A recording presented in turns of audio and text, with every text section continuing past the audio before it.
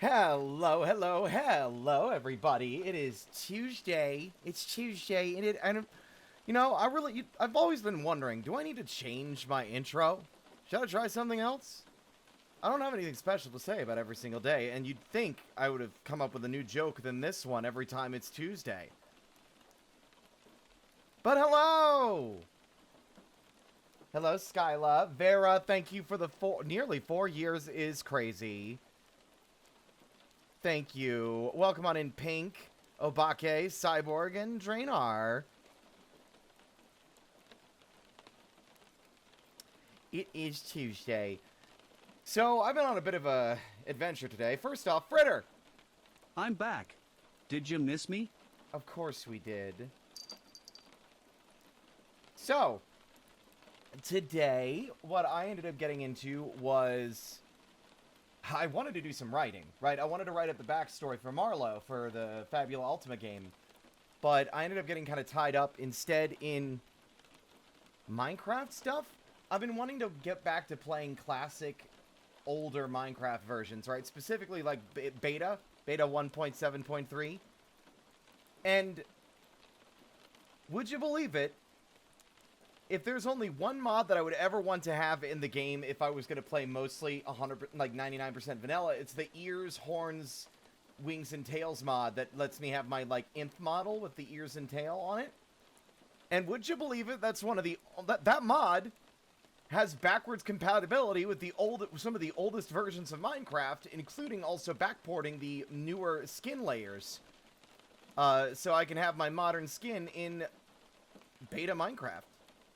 But I was having an issue all day where I was desperately trying to I was basically trying to get the sensitivity to work, because there was something wacky and weird going on with the mouse acceleration, where it would sometimes move slowly, and then it would, go really fast, and it just made the game feel very clunky and unpleasant to play. I ended up having to download a raw mouse input mod just to make the game function in a somewhat manageable fashion, but I ended up playing that once I got it working. Hello, Pink. I think you'd be able to use Figura as well. Yeah, but my friend Logan, my friend Hyperchaotix, he's the one who made my Minecraft skin for the ears mod specifically. And I love that skin to pieces, and I would have to make a new skin if I used a different mod, so that's why. Hello, Skittish. Yeah, alright, coming in here and being like, hello, shorty. Don't bite me. I'll bite you. I'll bite back. My teeth are sharp. Don't fuck with me. Hello, F. Welcome on in. Nice Subnautica base. Where'd you even get those candles and wood? Wouldn't you like to know? Wouldn't you like to know, chaotic boy? Or chaotic they? Chaotic they? I don't know. You can do some really cool shit with Figura. Well, I mean, that's the thing. I'm trying not to go, that's not a project I want to get into. I'm sure Figura is cool. I just want something that works, right? And I actually prefer the way that my skin looks because I kind of like the flatness of the additional pieces. It kind of fits the Minecraft aesthetic and visual style, I think, better. Plus, again, I just kind of want to relax. That's, weirdly enough, that's why I wanted to go to older versions, because it is more relaxing. There's not a lot of extraneous content. It's just be creative, do what you want, right? And also there's beauty and simplicity. I've been having a lot of fun already today, and I think I might make that something we do on the stream. That's why I'm considering maybe we play that instead of Subnautica. We'll see. I'll put a poll out because I could go either way. Chaotic boy it is.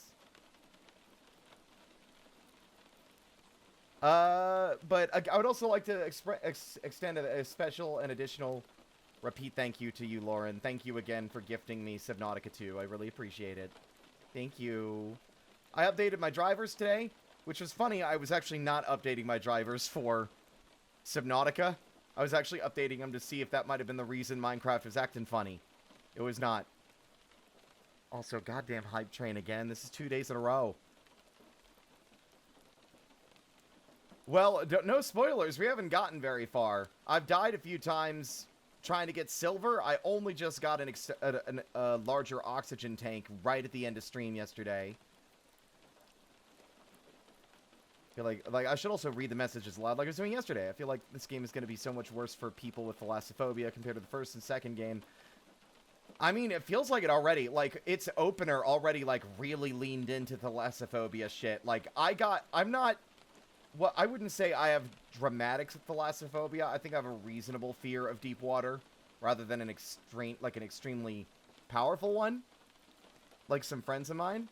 But the second I like went into that space in the tutorial area and it was like deep water, I immediately like panicked and tried to get back out again, because the game did not prepare me for it. I wasn't expecting to be that deep already.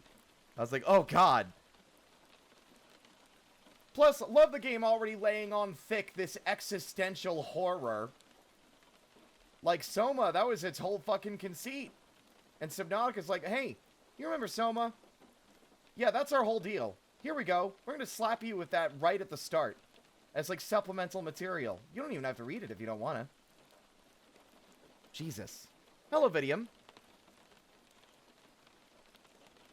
I'm definitely gonna have to be playing it more often to stay ahead of you and avoid spoilers. Well, I'm probably gonna be playing really slow, right? I think I'm probably gonna have a slower experience since I'm playing solo. I imagine the game is probably balanced a little more around multiplayer.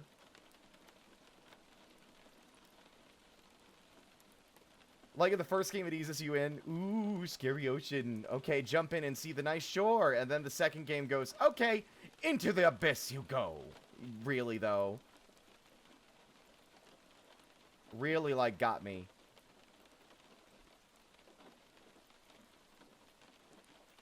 Fucking, but, like, I am excited. Although I will admit, I'm a little... Soma? How about Soma deep sea... Wait, are we going back to Proteus? Aw, man. I just got my wings dried off from yesterday. Proteus? Wait, Proteus? Also, Trix, hello. Welcome on in. Welcome. How's it been? It's been well. Forgive me if I don't recognize you. I have terrible memory. I've also been on break. I just got back to streaming yesterday. I've been on break for like a month. Welcome on in.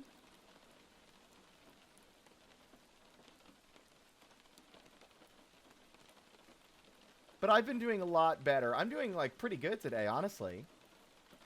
My buddy Dune sent me some stuff he was working on, like, writing, so I could read through it. And I enjoy doing that. Like, I'm trying to be better about, like... If I want people to engage in the stuff that I'm working on and I want to share, then I should make a better effort to like, engage with the stuff my friends are making, right? You know? He's writing a book. It's cool. And I still haven't set up his fucking shout-out. I really need to do that. I might do that this weekend. Or hell, I might do it tomorrow. We'll see. But welcome on in, Trix. Yeah, I was in a bit of a depressive funk for like a couple of weeks, but I'm feeling so much better. Like, renewed sense of enthusiasm and zest for life. Let's go. Also, is it weird that, like, you just called me Harlequin and it put a big smile on my face? Like, yeah, I go by Spirit, but I like that too. Harlequin, Halfpint. I think I might ease up on the other nicknames now, because before I was bothered because people weren't respecting what I wanted to be called. But I think now, like y'all are fine. If y'all want to call me, like, Harley or Quinn, just don't make any Batman jokes, please. And don't call me both. Alright? I'm not a fan of DC. I don't want that kind of connotation or association. Odin. What? Call me Halfpint? Yeah, that works. Please go right ahead. Also, y'all, let me know if there's a delay. If there's a delay, I'm sorry. I don't really know if there's anything I can do about it. You're allowed to call me Halfpint. That was half the reason, like, aside from, like, the alliteration, it was half the reason I picked the username, because people used to call the previous guy running the show Spirited, right? Back to Odin? Yeah, but I don't want to be called Odin. What are you trying to imply? That I'm old and wrinkly? That I got hung within the roots of the world tree Yggdrasil? And lost my eye? That ain't me.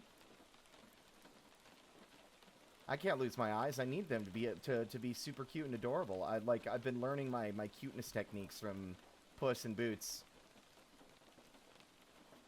Hello, Colebound. Welcome on in. No, you're fine. No apology necessary. I'm just clarifying. When I say that y'all are free to give me nicknames, it doesn't... I just wanted to make clear. It's not like carte blanche to just call me something insane. Alright? Have some courtesy is all I ask. Look at that. Look at that fucking little ground. I need to get an emote like that, honestly. That's definitely an emote I need. I'm wondering who makes those. I'll have to poke Score. I would guess that Score made that himself, honestly. He's a very do-it-yourself kind of guy. Honestly, if I got a mod available, could I get a shout-out for Score, by the way? Fresh on the scene, cryptid VTuber, fucking insanely skilled, fucking fantastic video editor. All-around stand-up guy. If he'd become a pirate instead of a musketeer, would he be Puss in Boats?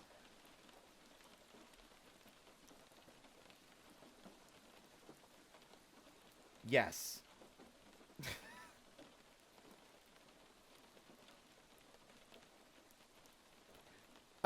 Let me see here. But yeah, aside from that, I haven't really been up to much today. It does feel nice. I feel less stressed out about shit. It's like, I think I'm trying and getting better at just embracing one day at a time. My brain has been, like, cannibalizing itself in an overthink to the point where I've just been exhausted and stressed out over things that are supposed to be fun. And I feel much better now. Oh, that's a hell of a delay if it took that long for the shout-out. Goodness. Is that on my end? Like, I really wonder if that's on my end. Like, I don't really know if there's anything I could do about it.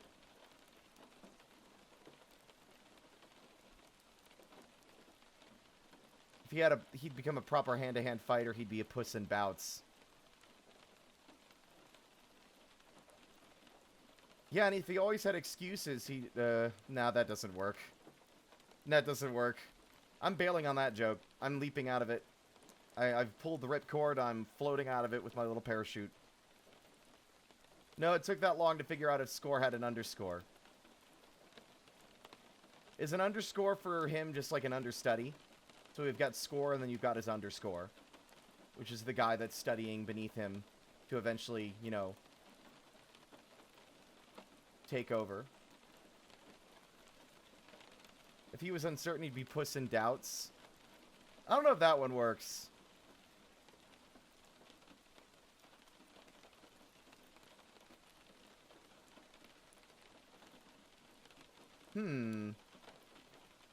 Cut purse. I've been thinking more about Marlowe's backstory, right? My Fabula Ultima character. Do I still have it on the screen cap? I do. There he is. I've been thinking about. So initially, I wanted to give like the mega corporation that's like after him, right? I've named Hadal. You know, like the one of the deepest layers of the ocean, right? That's, you know, like it's Hadal Pelagic or something. Hadal Pelagic? I don't know how to say it, but Hadal Corp, headed by Sharona Levi, known as the Leviathan. She's a cutthroat CEO. She's nicknamed the Leviathan because she's basically an unstoppable force. She'll do whatever it takes to get what she wants, whether above or below board. But initially, I think she tries to keep things more discreet after her security force doesn't catch him before he leaves the system. She hires a mercenary, and I was gonna initially make like an intimidating robot character, but I came up with an idea that I actually really like. I'm imagining, so I want you to imagine, right, a moray eel, but that moray eel has like a humanoid robot body that it occupies, and he's the mercenary. His name is Nash. At least that's the name I'm going with, although I admit I feel a little silly using that because that's also the name I recommended to my friend Mystic to be the name of our guild master in our Pokemon Dungeons and Dragon types game. Who's a what is it, Tyrantrum? The big T-Rex?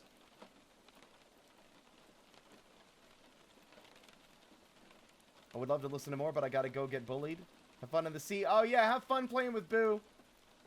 Can I get a shout out for Boo, by the way? I wanted to play, we were gonna play Make Way with him today.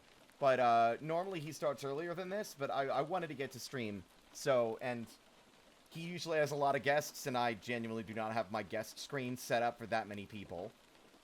Bit too many people for me. I get a little overstimmed if I'm also streaming with that big of a crowd. So I ended up sitting this one out today. Next time.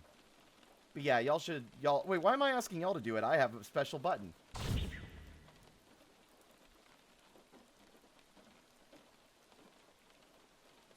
IF4D.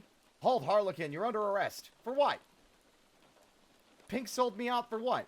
What did I do, huh? You got no proof. You can't prove shit. I ain't saying anything else until I get my lawyer.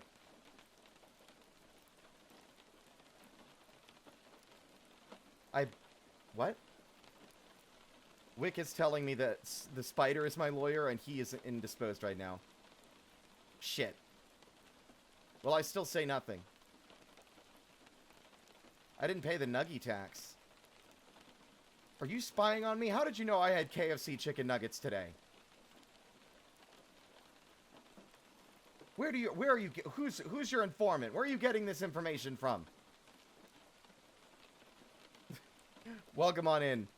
How do I say your username? What would work for you, IF? Would it be IF4? Or I'm sure that every time I look at usernames, it's Fade. Oh my god, it makes sense. I see now. There's like the line on either side. There we go. Whenever I see a username like that, all I can think of, when I don't like see the actual word in it, all I can think of is that Tumblr post, or it's a screenshot of like a Reddit thread, and one of the Reddit usernames is just a long series of numbers, and then someone's like, how do you remember your username? And then the guy responded something to the effect of like, every time I want to log in, each number corresponds to a very deep and significant memory in my life. Every time I have to type in my name to log in, I experience a series of Slumdog Millionaire style flashbacks.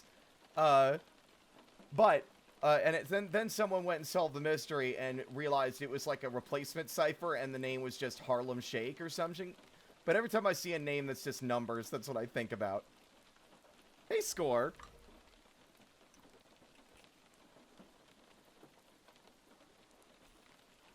It was nice to hang out with you.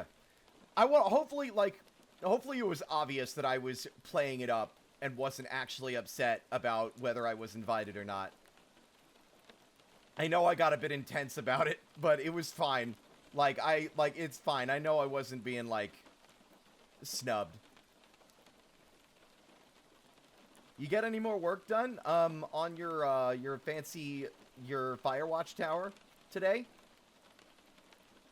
Actually, I also don't know your schedule. I don't know if you had posted a schedule yet or not.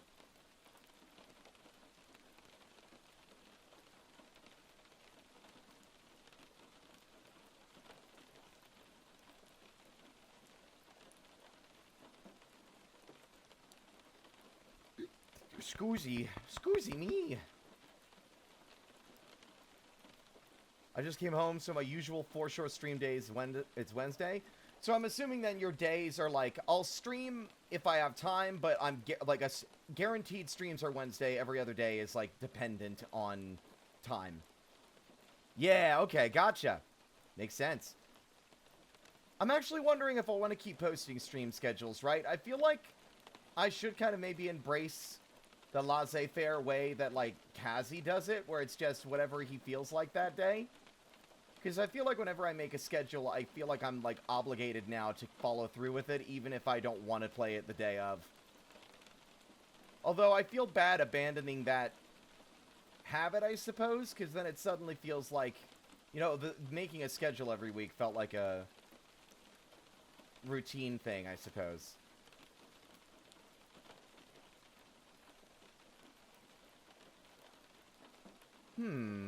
Really depends on the person, I guess. I guess so. My thought was always that if I post the schedule at the start of the week, it gives people a chance to, like, plan in advance. Like, oh, they're going to play this that day. I'll make time for that. Or it's like, oh, they're playing this thing, I'm not really interested, so I'll probably give this one a miss. Or, oh, they're playing a thing that's got spoilers, I want to play that, so I'm going to skip it.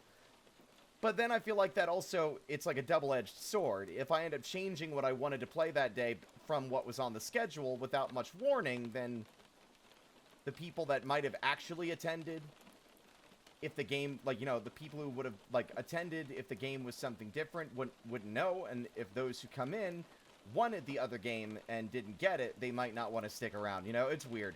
I think it's easier to just set it up. It might be simpler for me as well. I think I stress over it too much. I can't ever predict how much energy I have. I was going to stream today, but I was fucking tired. Yeah, that's fair. Do you, like, you don't have to answer this if this is too probing of a question. Like, what's your day job, if you don't mind me asking? Because I know that, like, Spar works as, like, a cook, I think? I say I think, even though I'm probably, that's like 98% sure that's the case.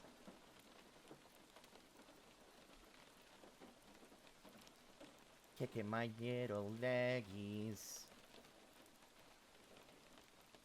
I'm wondering if I should stream the Minecraft save. I might stream it, but I might stream it on occasion if I don't got another idea. This is something I want to commit to, but I also don't want to make promises about. I remember a while ago, the Spider made a promise, like, they started a new Minecraft save, and like, this is going to be my forever world. I'm going to keep playing on this and stick to it even if I take long breaks. And we started, they started an effort to make, like, a fucking Pirate Cove thing, and then they abandoned it, like always. Grand plans tossed aside because it became, like, overwhelming. I kind of want to leave this beta version as something that's just, it's simple, and, like, I can come back to it whenever I want and play it for a bit when the mood strikes, because it's just simpler, and it's got the only mods I need. I work at a signage company, and I basically measure all the signage art files in Adobe Illustrator for pricing. I was going to go into actually making signage art, but the position kind of became unavailable. They fucking offshored it. It's an incredibly boring job, yet I'm the only one of 2 people that does it right. That would explain, in a weird way, your, like, proclivities towards, like... Yeah, like, I don't know how to describe this, but, like, the reason you went and ended up, like, learning Blockbench and doing all that extra stuff for the video edit, it's like, you strike me as that kind of person that likes to learn those new skills to help make something better or the best it can be. But that, what a weird, like, not to say you're a... What a weirdly specific job. Like, when you describe it as I measure all the art signage for Adobe Illustrator, all I'm imagining instead is that it's like some Dr. Seuss shit. You show up at work, you enter, like, a singular square empty room. There's a desk on the other side, and, like, a little hatch on the wall. And then you walk up, you have your tape measure, and then the hatch will open, they'll slide out like a sign, and it'll be like, a stop sign. And then you'll measure it with the measuring tape, and if it's the right size, you'll be like, thumbs up!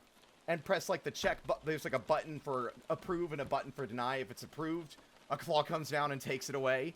If it's denied, it gets swept to the side and dropped in, like, a pit of lava or something. Like, very fucking Looney Tunes-ass job.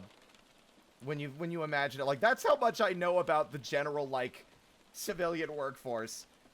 But that does sound like multimedia illustrator adjacent, like graphic designer adjacent, and that was, like, the job I initially signed up to be in the military, without really realizing what I was getting into as a teenager.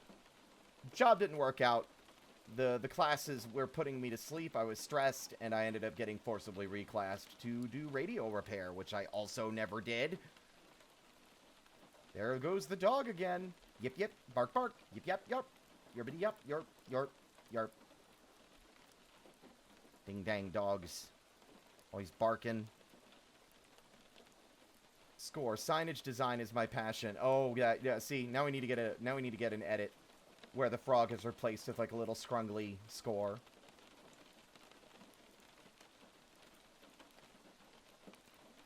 By the way, Score, did you make your emotes? Did you make, like, your little, like, big eyes emote?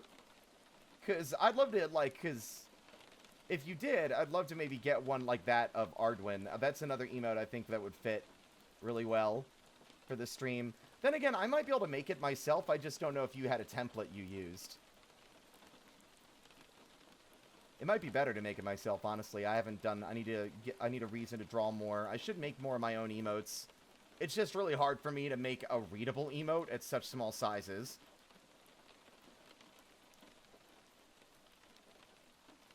Among the pile of emotes I need to make. Yeah, I've been kind of slacking on getting new emotes and stuff. Normally I reach out to Coda, but they've been, like, hella busy lately. Phototeta? Phototeta. You'll have to link it to me. I literally don't know the names of these things half the time.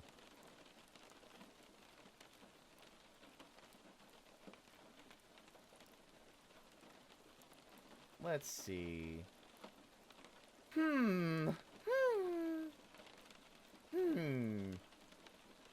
Honestly, I'd love to do emotes for people, but I don't have a damn clue. Yeah, that, like, I still don't, right? Like, I do feel like making Twitch emotes is a skill that you have to develop and refine, because you have to be able to make it readable at a small size, while still retaining enough of the details within it, so that it still, like, looks good, you know? I have no idea how people do that. It's honestly very impressive. It feels like a magic trick. I've only been able to succeed in getting it to work a handful of times.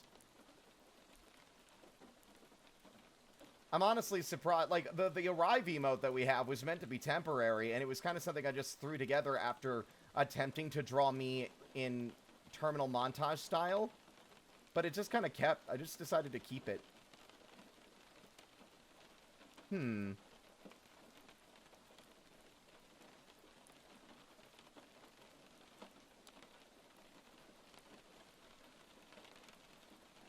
I'm excited. The artist that I'm commissioning got back to me today with a work in progress. I'm super excited. I can't share it because it's spicy. It's too spicy for you guys. Sorry. Not allowed.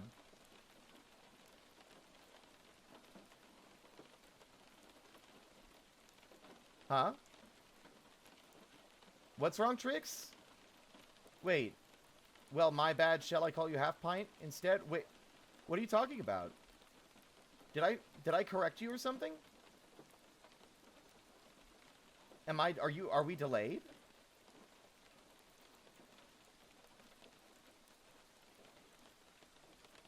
I'm actually confused. You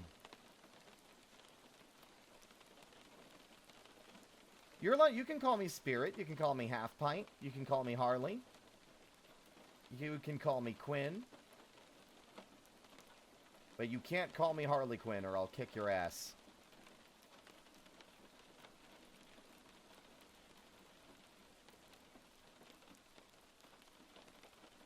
I don't have capsaicin receptors, perks of being a bird. Is that true? I mean, why am I questioning you? Of course Pink would know if that's true. That's one of those super specific, like, you know, special interest things that you know Pink knows and has looked into extensively.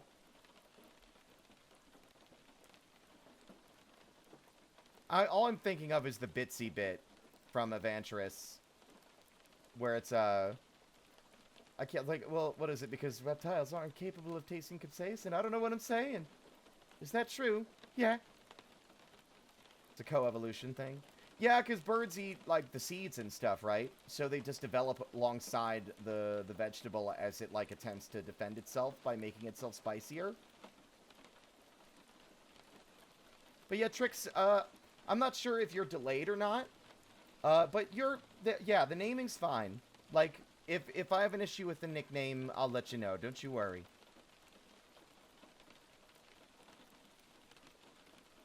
Birds don't have capsaicin receptors, which is why you can put cayenne powder in birdseed to deter squirrels. Ooh. They should update Squirrel Stapler with that information. A new capsaicin mechanic. Oh, perfect score. Thank you. That's excellent. Yeah, don't worry about it. I don't know. I don't even remember if you called me anything that bothered me. I don't remember. Now I'm going back to check because I'm confused.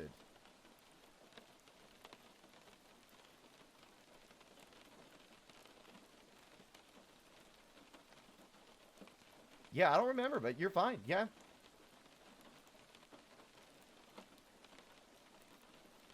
Trix traveled back in time to make that correction before the present Trix comes in. Ah, I see. I was going to say it's a blank situation and try to pull out a time travel movie that's not Back to the Future, but I literally couldn't think of a single one aside from Minority Report, which isn't even time travel.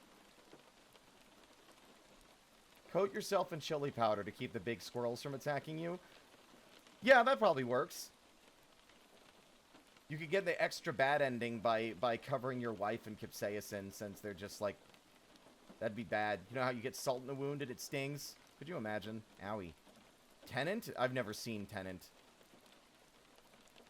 Time Cop? Also, flamingos are extra weird as far as birds go. Fuckers can drink boiling and or salt water. Yeah, I think that... Like... isn't it like the environment they live in that makes their feathers pink? Like, it's like the water, right? There's like some kind of like bacterial or like algae in the water that they consume that changes the color of their plumage or something. They're extremophiles. Mods, ban that chatter. But I haven't done anything. But you will do something. Die. How much shrimp they eat, I think. Oh, right! I think it had something to do with their diet. I just couldn't remember.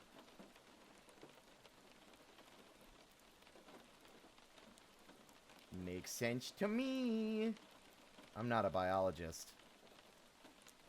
Although I wonder if there was a future where I could have become a biologist, you know? It's the only class I ever excelled in school, in high school.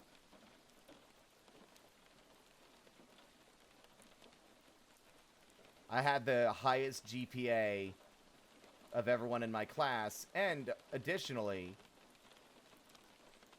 whenever I would get questions wrong on a test or quiz, my teacher, Mrs. Ross, or Miss Ross, she would always go and check her key to make sure she didn't fuck something up, because it was so uncommon for me to get stuff wrong. So I wonder, in an alternate universe, if I would have been like a biologist and not a VTuber. I would have been like that furry that helped develop the COVID vaccine. So if I feed a flamingo nothing but corn, will I get a yellow flamingo? We need to run tests. Someone get Gatorade Blue. I feel like there is some, like, laws against this. I feel like the ASPCA would have some issues. Is it the ASPCA?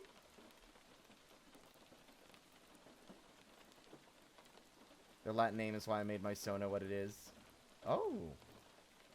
How many shrimps would you have to eat before it makes your skin turn pink? Eat too much and you'll get sick. Shrimps are really rich. Oh! How many shrimps would you have to eat before it makes your skin turn pink? Eat too much and you'll get sick. Shrimps are really rich. I think I figured out what you were doing there.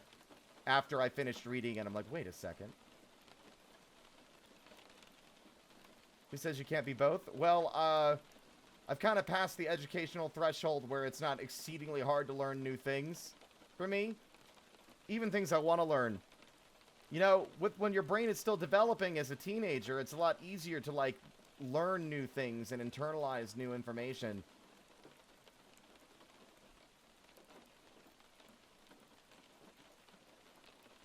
Nonsense. Now help me unload these 20 boxes of hot Cheetos. Phenosopterus or Phenocopterus is the genus name for flamingos. So Phenocopterus phoenix. I think I got it right. Why does the shrimp's financial status matter? Why are we looking into their fucking bank account? That's rude. Alright, they've fallen on hard times. The shrimp are doing their best, okay? Frying rice isn't just paying it isn't paying the bills as much as it used to. They've had to get additional work. Penis copterus. Penis delirious. Hello, Ara.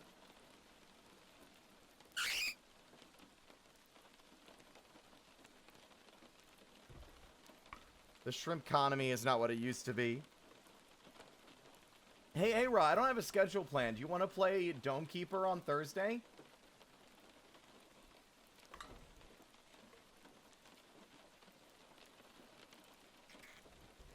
I could be down, if you are. I figure Thursday might be the best day. It's shrimply terrible. Ugh. God, I'm rolling my eyes.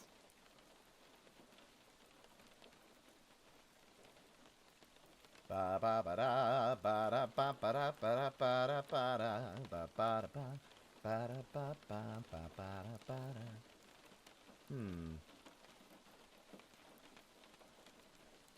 Let me see here. What are y'all thinking? I'm gonna probably set up a poll soon, but I just want to get a general vibe from the active chatters. I don't see why not. Excellent. Poke me in DMs. We can figure out a time. I would assume it would have to be earlier in the morning like usual. Alright, I gotta go cook a whole turkey. I'll be around later. No, really. I have to cook one. Okay, what are you, in a parallel universe where Thanksgiving is in spring and not fall? Not that it needs to be a time of a special occasion to eat a whole turkey, I suppose. You do you. I could use a break from the Pokemon champion mines. I'll gladly provide you that escape you need to break your addiction so you can start the road to recovery, Era. I'll send you a time code for when I've been starting. Gotcha! Excellent. But yeah, what's the vibe? What are y'all thinking? Y'all think it's Subnautica 2 or Beta Minecraft? Because I could go either way. So, like, the two options are Subnautica 2 or Minecraft's 1.7.3. I think both of them would be, like, I'm fully willing to put that in an actual poll, but I just want to get the general vibe from the chat before I put one up. See what the community thinks. I'm okay with Subnautica. Hi, Awesome Punch. Welcome on in.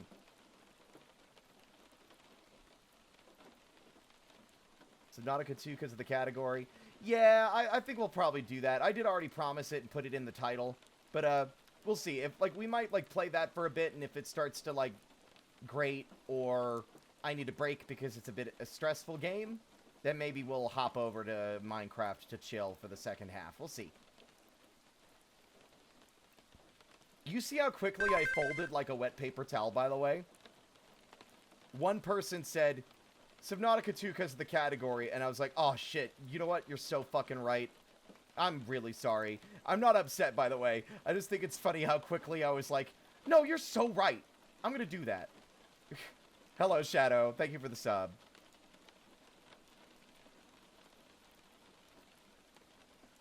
I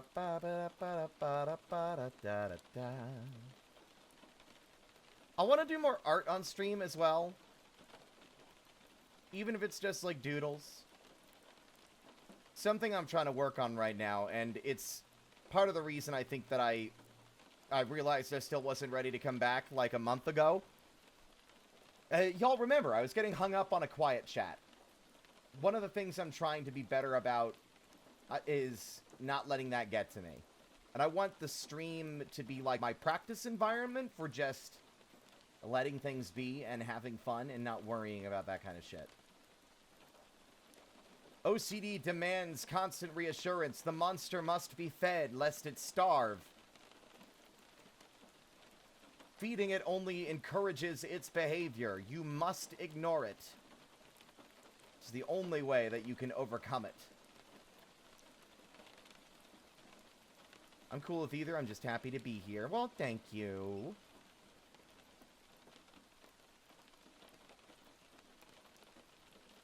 It's like...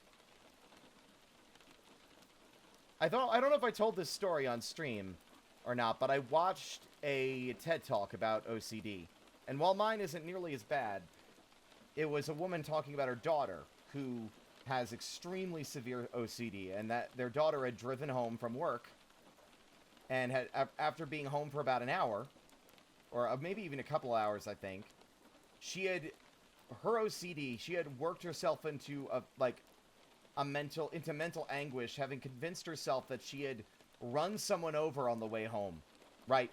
That a small speed bump or pothole that they had driven over was actually a person that they ran over, and they just didn't notice. And they were like, they need to go out and check. And it was like late and it was dark. And when their father tried to deter them, they basically started to freak out and said that they're going to call the police and turn themselves in for murder. And that's like scary severe, but going out to check to see if there's a body in that case is feeding the beast. Seeking reassurance for your irrational, like, mental freakouts with OCD it actively reinforces those irrational thoughts and encourages you to continue to like both listen to them and like seek reassurance in order to quell them, however temporarily.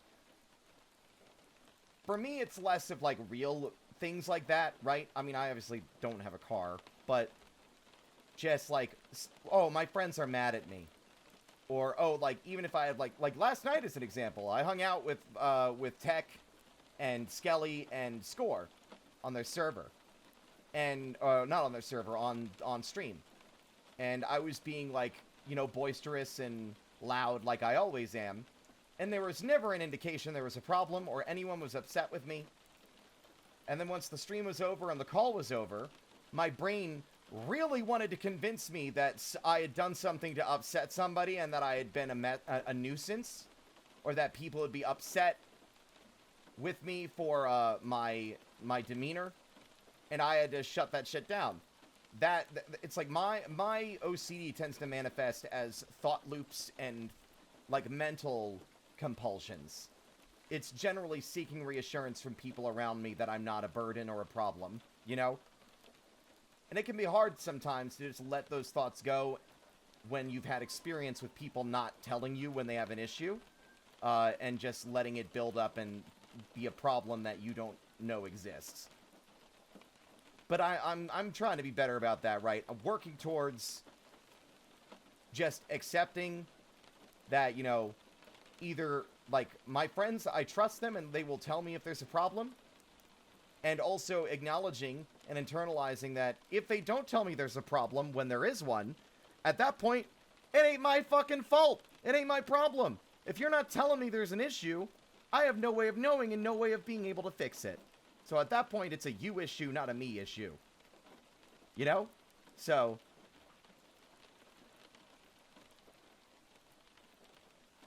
even though I know this is true, and this is like me rationally acknowledging it, it does not make those voices any harder, any easier to ignore. It's a constant battle. Should probably go eat dinner before I get too comfortable in the streamo. Yeah, get your food. I'm gonna be here for a few hours. Get your food and come back. Probably gonna be yapping for a little while longer anyway, so. People how to speak up. I had a similar problem a few weeks ago. It also sucks when, like, my brain treats those kinds of moments as like a core memory. Sometimes, like, this is a core memory now, and this is defining how you interact with people going forward. I don't think I do it nearly as much as I used to, but I think a couple of interactions where people assumed ill intent, they read too much into something I said and decided to take it in bad faith. After that, I would over-explain myself to everyone at all times to ensure that I was understood. Often to the point of becoming kind of exhausting to be around. And I think I've pushed past that and don't really do that as much anymore.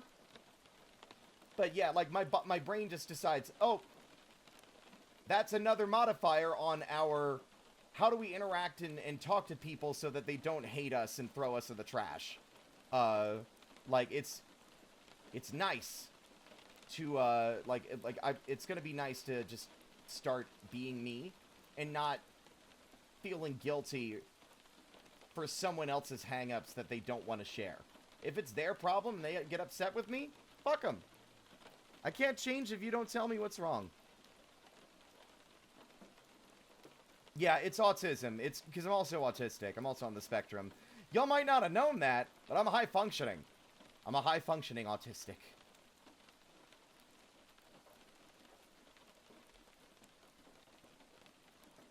OCD is saying, like, aha, I was right. Exactly. Right?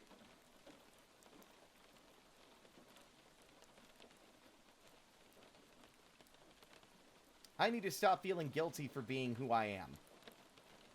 I'm flawed. A friend brought up something the other day that I really thought about, and it's kind of echoes stuff I've said on stream, right? Being annoying isn't a crime. I used to worry that if I was annoying, or, like, slightly grating, or I was getting on the nerves of people in my life, that was, like, a bad thing. Like, oh no. Like, RSD just makes it so that any negative response to something I've done from friends is, like, devastating. But this friend brought up the same kind of thought process. They said being annoying isn't a sin. There's plenty of friends that I have that I'm still good friends with that annoy me from time to time. There's nothing wrong with that. You know? Annoying isn't like a mark that should be like it's not like a scarlet letter that should make you feel guilty and terrible about yourself. You know? The urge to explain everything to ensure that you are being understood only for it to lead to being misunderstood. Exactly. Exactly.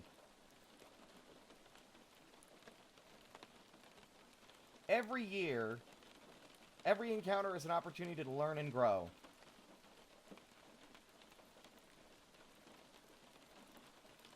Goddamn if it isn't nice to feel more aware of these things. Just getting the diagnosis that I have OCD allows me to, like, see those patterns and notice when they're happening and shut them down. Whenever I get caught in thought loops that I know will cause a spiral, or just any thought loops, really, I usually verbally say, you're in a loop again, and then I just cut it off and move on to think about something else. Because they're often passive. They happen in the background. It's chaos!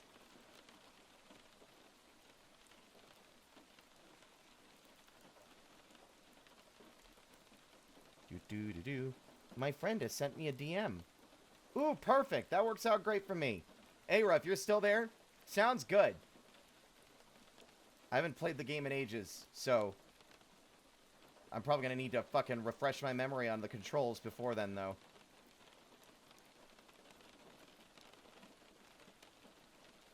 Wait, what was that? I just saw something on Discord. What server was that on? Shit. Oh, that was Ayra. It was in Ayra's DMs. Yeah, it was the Hallowed Concepts announcement for Risk of Rain. Right. Ages ago. I wouldn't say I'm the best at diffusing the OCD, but, like, I'll get there. You know, mental health is not just like a linear upward path to recovery. It's swings and roundabouts, peaks and valleys. You'll have good days and you'll have bad days. I'm just glad that I finally reached a point where I can push past my fear of confrontation and talk to friends when there's a problem. I got to talk to some people who mean a whole hell of a lot to me and clear the air on some stuff that's been bothering me, and it's honestly made me feel so much better. But alright. And now for this wishy-washy mental health stuff. Not to say it isn't important to talk about, but we're here to have a good time. Let's not think about let's not get too real, shall we? I wouldn't say we're being negative, though. Just... let's see. Subnautica 2. By the way, for those watching yesterday, did Subnautica 2 have any, like, visual issues? Was there anything wrong with, like, the bitrate? Anything wrong with, like, the audio? Everything looked and sounded good, right? There wasn't any performance drops?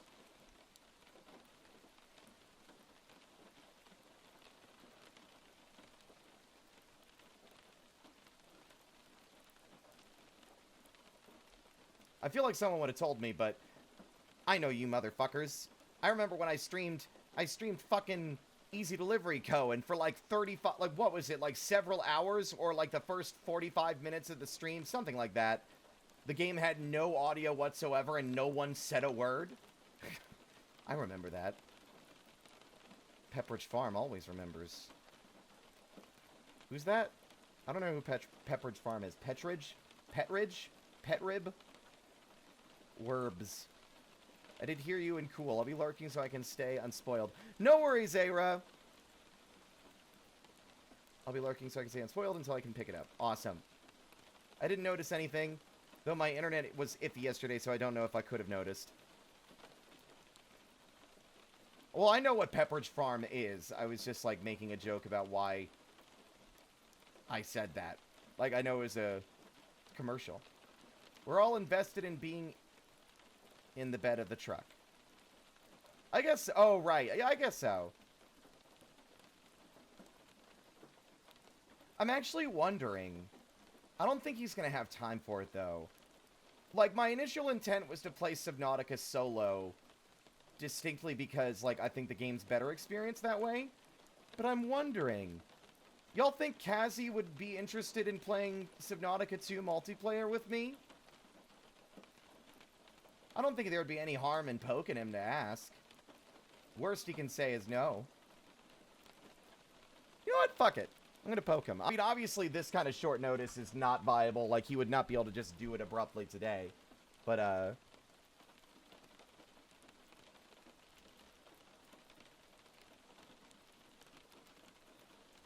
Hey, Kazi, would you maybe perhaps wanna play Subnautica 2 multiplayer with me?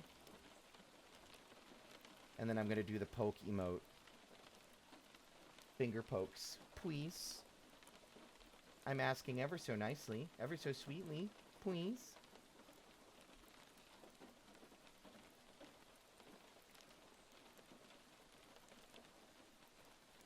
I imagine the answer is going to be no, and that's fine.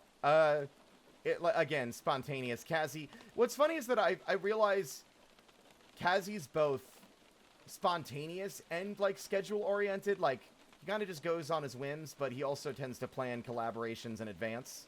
So, like, abrupt, spontaneous collabs like that aren't really viable.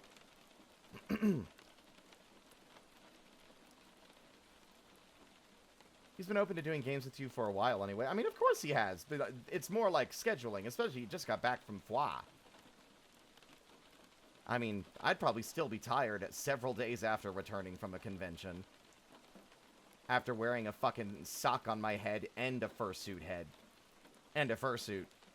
In Georgia? Jesus. I could play with you. I just need some more practice using the controllers. They're pretty big compared to me most of the time. Oh, that's okay, Fritter. Do you even like the ocean? They tend to use bugs as bait for fish. I don't know if you'd want to get involved in that nonsense. Semi-related, saw a bit of art featuring a bat yesterday, and it altered my brain chemistry. I love it when that happens. I love it when I see a piece of art that depicts something, like, especially if it's a piece of art depicting something that I wasn't into before, but the artist really, my knee-jerk thought, like, I'm gonna say it. I'm embracing the intrusive thought. It's like the artist put their whole pussy into drawing it, and so it kicks ass, and you're like, oh man, actually no, that rules. I like that thing now.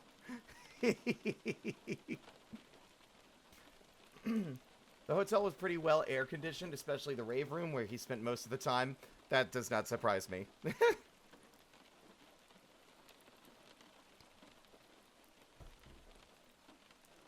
I'm finally getting commissions right now from two artists whose style I've really adored for a while. They're both not safe for work artists, primarily, but I really like their work. And I'm like, oh shit, they're both open, and I have some money to spare? Let's fucking go. There are aquatic bugs, though, like water striders, diving beetles, and even arachnids. Oh yeah, I'm aware. But Fritter is distinctly not an aquatic bug.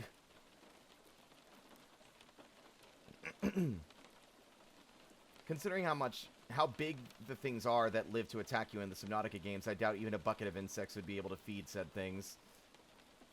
Oh, I'm sure. You're absolutely right.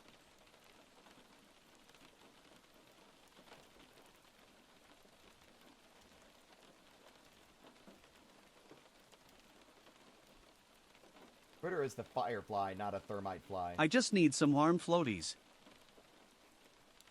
I feel like your wings would struggle, bud. I wish my mind could settle on a fursona, but no ping pong. I mean, that's what I was like for ages. For a long time. Because there's a lot of different creatures I like, and I could never really combine any in a way that I thought was interesting. But I finally figured it out with the imps. With me. I've got, like, cat-like features, but I also have some features that I would say you could associate with rabbits and jackalopes. Got the long, expressive, articulate tail, the big, expressive ears, digi-legs, little paws.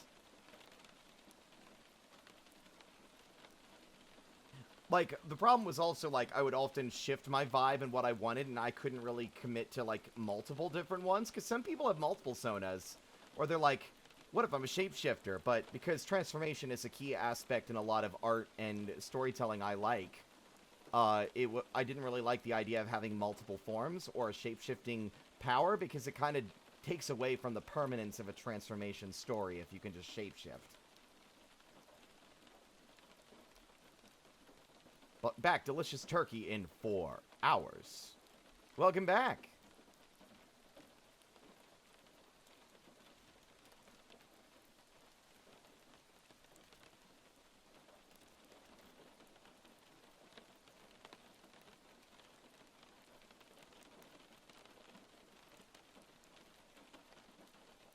I was the same way until I finally did more research on flamingos and inspiration hit me like a train.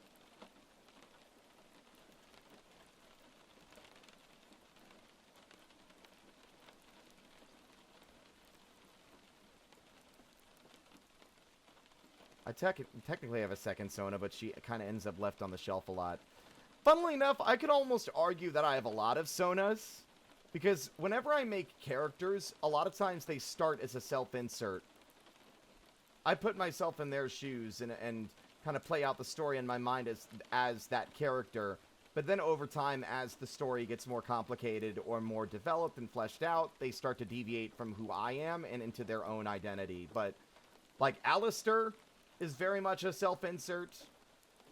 Twig, to a degree, is a self-insert. I wouldn't say Harkin is. Harkin's one of the few, I would say, who never was a self-insert.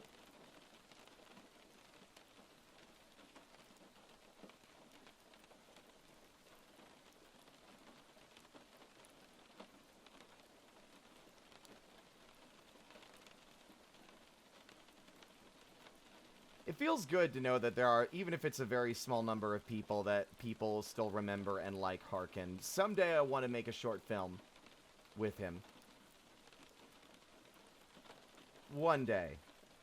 Honestly, I feel like if Chow were up for it, I feel like Chow Fanatic would be a good pick for that, since Harkin is, like, shapes and, like, noodle arms. I feel like Chow could have a lot of fun with that character design, but there's other, like, Harkin exists in a world with normal people, and Chow excels with, like, the abstract, shapy, like, weird little critters and creatures, like Prattle and Mallet and the Showrunner. So, I don't know. Plus, like, you know, she flows with the wind and wherever the whims take her. Chow is probably one of the most whimsical people I know. It's refreshing. I love her enthusiasm for everything she does.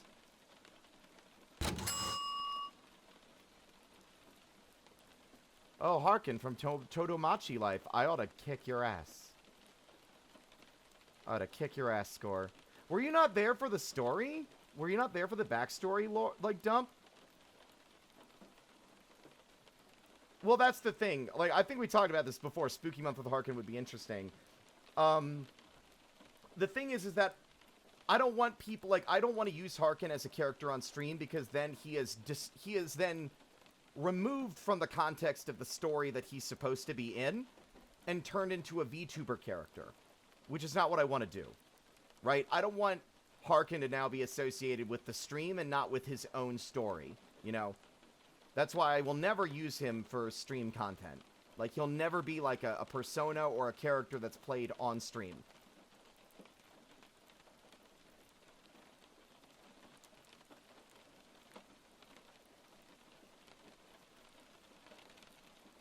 Alright. Let's see. I mean, we should probably get into it now, huh? We got our oxygen tank yesterday, and we know where silver is now. I think our goals are probably going to be to get whatever the game's equivalent of a sea glide is, and start maybe experiencing the more harrowing and horrible sections of our brand new nightmare world that we're living on. Or, you know what? I just had an epiphany. This new Subnautica game, Noah is like, welcome back. We've printed another version of you. It's like, like, Noah's like, what have you been doing? I've been trying to get past those, like, horrible leviathans to collect materials I need. And I just keep dying and having to print new clones. Sounds to me like you are just feeding yourself to the leviathans. And then I start crying.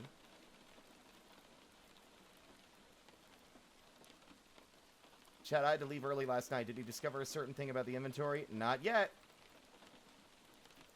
I have a hard time reading the lore and the entries and stuff on stream because I'm probably going to try and just embrace playing the game how I want to play it. To hell with worrying about that kind of shit. Let me pump the brakes real quick, by the way, boop. Because I would worry that, like, reading the lore or, like, getting bogged down and reading every entry as we get them would be, like, kind of exhausting.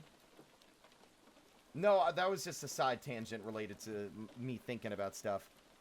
Oh, shit! I forgot! Chowco. Not Chow Fanatic, different person. Chowco. Killaflow's out. I'm gonna have to grab that. We might stream that tomorrow. Well, I don't have any money is the thing. I don't have $20. Didn't I support the Kickstarter, though? Shouldn't I just have the game? I can't remember what I did on the Kickstarter. I'll have to look into it. Alright.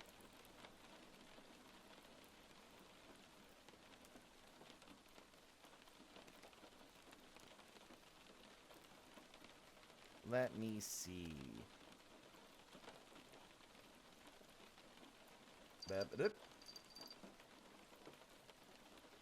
Oh wait, I don't need to change any of my settings. It's already captured. I forgot. Off we go.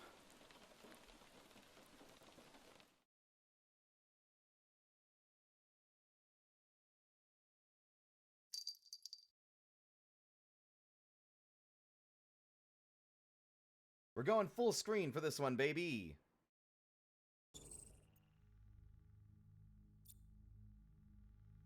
The volume wasn't too loud last time, right? Just keep me posted. I just want to make sure that the game, I'm not, like, being drowned out by the game.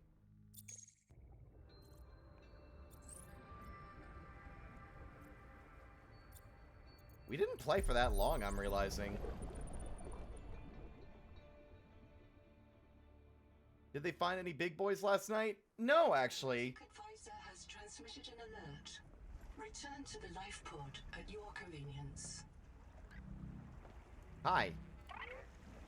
Quaker? Like the oats? I've located Lucretia Kapoor, Ew. the mission's AI ethicist. Ew. You may find her final words troubling.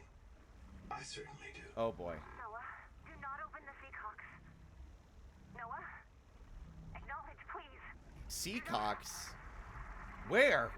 Where are they? She Give often them to asked me! you to resume your stories when you were interrupted. She made eye contact when she spoke. A considerate woman, and not easily frightened. Signal location uploaded to PDA. Well, I guess she drowned. I said ew because I remembered her weird statements the other day, or yet last time, but I do like the idea of an AI ethicist. You know, I do believe that not generative AI, but actual, honest-to-God artificial intelligence, if we ever reach the singularity, which I don't even know will be actually possible within the reality within which we live, I will be 100% in support of robot rights, motherfucker.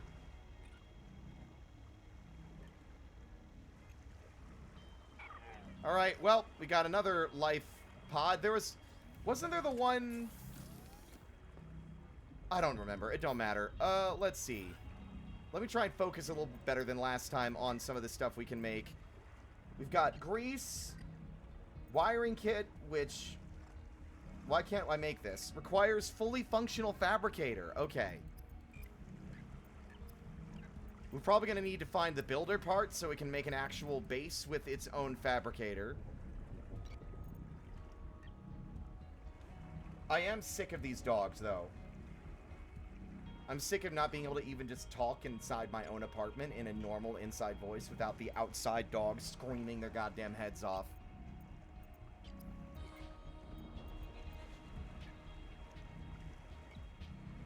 Fiber mesh and a system chip. Can we even make a system chip?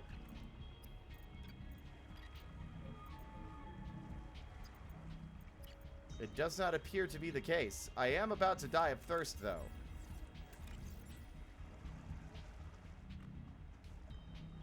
I have just received a piece of paper. Let's see.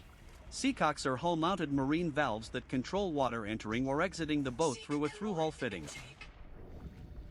Huh.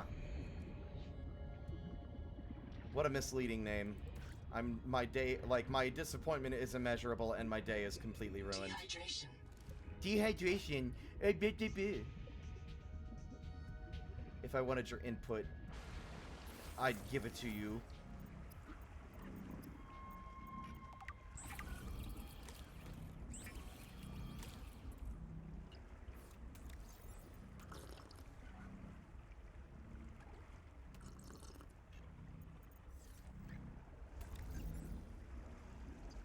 I also can't help but notice that, am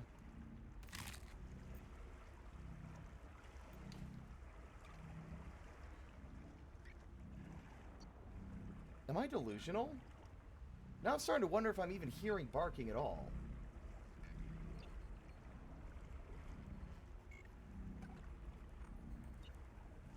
I think I might have given myself... Is that the game?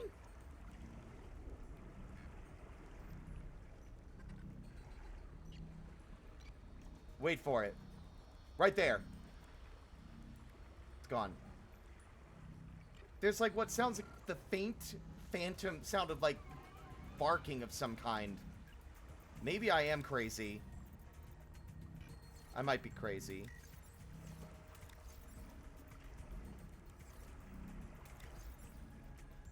What else did I need silver for? And what is this secret thing in the menu that I've been...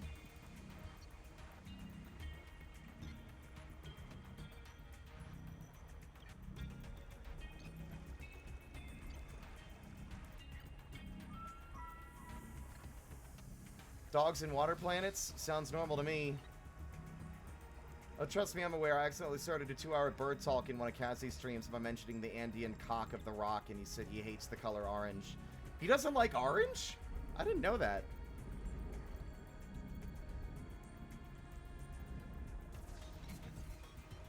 How do I repair the fabricator, I wonder? Whatever. Nope, I didn't want to pick it up. I wanted to open it. Thank you. Alright. So we need one more fragment. Where was the other life signal for... Okay, for Lucretia. Let's go this way. So we got our new oxygen tank. We'll see how much of a difference that makes. You don't know about the dogfish? I'm aware of the dogfish.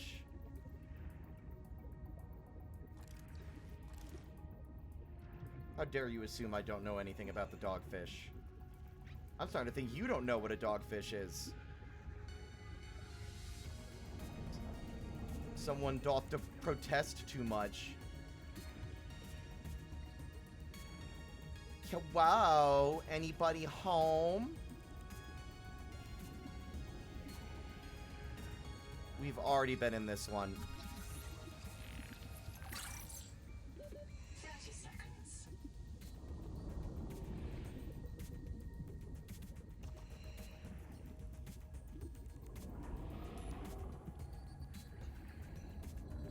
There's the big battering ram fish that I've been seeing around.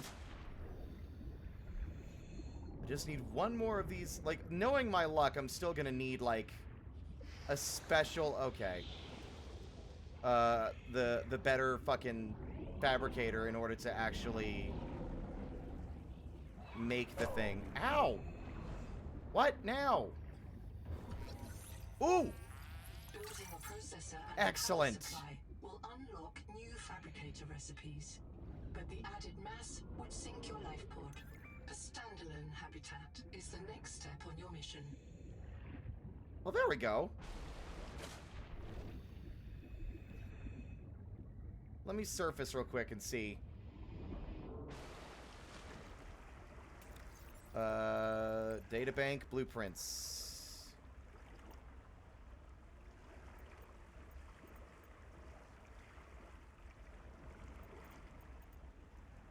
Titanium, glass, copper, and basic battery. Okay, we can make that pretty much immediately.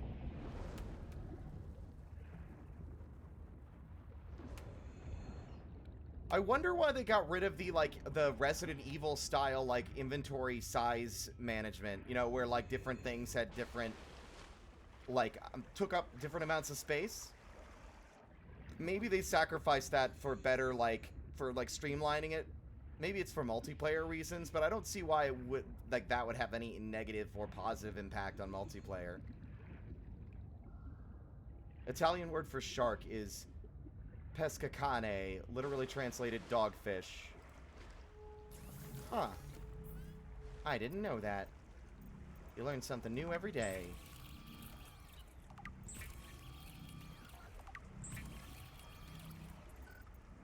Habitat builder ready to go. Congratulations. You have taken a major Ooh. step towards zero debt today.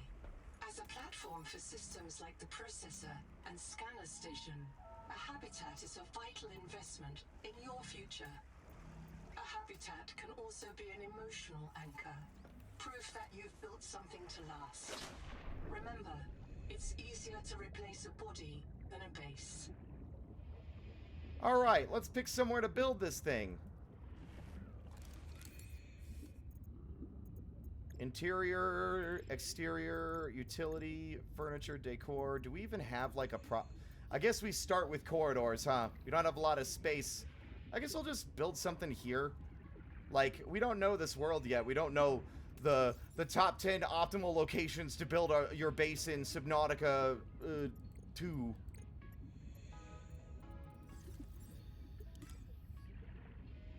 So I'm just gonna build something here just so we have somewhere to start. And this... 30 seconds. 30 seconds? 30 seconds? How dare you, like, monitor my life signs to ensure that I don't die?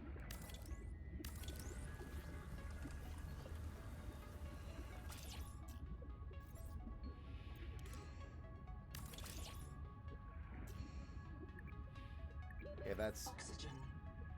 Right, it doesn't have power, so I won't have oxygen inside anyway.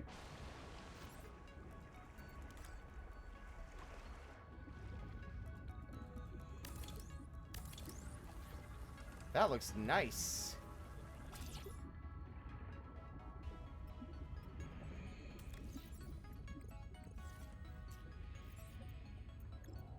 We need solar panel. Awesome. Power connected. All systems online. Oh, I'm missing quartz. We should have a few more up top, right?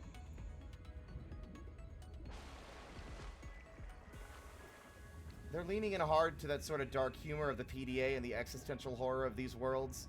Yeah, a little bit.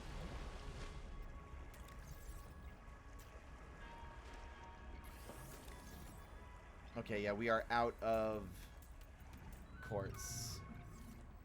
That's okay.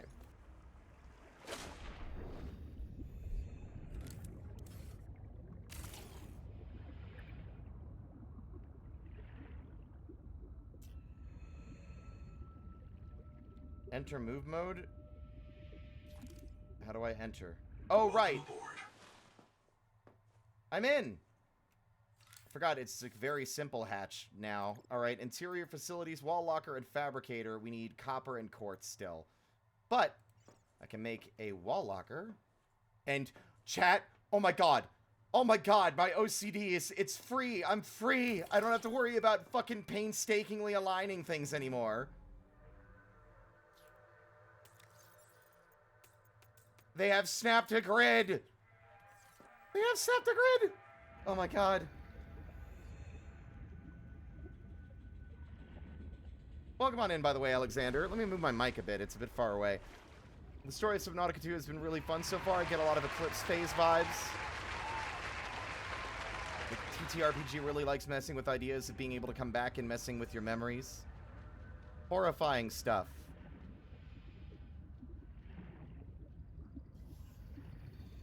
Ooh.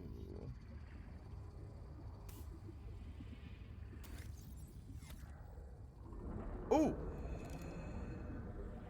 Wait, is that not anything? Do not attempt the tunnel to habitat without a guide. I'm tired of hearing people stagger out of a biobed complaining that the swim was longer than they realized. It's so fucked up! Because you know that, like, that person's dead. They just don't realize that they're dead. Like, they're just a, they're a clone. There is no continuity of self. Hello, Companion Jams. Welcome on in.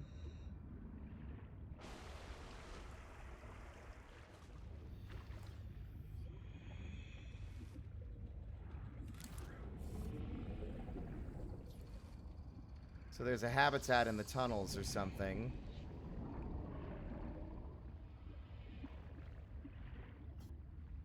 Okay, we need quartz and more copper.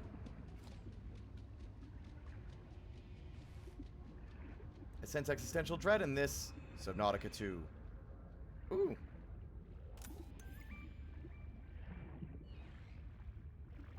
Aha!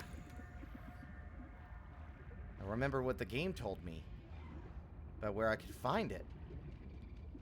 I'm so smart and funny. 30 seconds. Hello? Thank you.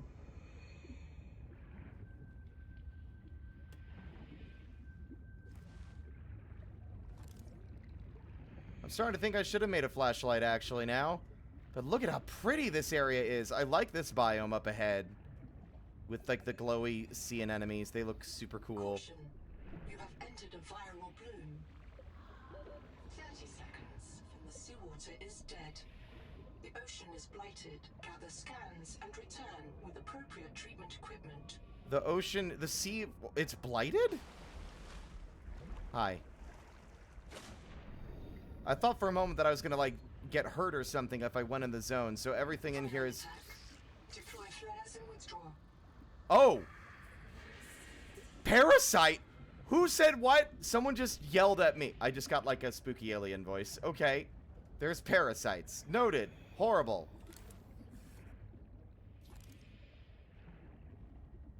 Don't go over there. Hello, Ulrich. Welcome on in.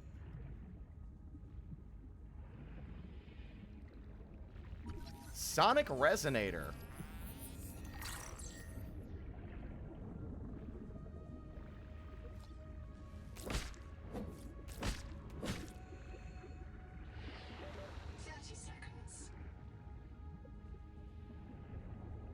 Too much bullshit. Yeah.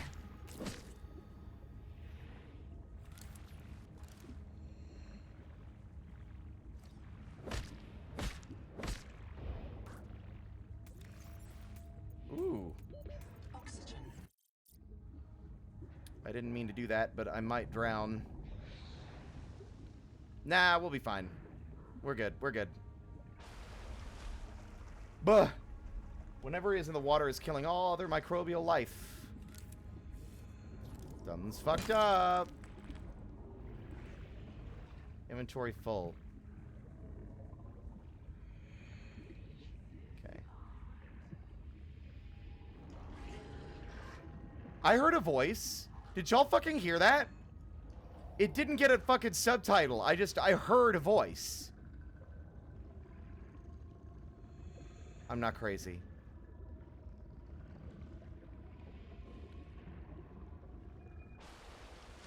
Be wary of...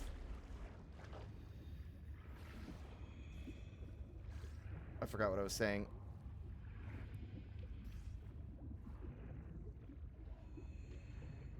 I just want to move a little faster, gang. Is it too much to ask? Oh! I just gave that fish a kiss on the lips. Oh, wait, that's one I already scanned. God damn it. Like, I needed water, so I just, like, drank it straight out of the fish. That's fucked up and gross.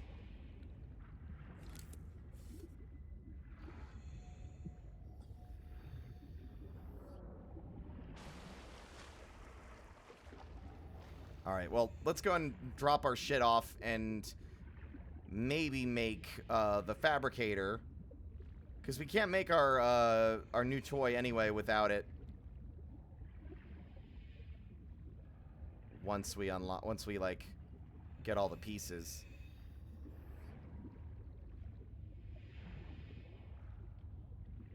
Welcome aboard.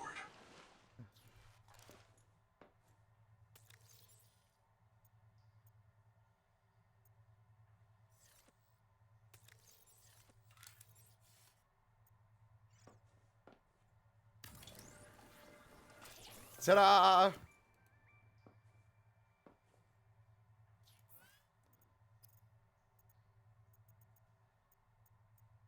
Rebreather fiber mesh system chip. We need to bring stuff from up top. Those wall lockers have way less storage capacity than they used to have.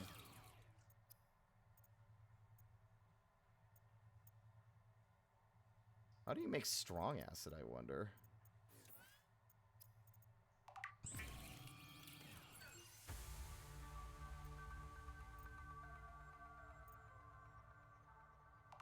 Well, I'm just going to make things and see what it unlocks or if it unlocks new recipes or not.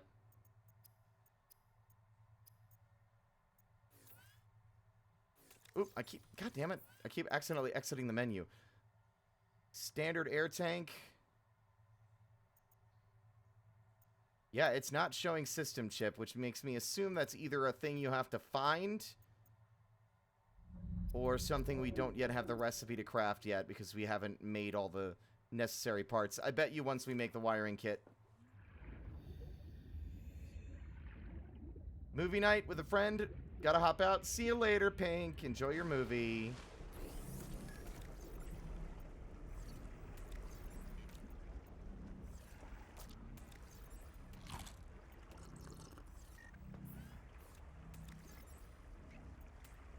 Wait, I thought I had... Oh, right, the silver is in the, in you.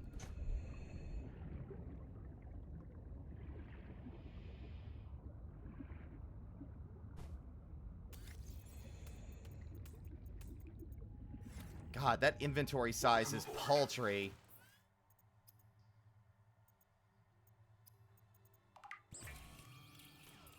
There we go, system chip, that's what I thought.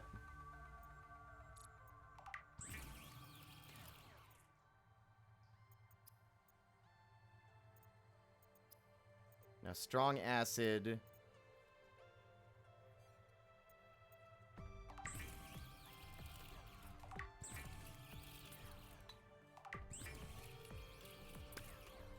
What?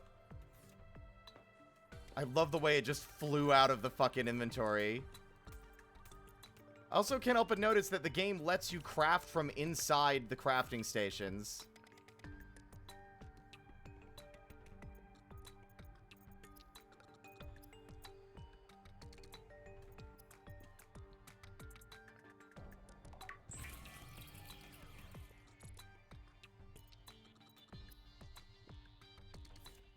Can I build from within them as well if I have...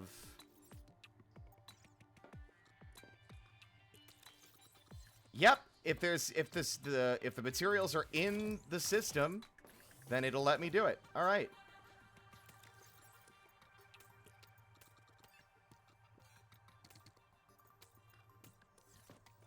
Awesome. Okay.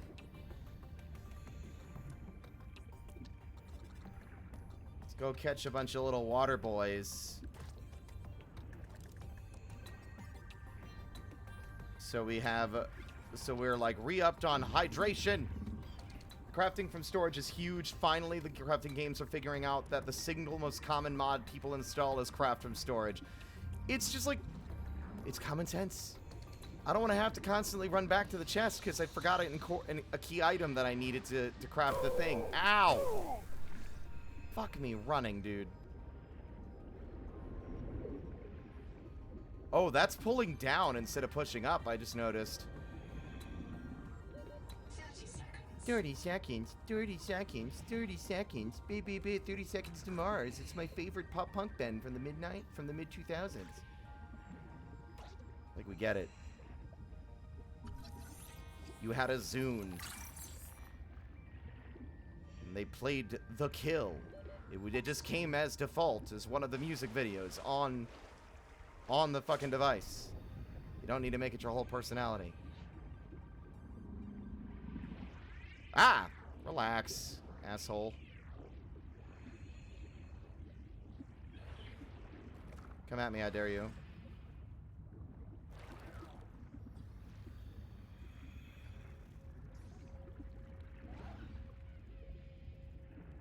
These creatures make such funny noises. Love how how coral-like this planet is. How coral-like this planet is in comparison to the previous one. Which is funny, because this one has no natural plant life at all. Which coral isn't, for the record, but...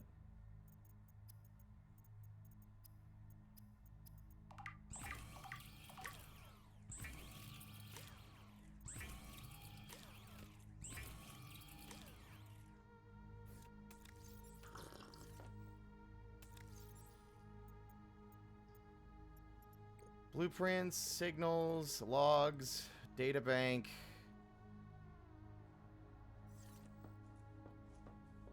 Alright.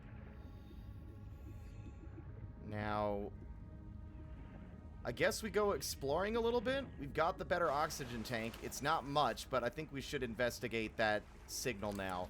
And also... I think it's time we greet whatever horrors might be out there. You damn well know they put something horrible towards that giant tree.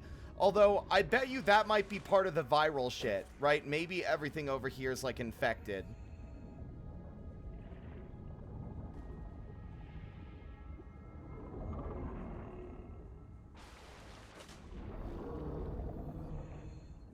I hope that guy hasn't... Okay. He does not want to mess with me. I'm already impressed with how pretty they made the game. Subnautica 1 already looked great, and they just kept getting better. Yeah. Giant horrible monster near a large landmark in Subnautica. I know there's a creature over here, but he's not super scary.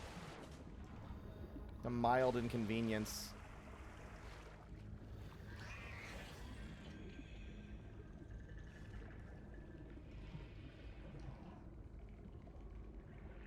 There's a storage tank up there, but there's also a critter down there that's gonna go and nibble my giblets the second I get close. Whoa! Well, he's busy eating.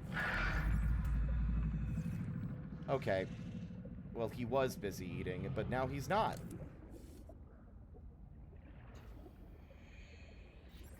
Oop. Ooh, scan painted tree. It's a poster. Cartographer's notes. Macaron sponge.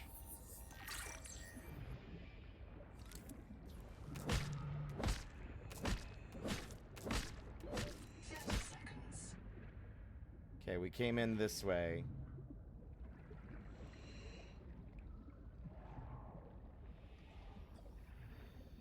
Take a quick pop up to the surface to breathe.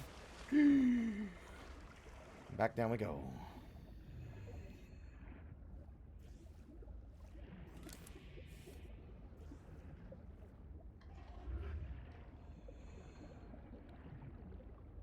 This whole thing is fucked. Whoa. Is that a biobed? It is a biobed.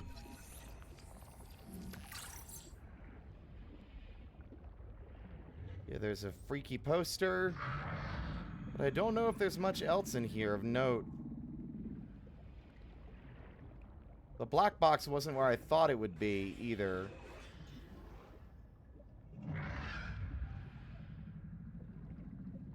Oh, okay. Please don't say Jubes. It's really unfortunate. We're a cult, not a trendy health supplement. Cult? Oh, good. He's lost interest in me in favor of actual munchy and crunchy times. Maybe, okay. Well, noted. Honestly, that makes him feel a lot less of a threat, because it makes it a lot easier.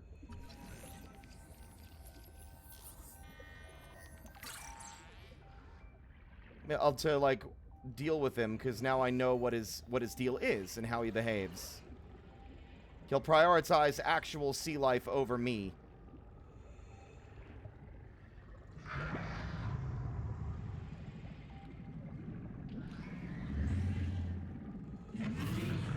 Is there no way in? Ow. Bitch. Well, I've made a new friend, chat.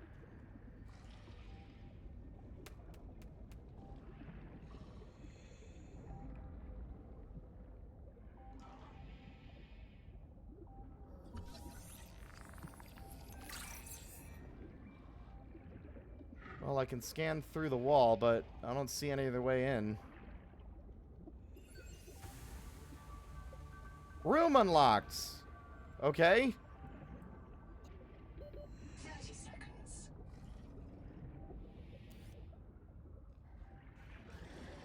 How is my inventory already full?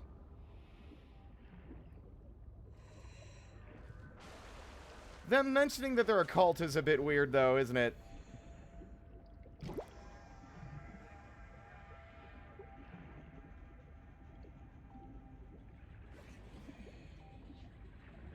Do I just need to, like, I don't know why I didn't think to just whack it with my thing.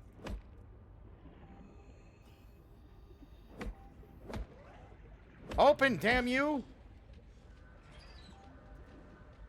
There's another tunnel down that way. Aha! Maybe down here?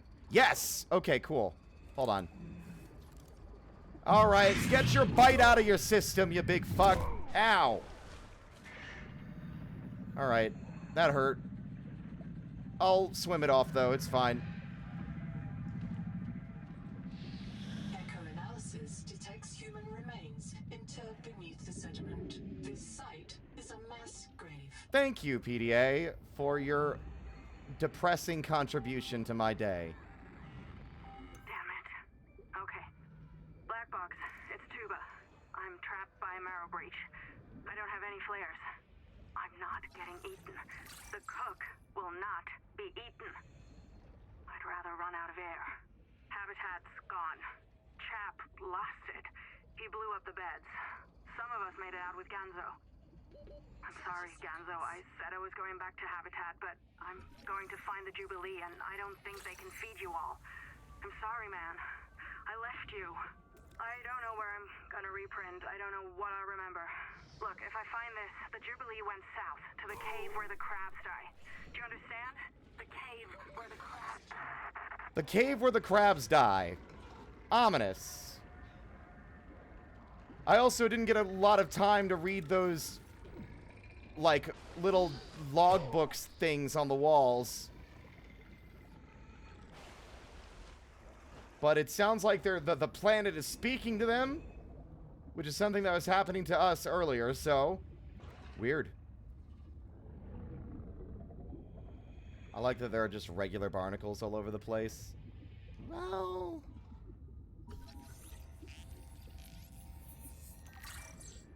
don't know if they're, like, traditional barnacles. They're just barnacle adjacent.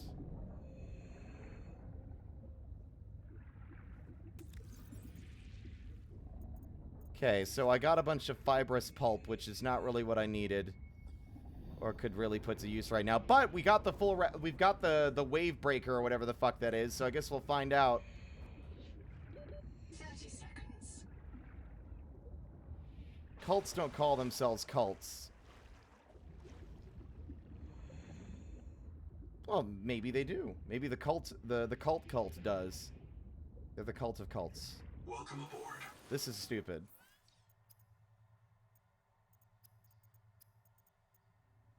Oh my god, I already have everything I need. Arm-mounted jets for underwater maneuvering, risk of shoulder strain. It'll be fine. The Wakemaker is a marine Whoa! adaptation of the Spacemaker EVA thrust pistol system. Travelers should be careful to rest their wrist, elbows, and shoulders during prolonged use. Okay, they've got battery life. So I should probably make some extra batteries just in case. But I don't seem to have any of the resources, i.e. copper, to do that.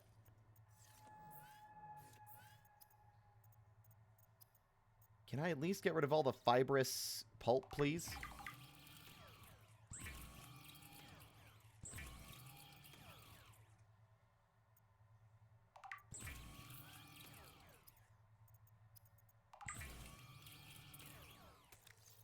Okay. There we go. I can't remember what the pent is used for. I think it's just for... Is it even used for anything yet? No. I mean, it's gotta be useful eventually, right?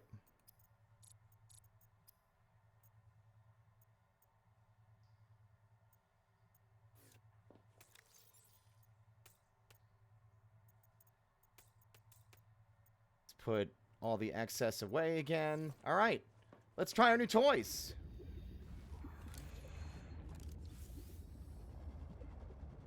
Okay, hard to tell. It does feel like there is somewhat of a significant difference being made here, but still.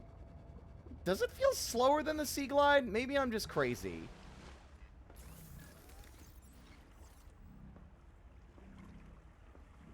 I suppose I didn't have anything left in storage. I thought I had more shit lying around.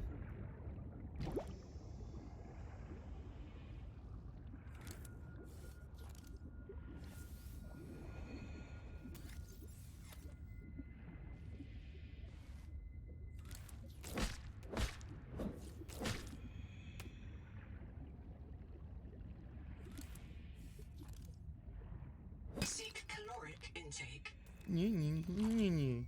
I did. Now what do you want?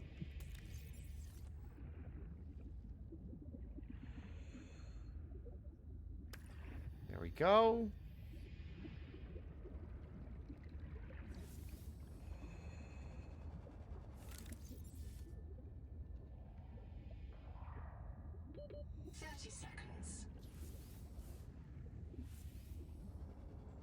I'm gonna head out. Nice meeting you, Harley. Thank you, Trix. Have a wonderful night.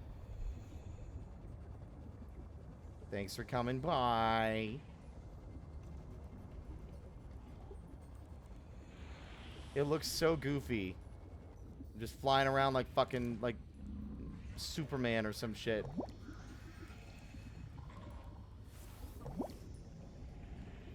Ooh. Well, this is deep. What's down here? Anything special for me? Like increased inventory capacity or some shit? That'd be nice.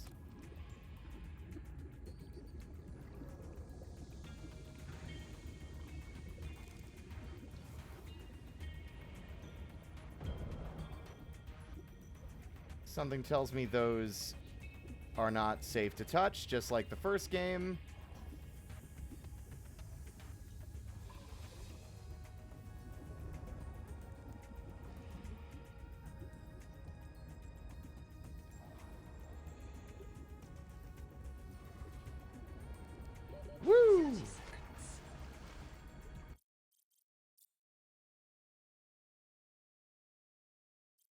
Back to game. Alright. What a pretty game, though. Feels weird. It feels like I'm in an alternate reality, right? It's like... It is Subnautica. It's the sequel, but... It's like an alternate reality where the first game was different. Does that make any sense? Probably not. It's like, I mean, it's more Subnautica, but it looks pretty. It's like Subnautica, but, like, recalled from memory. Yeah, there were these, like, weird plant things that spewed acid if you touched them. You had, like, arm gauntlets that made you swim faster. Whoa. Go bloop. Go bloop. I don't need the air right now, but I want it.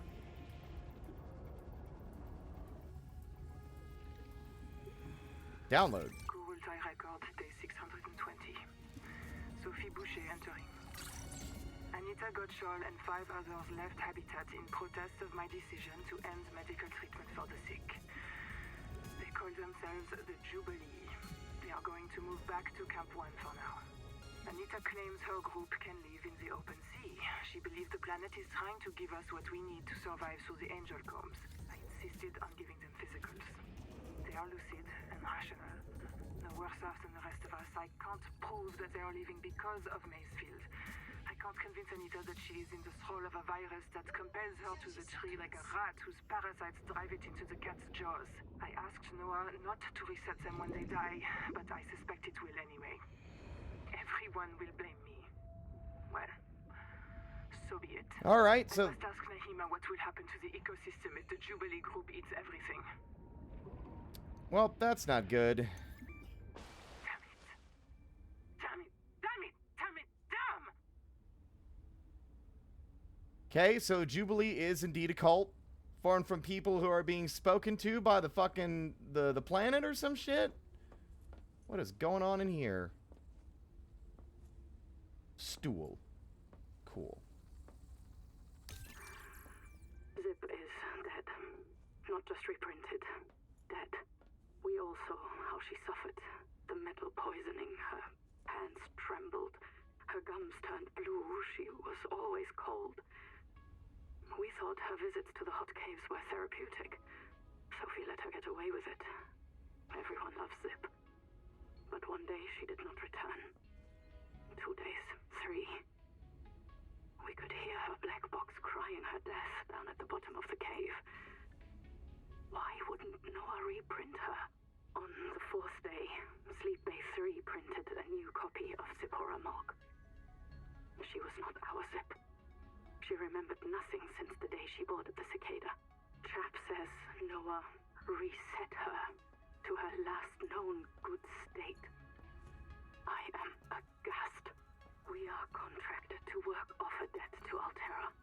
But any debt society needs the promise of a jubilee, the trumpet blast of freedom when all is forgiven.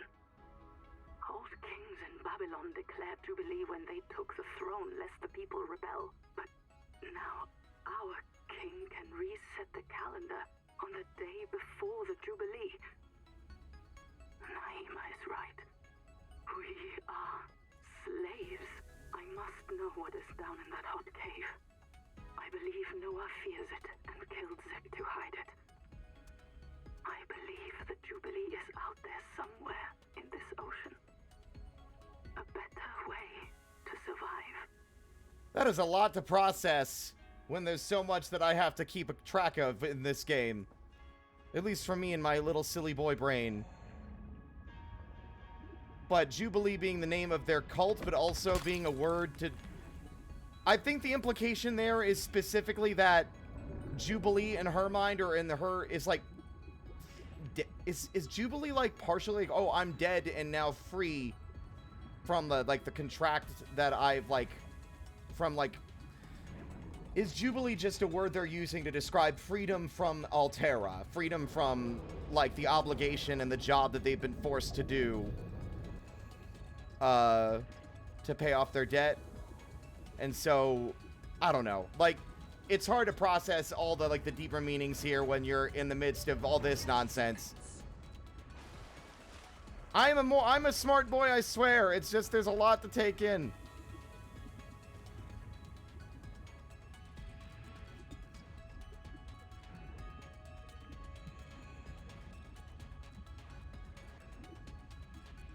We were already in the Welcome Center. I guess I need to stop being a weenie and start swimming further out, huh? Let me go put all the shit back. And then, like, we'll build our base. We'll make a proper little room. And then from there, we will start more significant exploration. Huh? Oh, okay.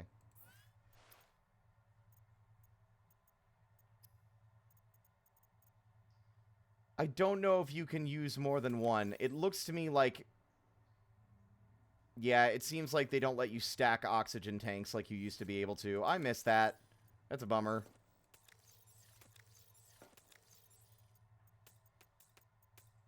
I understand the need to, like, change how things are from the first game. Oh. Basic room of configurable size and shape.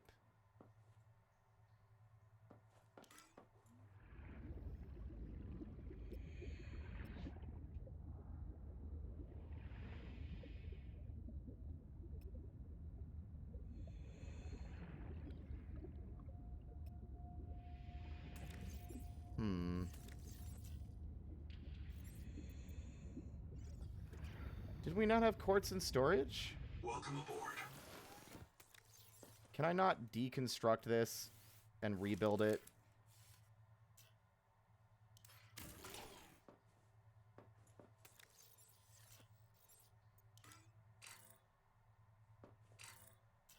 What?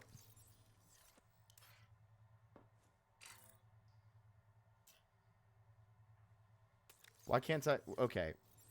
Why can't I build there? By what? The chest? What's in the way?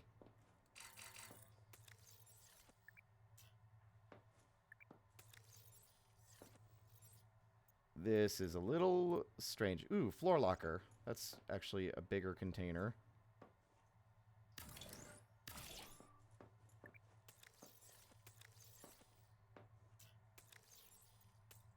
I find it slightly annoying that I have to cancel out of the build tool every time I'm not building. Bit of a nuisance.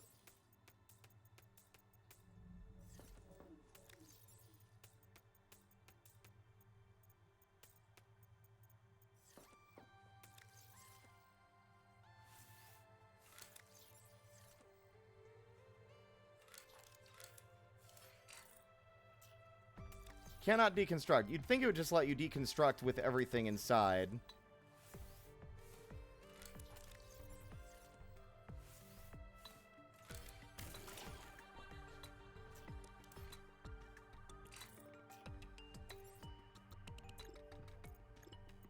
The Noetic Advisor has transmitted an alert.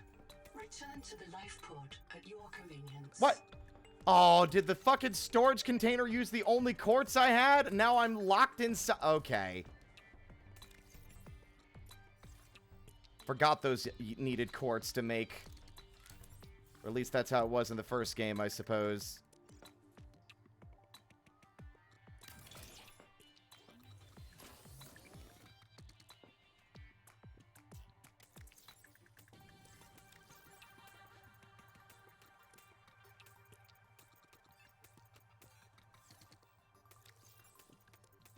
Ugh.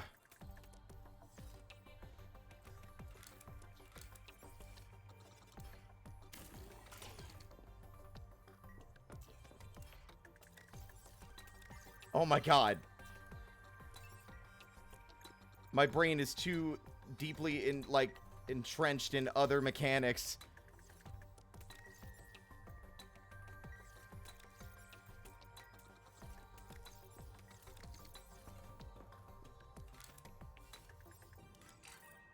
Are you kidding me?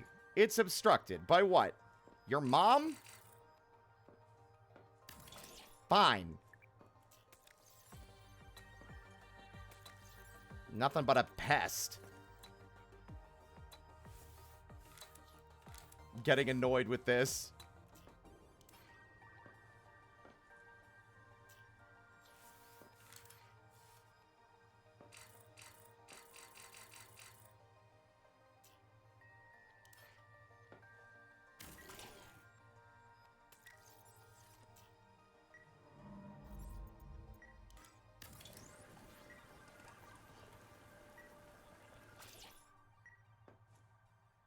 I'm not sure I like the new build system. It feels weirdly clunky, but it might just be me having played a bunch of other crafting survival games lately, but still, like, it feels really weird and unnatural.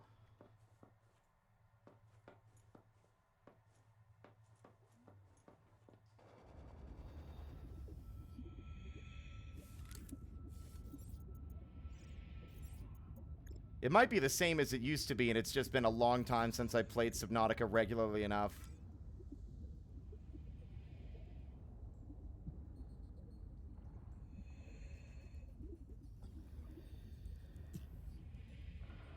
Welcome aboard.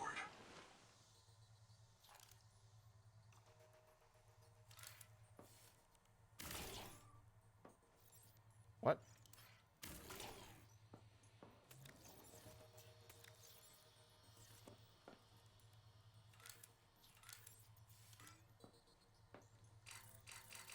What is obstructing the build area, man? Like, what is your restriction here? Like, I'm annoyed to no end. I don't care anymore. We're gonna build the ugliest house possible and not even bother with it if it's gonna be like this. I'm, like, fed up with it already. We're doing something else. I'm gonna go get eaten by sea life or some shit. It'll be less annoying.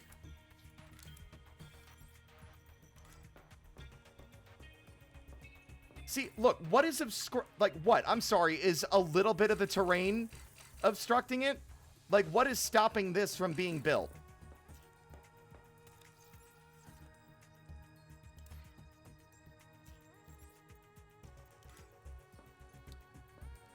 Seek caloric intake.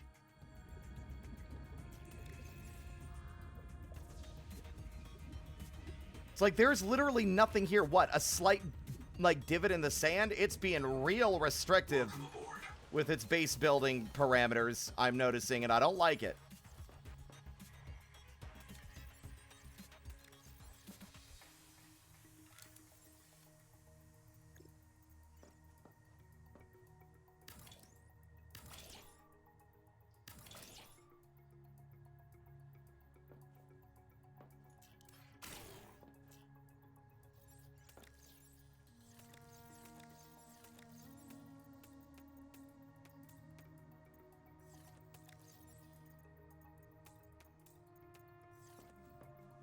All right. Hello, Evil King. Look out for what? What? Where?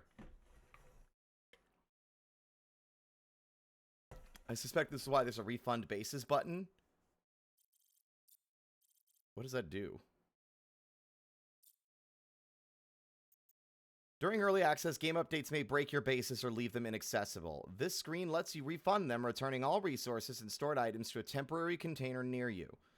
We ask you use this feature only when it feels necessary. Alright, well, we'll be fine.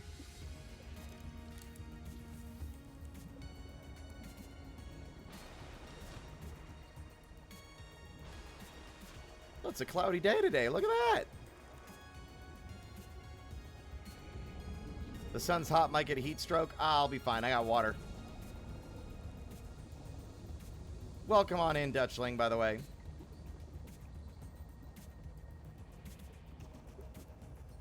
Yeah, like, I don't feel the need to refund it, because, like, it's not like it's inaccessible. It was just being noxious. I should read the lore on some of the critters that we've... Okay, ow.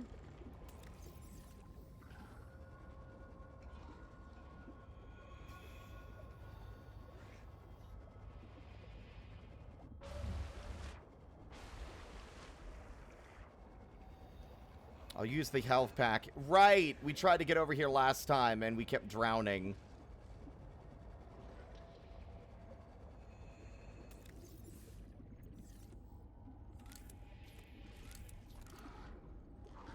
We already scanned that.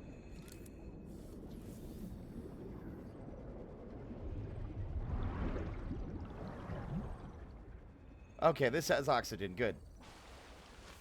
If one of my species finds this message, you may be the very last human being in the universe.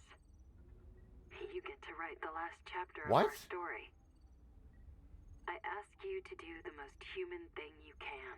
Forget your debt. Forget Noah, forget Altera, forget Zazora and the life you imagined.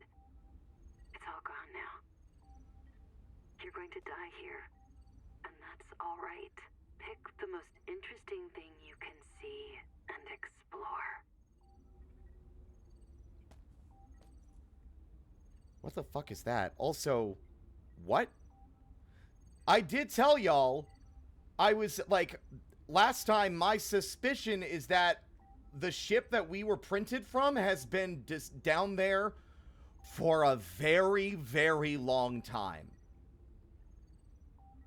And I'm going to be real with you, I'm starting to feel even more Soma influences here. Spoiler alert for Soma. Aside from the fact that Simon Jarrett, the character you're playing as, is a brain scan copy of a man who died 100 years before the game truly begins.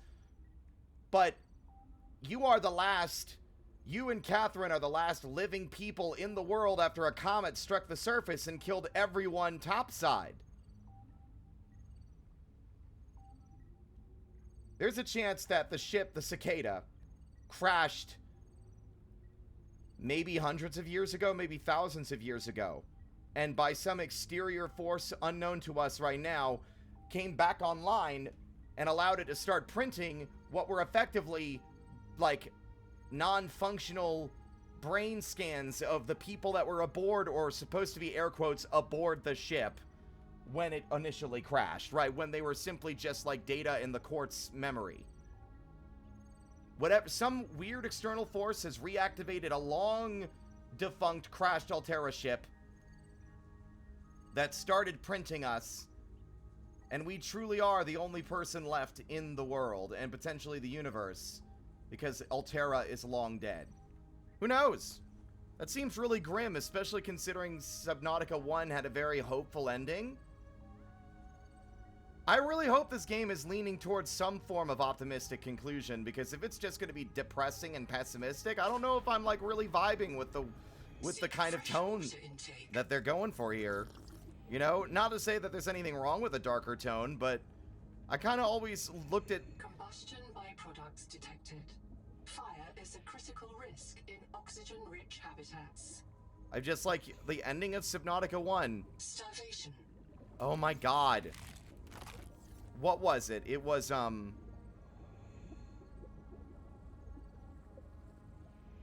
we go together. You out amongst the stars and me falling amongst the sand. We are different, but we go together. That ending still gives me chills. It's such a powerful ending. It evokes a lot of emotions, and even if they kind of, I would say, maybe undermine it a little bit with the whole, like, you're everything you built on the planet, you're in extreme debt. Tee-hee. There is still a level of optimism to the conclusion of Subnautica 1. And I would say maybe somewhat in Subnautica 2 with your character going off with Alan. But this game is opening. Oh my god! Return to the life pod at your convenience. But I would say this one is opening with a lot of very dark and grim themes. And I'm not sure what their plan is to, like, put an optimistic spin on it, or if they even plan to at all. I'm not sure if I vibe with the tone shift, even if I like the world-building elements, you know?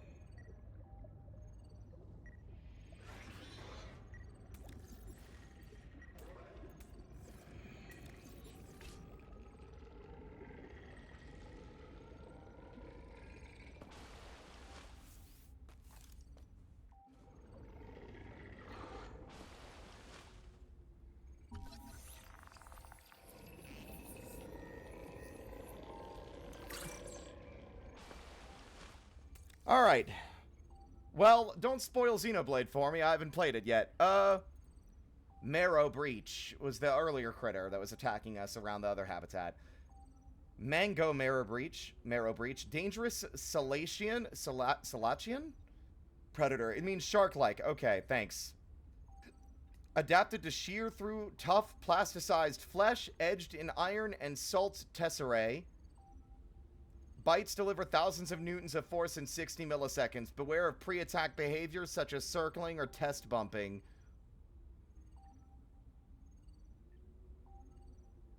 Apex Predator, avoid or distract. Investigate long-term possibility of mutual association through cleaning / feeding, but remember that this is a wild animal. Oh, can we befriend it by feeding him munchies and crunchies?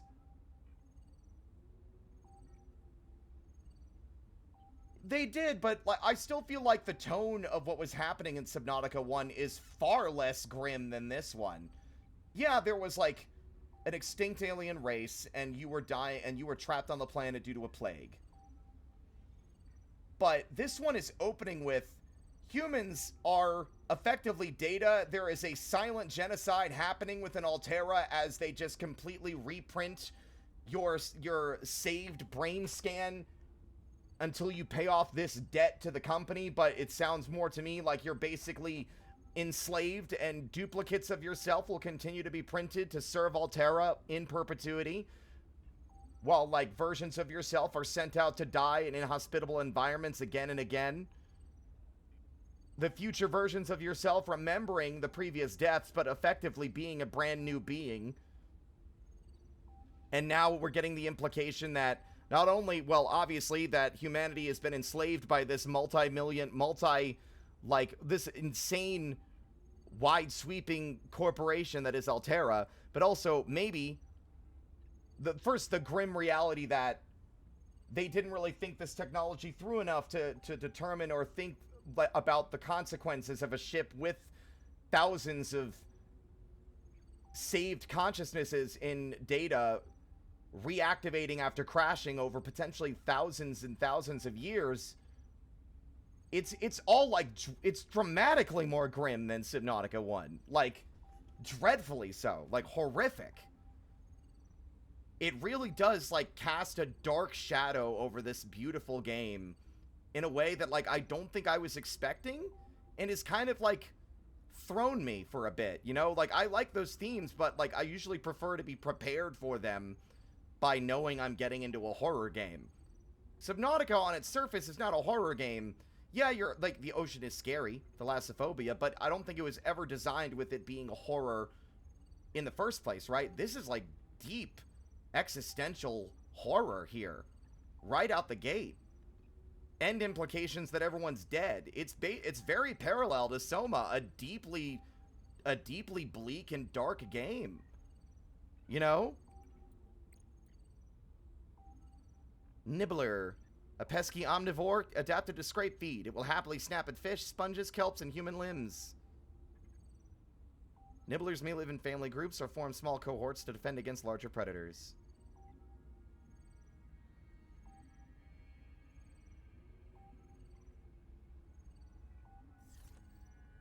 I think it was inevitable that Altera would get really grim levels of degradation of humanity.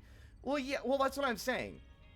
I mean, maybe it's the logical conclusion, but it's like I said, I think there's a difference in tone here. Yeah, the first game had some dark elements, but they were not nearly this dark. That was like the point I was making, right?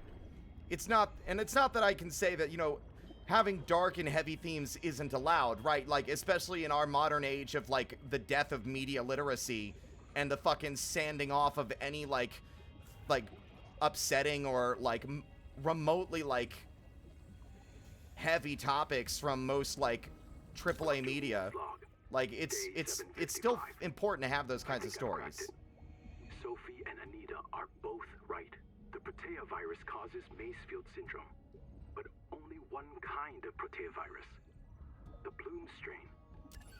Maybe it's tainting Anita's angel comb adaptations.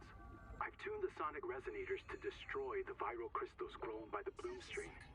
We should test on the angel combs out west with those promising heat shock proteins. And if I'm wrong, hey, I'm just a dietitian. No one should have woken up a virologist.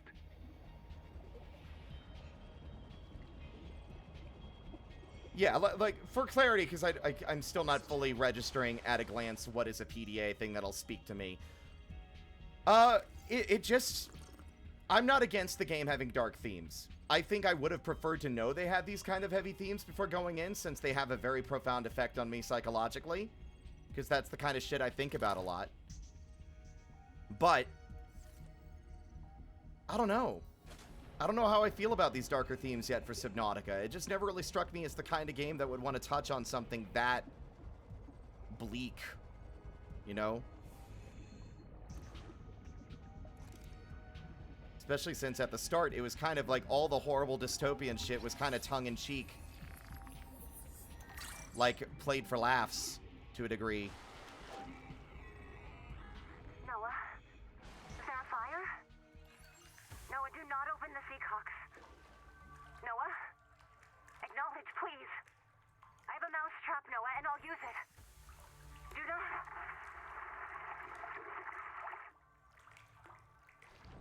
Alright, so Noah drowned them. It's very, very HAL 9000 here. Noah, open the pod, Noah, open the pod bay doors. I'm sorry. I'm afraid I can't do that.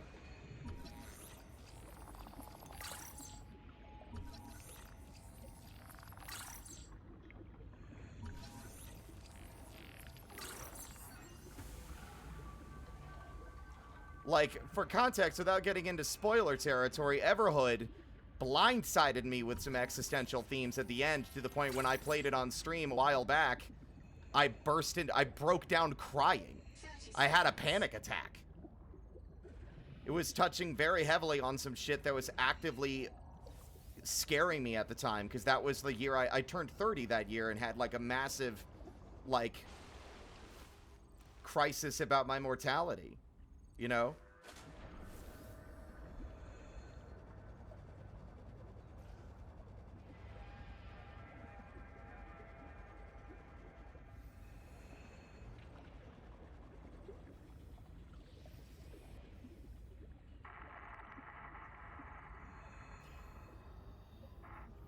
Okay, something exploded.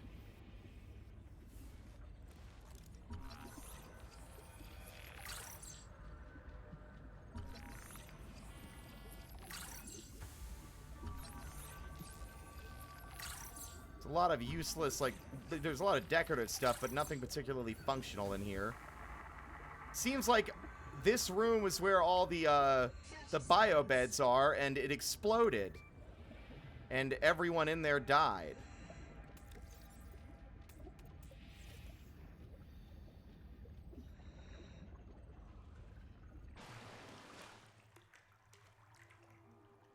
Playing through the first games always had me wondering why I'd escaped the planet in the first place, given how bleak the universe our character was returning to is. Well, I mean, it's like 4546B was not exactly a safe place to hang out, was it?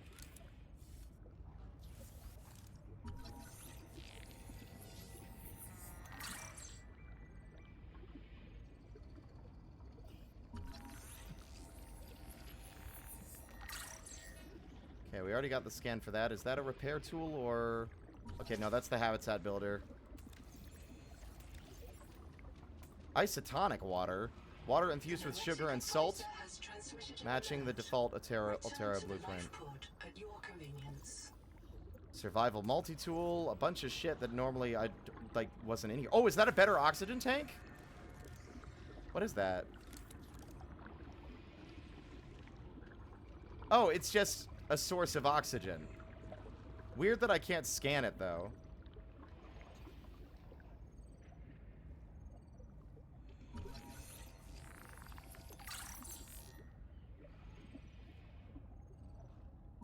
Ooh! Oh!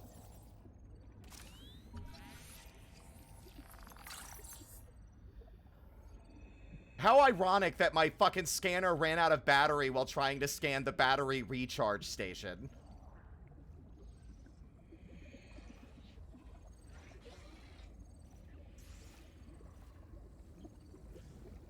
Habitat is gone. The biobeds blew up and Noah flooded everything. I got to my air just in time. We tried to drag people clear, but they're gone. I don't think they're gonna reprint. I'm taking survivors due east to the tadpole pens. Swim down the tunnel past Sophie's office to the baby jellies. I'll do a head count at the worksite there. I feel like I'm about to encounter some very scary shit. Cicada debris scanner station filter unlocked.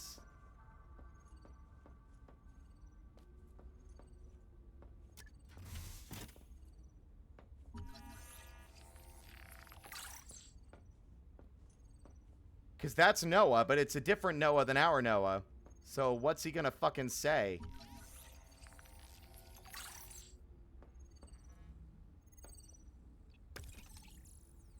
Unlocked ladder. Roll-time record. Very quick. Damn it. There is a riot in Habitat. Chap and Mantis have explosives. Oh. Fire. Good. We're on fire. I have to go. Ganzo. Ganzo. Ganzo. Signal everyone outside to rally at the tadpole pens. Why are the subtitles different from the actual dialogue? That's a weird decision. Feels like it defeats the purpose of a subtitle. Alright, you weird murderous HAL 9000, what do you want?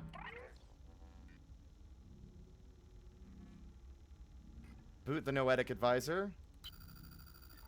About 25 people lived here. Okay, well... They were trying to build a life. Farms and biomods that could support 40,000 sleeping souls. But they didn't make it. Why? Were they sick? Did the Maysfield syndrome subvert them? We have to know. I've activated Dr. Wu Langyi's black box.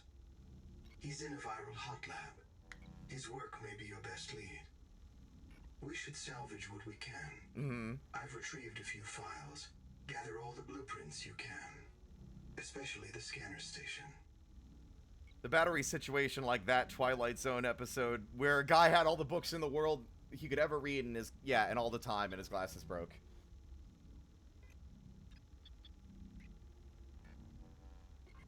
I've seen at least one fanfic with a self-insert where they decided they were not turning off the quarantine enforcement platform. Humans are very social creatures. We like to be around others, and it makes sense that the protag wants to come back. I mean, yeah, being isolated would suck. It's not a real mind. Not like you or me. It can learn facts, but it can't change how it thinks. And why would it? Cephalopod-inspired? Noah's cephalopod-inspired architecture uses a central administrator to govern limb nodes at remote work sites. As a frozen AI, Noah is unable to revise its architecture at runtime, reliably controllable by less intelligent systems such as human operators, except under extreme situations. Cephalopod-inspired? An insult to octopodes. It won't let you die. Not its precious workforce. If you become uncontrollable, it'll wipe your memories and start over. No anger, no resentment. A nice, clean you. Change? Why would it want to change? The damn thing is in heaven.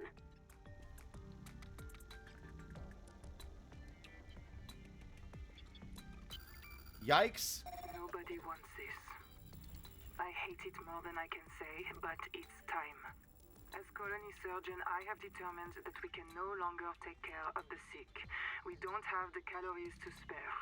I will not force anyone to reprint. But I ask that once you are too sick to work, you volunteer for recycling into a new body. It won't cure the permanent damage, but it will clean out the metals and virus for a while. At least this is fair. Until we know how to adapt I don't know how many of you without understand what it means when I mean when I'm talking about continuity of self. I will lead the way myself. Let the record show that Noah did not advise me in this decision. But, just in case, for a refresher, your existence right now, you sitting at your computer or laying in your bed or on your phone watching my stream from your perspective, every single moment to moment of your life, every second that passes where you are perceiving the world around you is your unbroken continuity. Your perception of the world within which you live. That continuity is never broken except on very specific circumstances. I would argue when you are put under for surgery, for like anesthesia, your continuity is broken temporarily. But even then, I wouldn't say it's necessarily broken as it's more like a record skipping. You'll be aware of your environment, before you go under, and you'll be aware of your environment when you come back from the anesthesia, but that time when you are under will be empty, right? But even when you sleep, your continuity is unbroken. You dream. You experience the world even subconsciously while asleep. Your continuity is only truly broken when you die, and it ceases forever. You understand that. So to clarify why this is horrifying, when someone is reprinted because they died, what is happening is your continuity. Let's just pick like one of you guys in the chat. You get up from your desk to go downstairs, get a drink of water, and you trip down a flight of down the stairs and break your neck and die instantly. And then the computer reprints a version of you. Your continuity, like you, the person you are right now, listening to me talk to you, the person who just fell down the stairs and died, that's the end of your story. You are dead. Full stop, end of story. That is where the book of your life ends. But then the computer, with a scan of you from some previous moment, prints a new body, and uploads the memories of your existence up to the moment that your neck snapped and your life ceased. A new copy of you gets out of the biobed and moves on. From their perspective, that continuity was unbroken. They broke their neck on impact at the bottom of the stairs, and then they woke up in the biobed. From their perspective, there was no death. There was a bit of traumatic pain, but they are functionally, in their minds, they never died. But they are, for all intents and purposes, a new person that just happens to have all of your memories and knowledge and personality and experiences in their head. They are you, but not you. There is no coin flip. I think Subnautica made a big mistake, not Subnautica, Soma made a mistake using that as a comparison. There is no coin flip. It is fucking full stop. No argument, no fucking divergence from the reality that if you die, you're dead.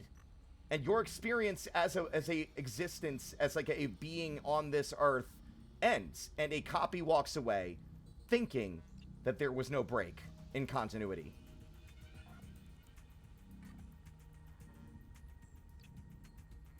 Yeah, it's the same thing. It's the same thing with Star Trek and like the silent genocide across all of Federation space.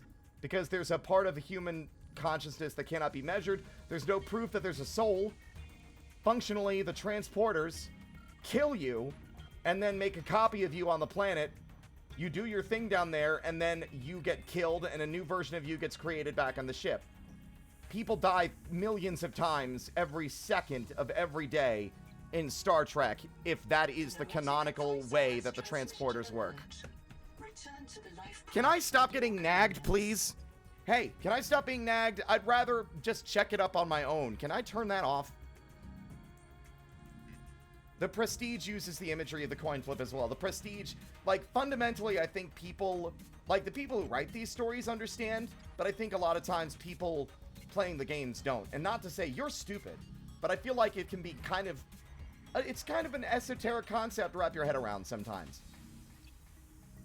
But when you fully grasp it, that, like, every time we die in this game, a new version of us walks away, and the experience of whoever was there before is done and gone and over forever. It really, like, it really settles in how horrible, how nightmarish and wretched this existence is.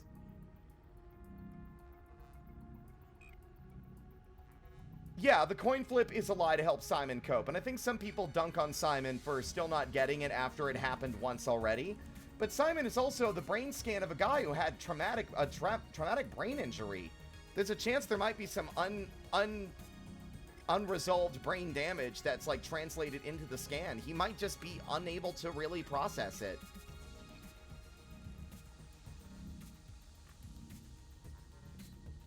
I'm not saying it's a bad storytelling element. I think it's really compelling and interesting. I just don't know if Subnautica was the game to put it in, right? It's extremely grim. All right.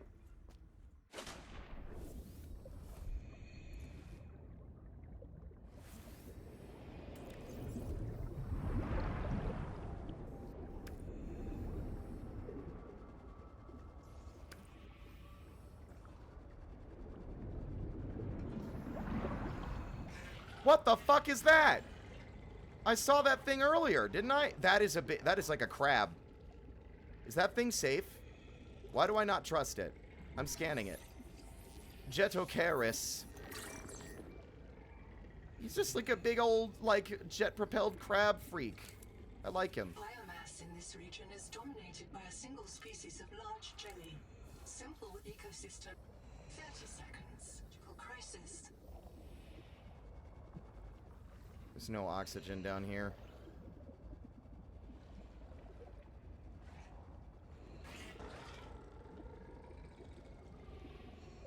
Yeah, like, I am convinced. I'm picking up the pieces they're putting down. I'm convinced that the cicada has been here for centuries. Potentially even longer than that. And Altera has long faded. Whatever war that happened in, like, what's the other one? The other game that they made. I can't remember. But, like, whatever war, like, expanded out of control, or just the passage of time eventually eroded away humanity as a whole, and now they're gone. Humans are dead. And all that's left are these nightmarish little time capsules filled with inactive, effectively inert copies or scans of people's brains that could at any moment, like, if the machines gained power again, Noah could follow its prime directive that it was always designed to have, to keep printing you until you figure out and, like, do the work that you're supposed to do for a company and corporation that has been defunct and non-existent for millennia. 30 seconds. Like the cicada crashed a long time ago, and we are going to find out the horrific truth at some point, and then it's going to be an existential, it's going to be a decision. What do we do with ourselves now that we know we are alone?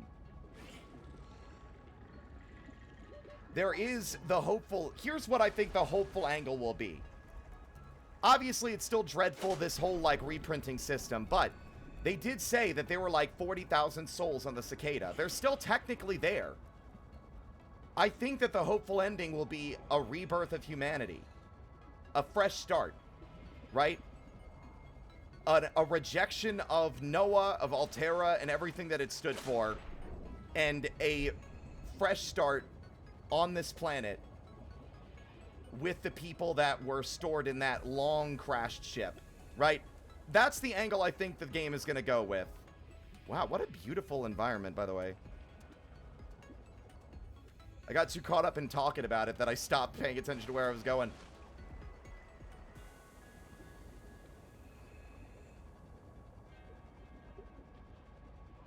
Yeah, that's it. That's the kind of, like, that's my perception of how the story could maintain its bleak tone, but still have an optimistic, hopeful spin to the end. It's bittersweet. Mankind has been long dead, but... You've entered a viral bloom. All other microbial life in the seawater is dead. Use the sonic resonator to expunge bloom cankers and clear the infection. I don't like the phrase bloom cankers. But that's how I think they can still have this kind of bleak setup and still have their, like, bittersweet optimistic ending where, like, you know, yeah, mankind is dead, but by some miracle, a ship storing their minds almost like the Ark, leave me alone, was preserved, and thanks to, in a funny, ironic sort of twist, thanks to Altera's really dystopian, nightmarish, like, decisions as a corporation, humanity lives on through their evil genocide machines. Yeah, there's a chance of a resurgence for us to start anew without letting something like Altera ever truly exist again.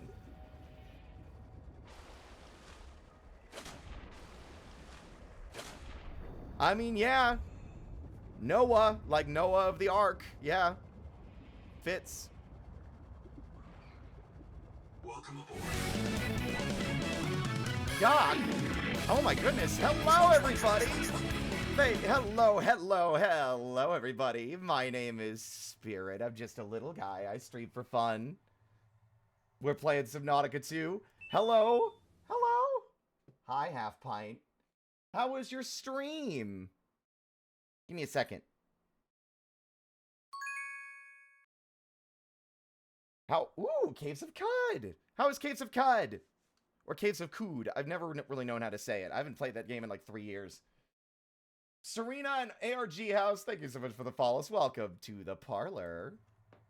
It was good. Excellent. I really need to find a time to get back into that. I never really played much of it. I spent all of my time making a boy and then drawing art of him, and then I never did anything with him ever again. You worked on Subnautica 2 as a science consultant, though, which is cool. No shit, really? That is cool. Wow. Yeah, we were talking yesterday about how the game is definitely leaning a lot more heavily into the, like, the ecological, like, niche of all the creatures on the planet. Like, I mean, not to say they didn't do it in the first game, but I feel like they're leaning into it a lot more here. Need to turn off my PC. There's a heavy thunderstorm. Of course, be safe. Self-care is important. Thank you for the raid. That's really cool. Whoops. Ignore that. Nope, nope, nope. Hold on. I'm not asking you to backseat. I just pressed the wrong button. Whoops. My bad. I fat-fingered my controls. Whoopsie doodle. There we go. We just had a really big discussion about the game's, like, dark, existentially dreadful themes and such. For those coming in. And how I think the game, like, the direction I think the game is going to lean into in terms of giving this dark setting an optimistic ending. Can I stop? How am I supposed to be a streamer when you keep talking over me?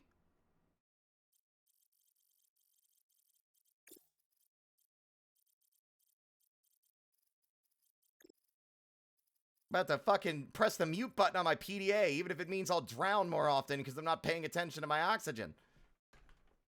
Molotov cocktail. Holy concadero. What a misclick. Buckaroo. Yeah, I can't really do the voice. There are way more talented people for that. But welcome on in. Also, hello, Jason. Were you the one that directed people? Are you responsible for this? Are you responsible for this? Every time the PDA bothers you, I think of the Starving Sounds and Vintage story. Yeah, where I just have like a crash out the second it because I like talking. I want to talk about the themes and the writing here and the game, and I just keep getting interrupted by it's like, go back to Life Pod and talk to robot. Please eat food. Please drink water. Do not drown. And it's like, shut the fuck up.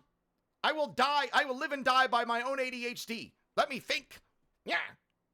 But I don't know if there's a way to, like, shut up the fucking chatter of the PDA like that. Alas.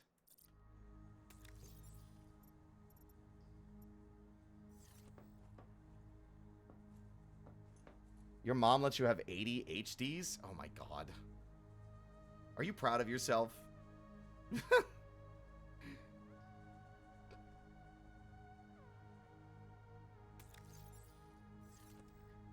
I know why the life pod, it's like, oh, go back to the life pod at your convenience. Because in Subnautica 1, you would get, like, periodic signals on the life pod, like, scanner, but it wouldn't, like, notify you, and it wasn't exactly the most obvious thing. You would have to notice that the light is flashing and interact, right? It didn't, like, it wasn't, like, overtly obvious that there was something to see there. So I can understand that this is, like, kind of their way of giving you that information. But I still think it happens a little too much. Or I should be given the option to, like, change it at my discretion if I want, I suppose.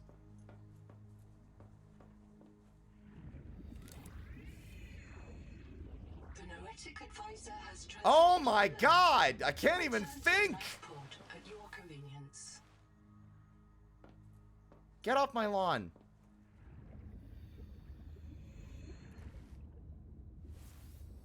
Still better than someone spamming at everyone on Discord, I suppose. What do you want? You needy bitch?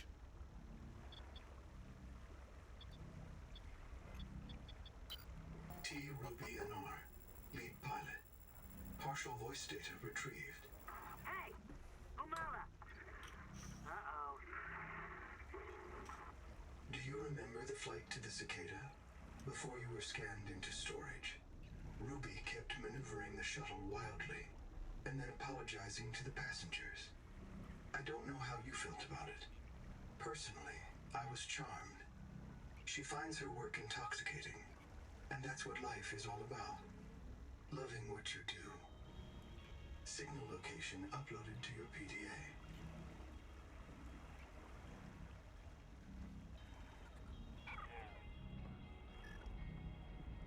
It's weird that Noah has opinions. I thought he wasn't supposed to be capable of having, like, that kind of thought.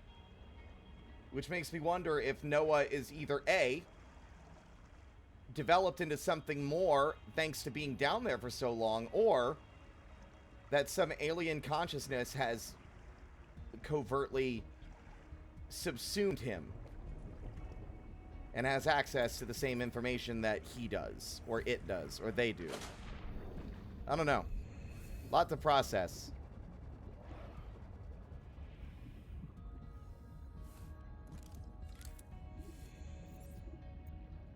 Completes complex biochemical and manufacturing tasks over time for advanced recipes. Oh! Oh, that's cool. That's what the currents are for. I see. You can build that, and then, like, the moving water will generate power. That's cool. That's a nice new feature. I like that.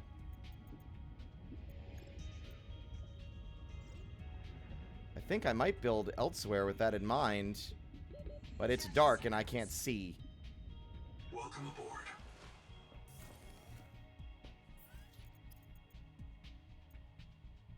Industrial phased array sound amplifier used in mining and other applications. I need titanium ingots and lead. I haven't even found any lead yet.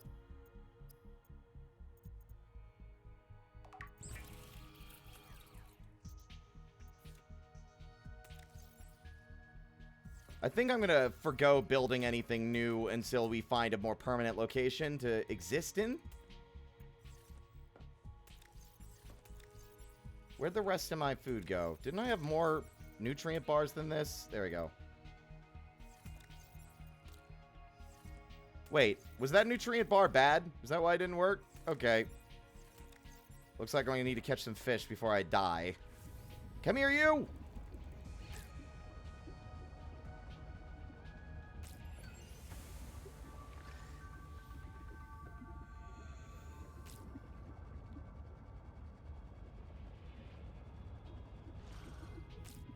Currently, my power source is probably too many solar panels. Welcome aboard.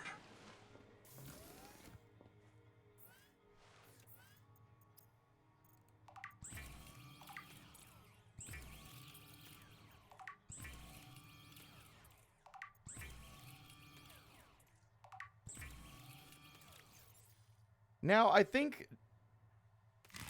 I can't remember. I feel like the first game had spoilage, right? I vaguely remember this. But now I'm thinking that maybe I was just delusional, because, like, there's no spoilage here either. Which I guess makes sense, since these creatures aren't made of, like, the same... They're, like... This planet has a lot of metals in the water, right? Like, they said that there's no plant life here, so I'm wondering if maybe, like, because of the composition of the biological life forms here... I dropped it, is why I didn't need it, by the way. The composition of them means that they don't spoil, or they don't go bad. Hey, that's the logic in my mind, I suppose. Per Doc Vivi, all the life on this planet, instead of growing cellulose or normal biopolymer, These plants and animals are made out of what is effectively bio-PVC. That's what I was just thinking, right? It's like, because it's not made of, like, traditional organic material that would expire, it doesn't go bad. We've just been modified genetically to be able to consume what is effectively plastic and latex. Yeah.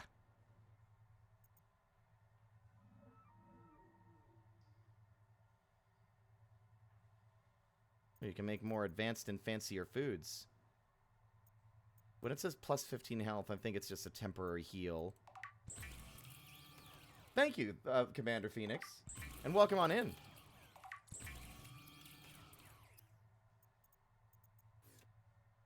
High metals, well, you see, that still doesn't hold up because the local biosphere evolved to digest PVC and other stuff. Well, okay, well, I don't know. I'm not a fucking scientist. Delicious microplastic fish. I don't know why I combined those words there.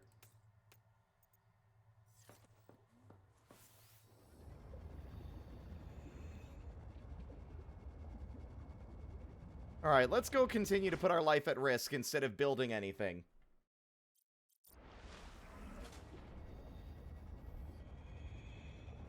Welcome on in, Serena. And again, thank you for the follow. Welcome to the parlor. I missed Subnautica, though.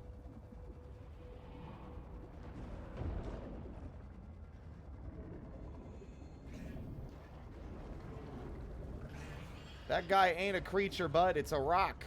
Or like a rock covered in coral, or some equivalent. Giving yourself... It's just generating concussions for himself. Can you fuck off? Go away. Ah! There were rumors Altera and the TSF let it spread so they could take over the steppes. I don't know about that. But it hit us so fast. Did it really ride on the outside of our ships? Or do the spores just fly through space? We called it Karal, the curse. Not all of us spoke Mongolian, but we knew that word. It started with the carpets, Twaruga. And monsters would grow. If you didn't have nanos, they would grow in you too. We had to leave everything. Now this. Wow. The virus that fills this ocean and fills... Heat level beyond tolerance. Oh my god! Can you stop interrupting the dialogue? Okay, cool, thanks. Okay, it's early access, but I'm really getting annoyed with how often the fucking audio files, like, how, like, because I can already see, like, I could be listening to an audio file, and then suddenly, no one needs to talk to you. Please come back to the life pod, oo-woo. And it'll just interrupt whatever I'm listening to, man. It takes me out of it. It's very disruptive to the experience.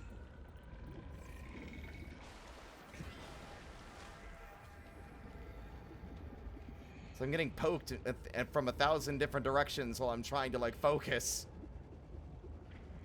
Go away! I'm about to beat your ass.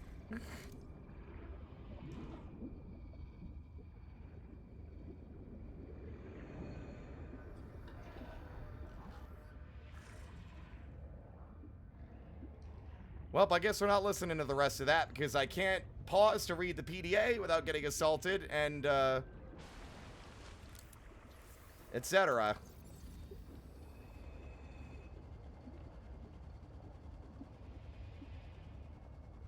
I'm sure it'll be fine. I'm just... You can understand my annoyance. Like, I'm interested in the story, and the story keeps cutting itself off.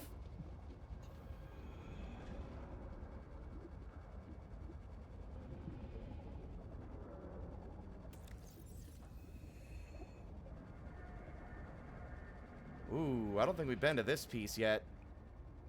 Oh. We're also swimming closer to that thing. Okay, so this is a piece of the cicada. But yeah, we can already tell. It's been here a while, hasn't it?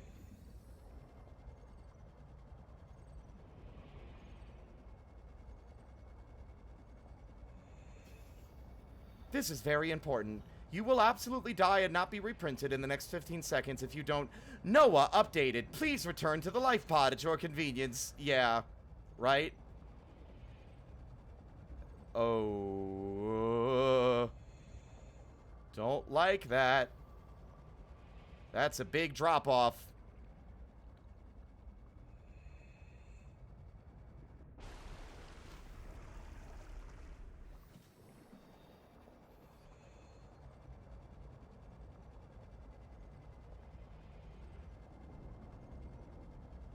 Can't tell if it's the edge of the map, though, or if it's, like, just deeper waters.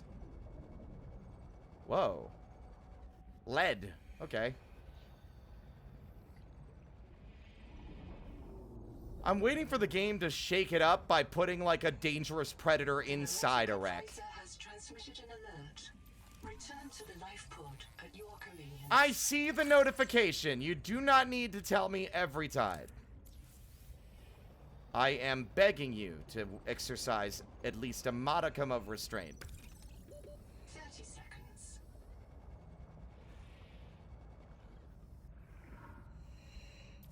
Tadpole? Oh, that sounds like a vehicle name. The Tadpole Sea-Space Mobility Pod plugs into a range of customizable hulls, from the Starfrog worksuit to the Scout oxygen. Well, we're gonna drown. Is a valuable air supply. Remember that breath holding is a good way to train up your conscientiousness and self-discipline. Yeah, we're dead. I was kind of hoping there would be an air pocket, but the doors were locked. Print lost to suffocation. Reprinting.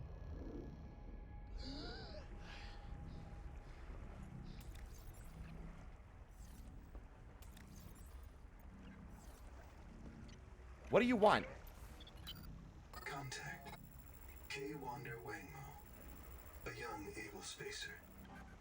Partial voice data retrieved. Mirror breach got me. Should have brought flares. Stupid. Do you remember when she stole that fried dough from her brother and offered it to you? Right in front of him. An egregious act of sisterhood. Signal location uploaded to PDA. Be cautious. Seawater viral load increases sharply out west of the life pod. That's northeast. So that's not virus related, at least.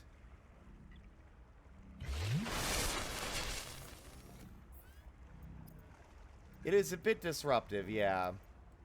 Also, I appreciate it, Commander, but unless I have that funny pop-up, I would appreciate no backseating. I will live and die by what I figure out as I play. Thank you, though. You'll know if I'm asking questions and require actual assistance. I have a fancy, funny little flashy effect that I activated by accident earlier. Y'all probably saw it. Appreciate it, though. Welcome aboard. It's funny, I'm falling on old habits. From the first game where I never really made these.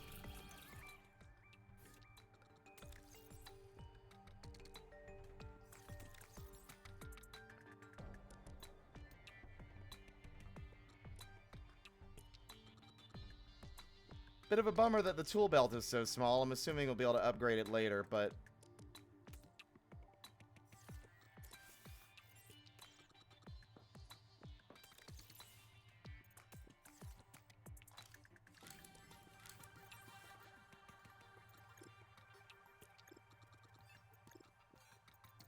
Oh my god, there's just a Reaper Leviathan. What?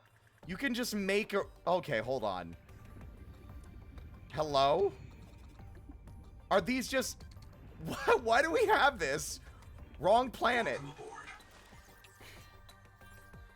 Cool, I suppose?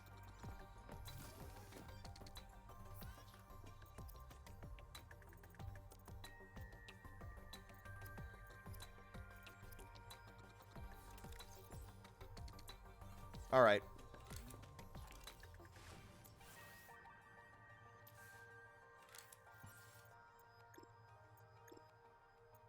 This is going to require more power than we are currently producing, and I'm going to make a different base elsewhere once I get a better feel and lay of the land around us. Lay of the sea. Yeah, I was thinking that. Altera turned Reapers into marketable creatures. Yeah.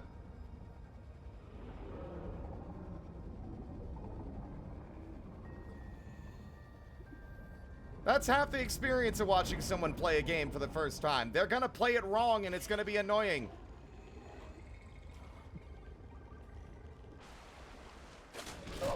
Motherfucker!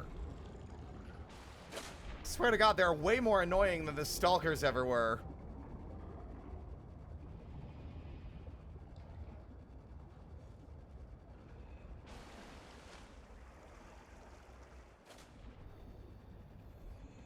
Believe, yes, we died at this wreck here. Wrong planet indeed. Like less the Empire there were space colonists, but it's probably an oversight.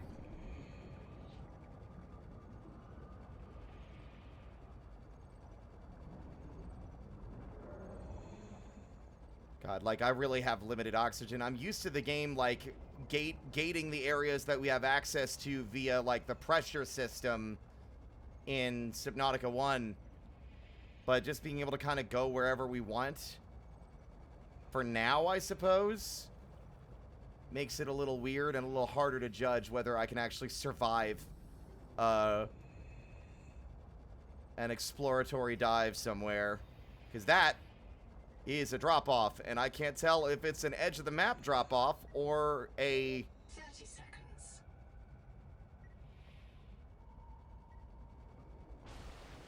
But it's in the direction of the big scary, so let's all get ready to die. I'm going for it. I can't wait to see a new Leviathan if this is indeed the edge of the map. Hell, they might not even do that, you know? You never know.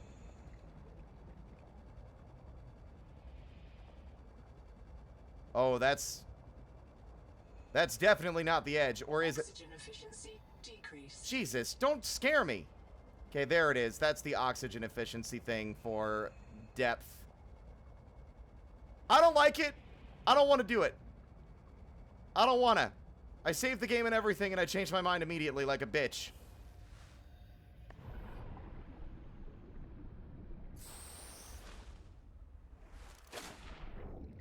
Okay, you know what? Fuck it.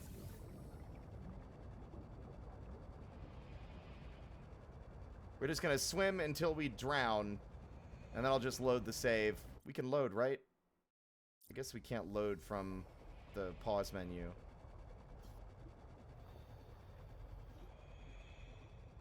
Let's just keep swimming towards it, see what happens if the game, like, sasses me for being out here. I'm scared. What the fuck? Oh! Explore at your own risk? Ah!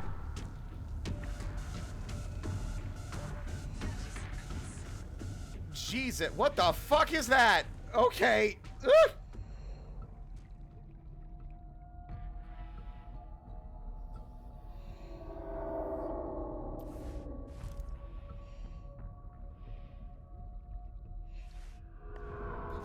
God, I got jump scared by the water effects on my face. Jesus. Oh. Oh, I hate it. I hear it, but I don't see it.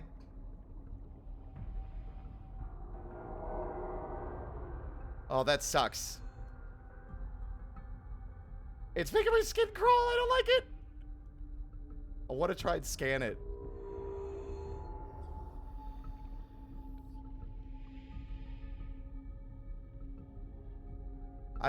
Honestly, I guess that means that the story is actively not finished.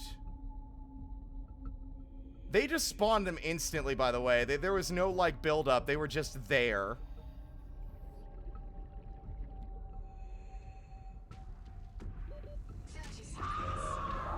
Oh my god! Holy shit!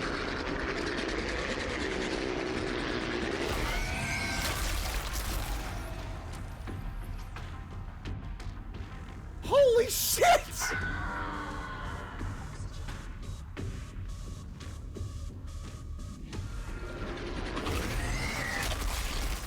Alright, well, it just kills ya.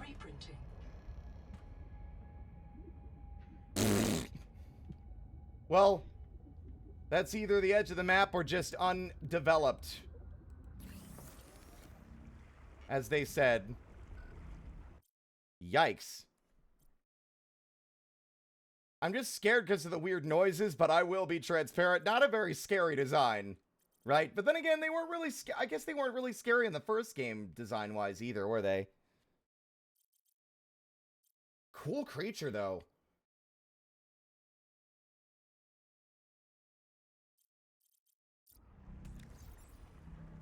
I'm a grade A bitch, though. Like, ugh.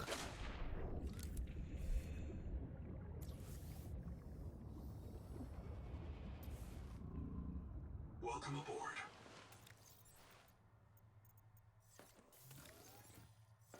Well, I lost all my other items, all the food that and like health packs that I was holding on to. So I guess the loss of items mechanic doesn't work like it did in Subnautica 1. In Subnautica 1, once you got the items and you entered like a base, you had them forever. So like if you took them back outside and died, you'd still have them when you respawned. It's sort of like locked in and permanently saved anything you had already acquired and brought home, whereas new things would be dropped, right? But now it seems like it just drops things in small batches, except for your main tools, no matter what, I guess.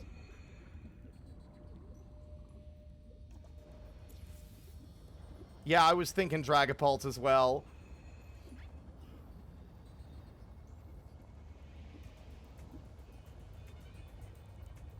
Yeah, there's no scanning that thing without better equipment at this current juncture. Like, we're not doing that. They're just too fast.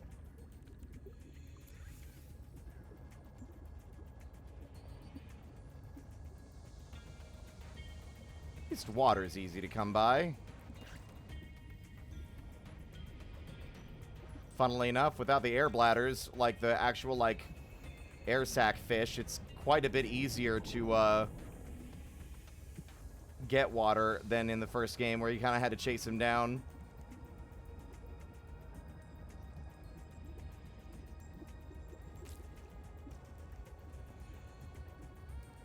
Welcome aboard.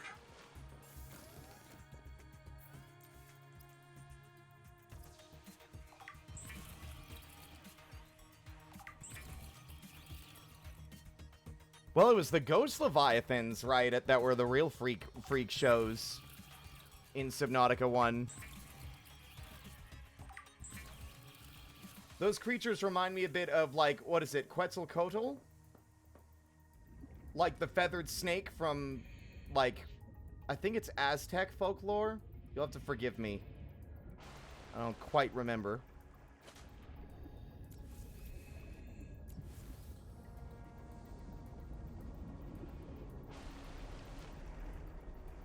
Yeah.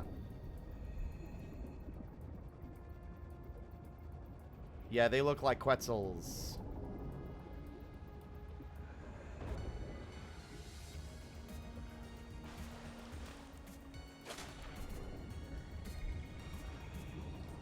Launches its babies at you like heat-seeking missiles. It really does.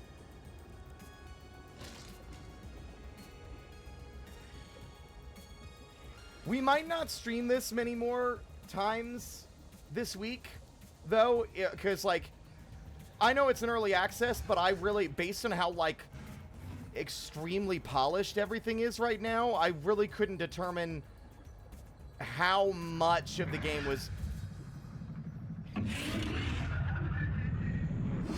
Asshole. Ugh. Jesus. I mean, they don't actually hurt all that bad. That's the funny thing.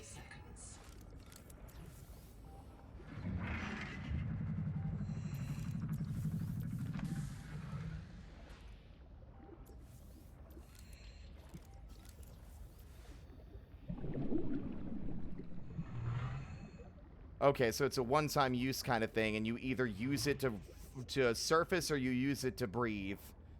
30 seconds. Interesting. Okay.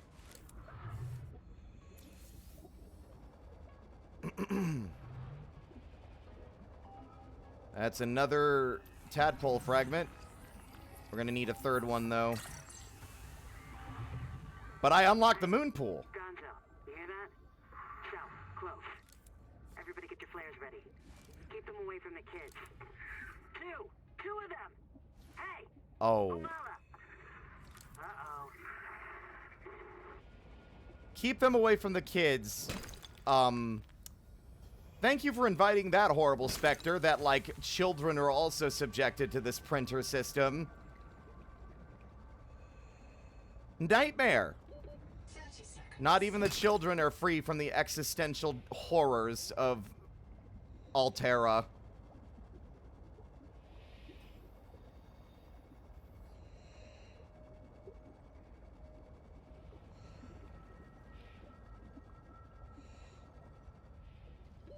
Oxygen.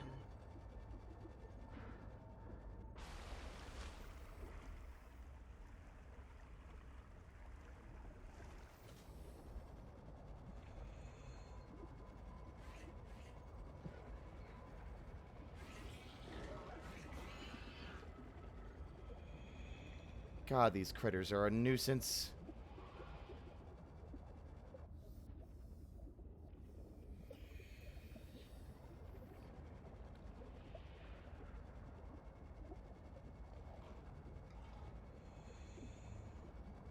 I keep on wanting to press buttons to open a map that I know the game doesn't have. You know?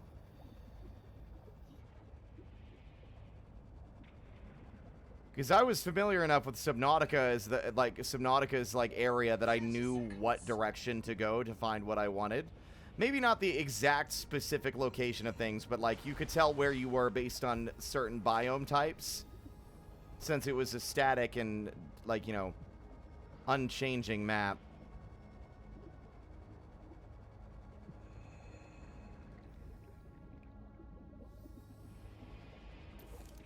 That's the last piece.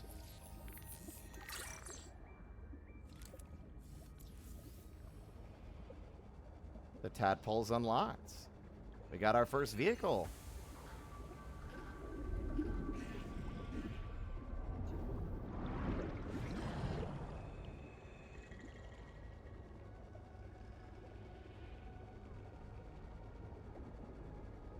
Laws and ethics in space don't mix well. Oh, did I lose my only...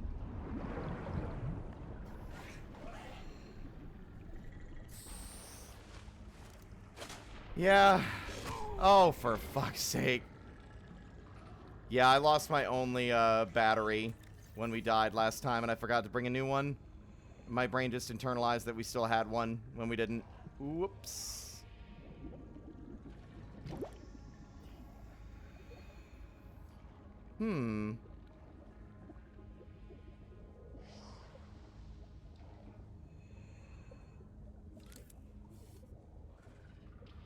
I imagine children born after either seeing your parents die and come back repeatedly or seeing your child die only once. Yeah, it's grim.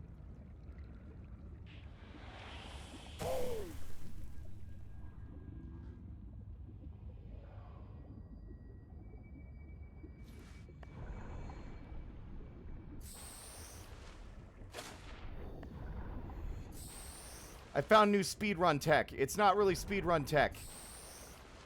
I'm a dolphin. Whee! Whee! This is no faster than just swimming.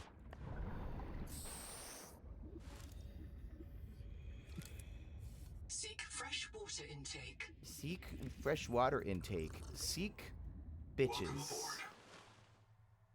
Yeah, also you might notice that the subtitles are playing in the wrong positions. That's another big criticism I say I would give it right now. I'm not a fan of how the subtitles don't match the actual audio files. It seems like a weird decision. Like maybe the subtitles were written before they finalized the voice acting. Or like they didn't change the subtitles after the voice acting was changed. I don't know. It's very weird.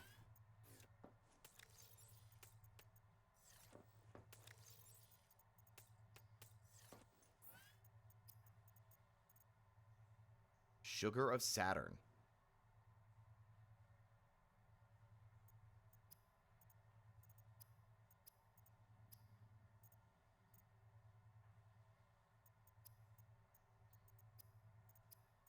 I can't make a titanium ingot without, I would assume, the bigger crafting station, which means we're going to need to move all of our shit to a new building, which I really don't like. I didn't want to waste time looking for a special place to build, so I built nearby, and it's the only place that's actively arguing with me to place anything beyond, like, 2 fucking little doodads. So now I've got to find another place. Hey, Sheer. Welcome on in. Welcome It goes aboard. all right. Yeah, see, it's saying... It's showing me the last bit of dialogue in the subtitles for this. Like, the last dialogue that played.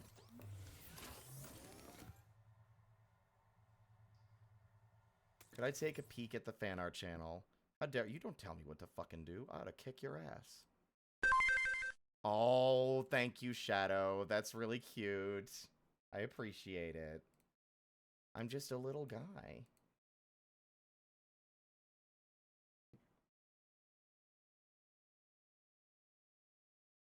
I gotta, is it gonna let me capture it or what? There we go. Why do I have 5 million pictures on this screen?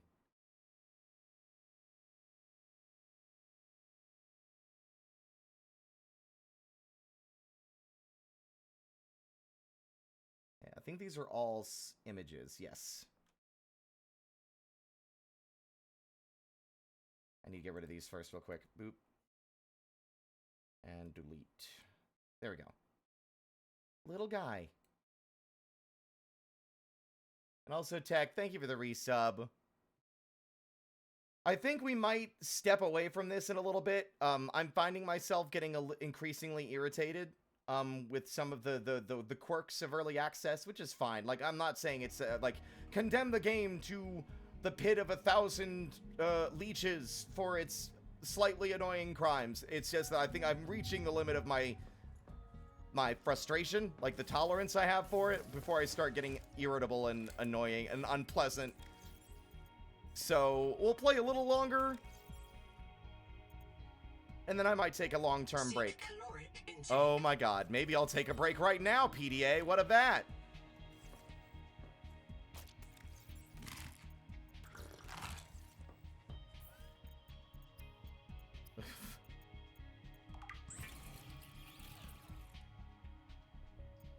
Wish I had the talent to draw you in the Subnautica suit.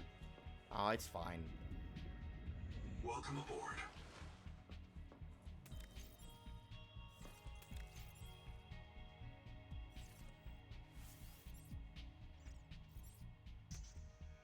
Alright.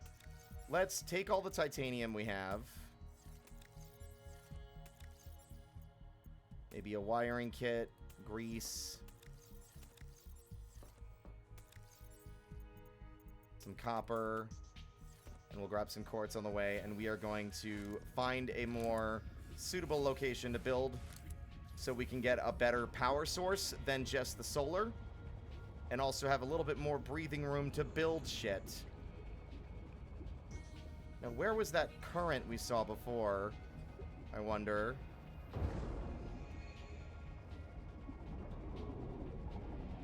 I tend to avoid these days playing games in early access because I prefer to experience the game from start to finish when it's complete. I feel like early access has the potential to, like, take you out of the, game. It's harder to be immersed, I suppose. Also, was I pinged?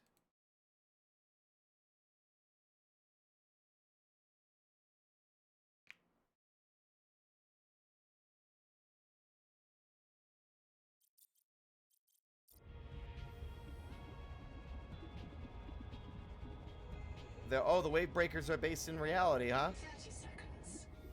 Interesting.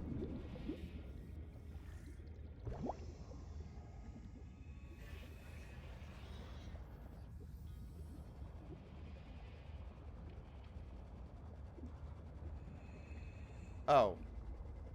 So that's the hot zone, but we can't... Heat level beyond tolerable threshold. Recommend adaptation. Well, that would be nice, PDA, but I don't know where to go for that. 30 seconds. This is going to be where we build, I think. Despite the pests that continue to harass me at every turn. Just bite me and get it over with, you little freak, wherever the hell you went. Oh my goodness.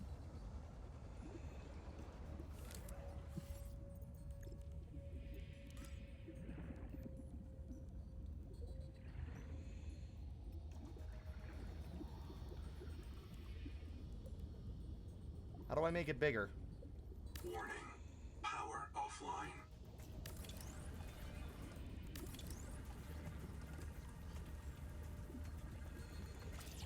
Ah, whatever. Wow, the moon pool is also significantly cheaper than it was in the past. 30 seconds.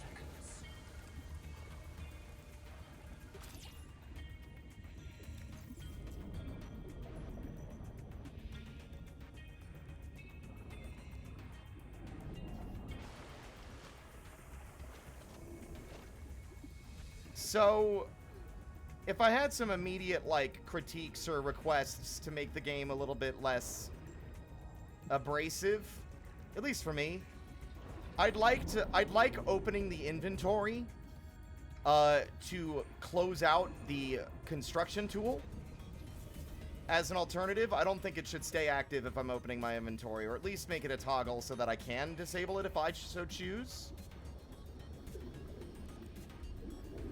But also, either a way to turn the PDA voices off, or just make it a little beep once, and then a visual indicator on the screen whenever Noah has something for us, so it can stop interrupting any other dialogue I'm listening to. I feel like the game is doing this thing that's reminding me of that meme where it's like, I am a sacred and divine entity.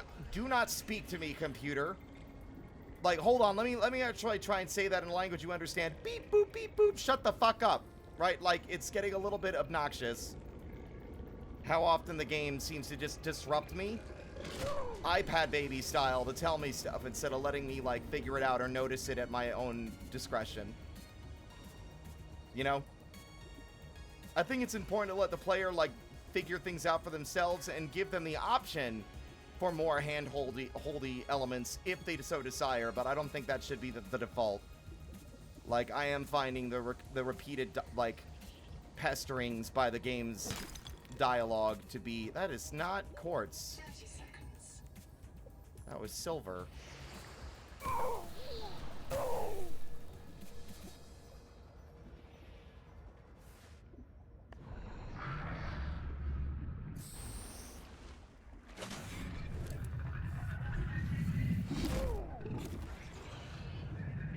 Kind of surprised by how little damage what is supposed to be a dangerous creature is actually doing. That guy's big, but he doesn't really hit you that hard. I mean, he does continuously follow you, so I guess that's like he's wearing you down, but still. Anyway, as I was saying, yeah, I think the game has a bit of an issue with, like, kind of nudging you a bit too frequently about, like, stuff. I think it should kind of be pumping the brakes on that and letting the player live and die by their own observation.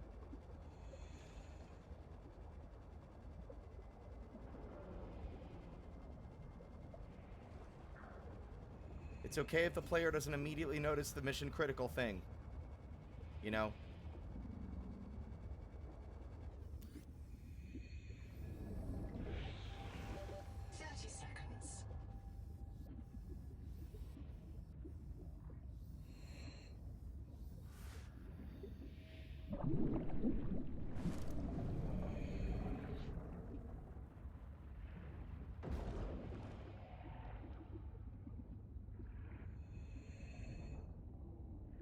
I might also be a bit too overwhelmed. Like, there might be just too much new information for me to really be doing this on stream anyway. Woo! But it is cool to see.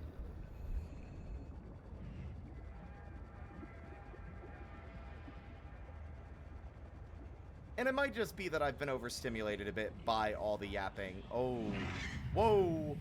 That's, Wait, no, is that one of the angel things? I might need to, like, clear the bacteria or whatever. That's why I need the sonic emitter thing, but I don't have it yet. Where's the fucking quartz, man? Feel like I've been wandering for hours looking for this shit. Oh, for fuck's sake. Can't go here, can't go there. Don't go there, you'll get a splinter or a toenail. Like a hangnail. Don't go there. 30 seconds. Or your flesh will melt off. Don't go there or they'll fucking dox you on Blue Sky. Don't go there or because there's nothing there yet. The game's not done. Spider Dome? Oh. Oxygen. Neat. Can I fit in this hole? I can. Welcome to the Spider Dome. You're safe in the Spider Dome. Sinkhole beneath coral mass releases an anomalous strain of proteovirus. Coral mass grows towards highest concentration. Obstructing its flow, coral mass emits virophages. Viruses that target and destroy the anomalous virus. Further investigation is required. Okay. Ooh. There's the quartz I was looking for, though. So this coral is like an actual response to the bacteria? Fuck off.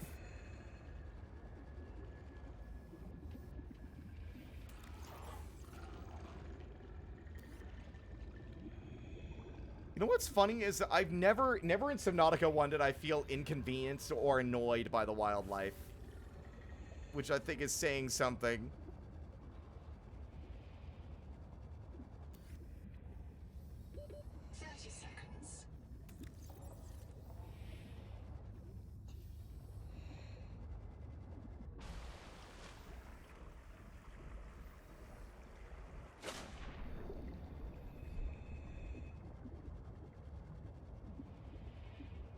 Diver propulsion vehicles. There are some experimental versions that are exactly like the Wakemakers we see.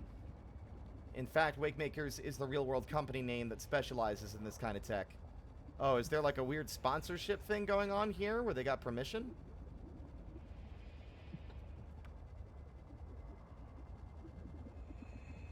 Also, this feels like more... Oh, wait, nope. That does not just drop off and end.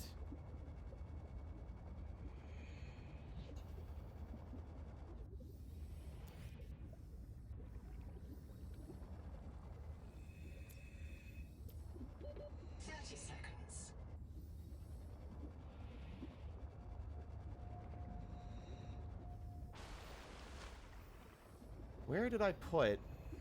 See, now I feel silly because I didn't actually place the marker or a marker for where I was building the new structure. So now I've lost sight of it. I think it was this way somewhere. Just a fun coincidence? That's a hell of a coincidence, though, don't you think? I guess parallel thinking and all that. When it comes to, like, two different people thinking of a device for speeding up swimming underwater, one for fictional reasons and one for real applications, and they came up with the same name because they, you know, the terminology for the ocean and for water is like, you know, they just have the same kind of conclusions. Now, where the fuck?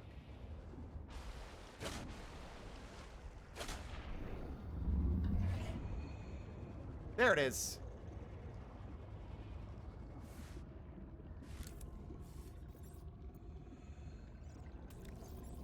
Oh my god. Go ahead and bite me. At this point, I'd prefer to die than continue to have to put up with the harassment.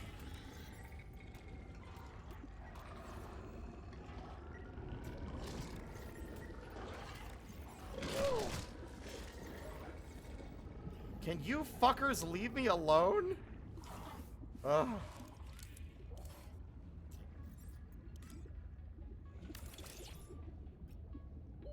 30 seconds.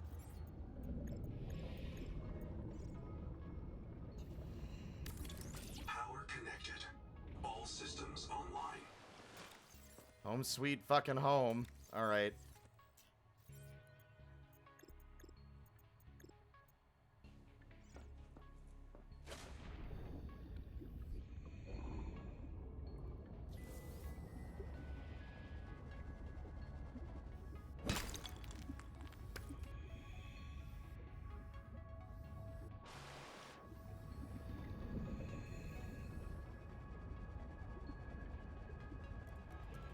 Forgot this was down here, unless this is a different structure, but I think this is the same one. Yeah. Like, are you able to, like, I guess you can't build on those, or make them your own.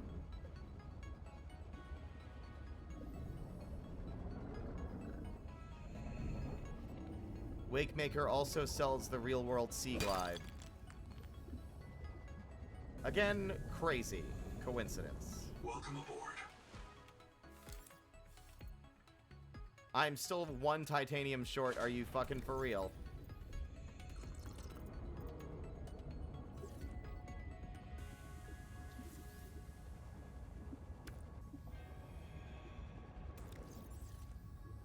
It's gonna be the dinkiest ass moon pool ever conceived.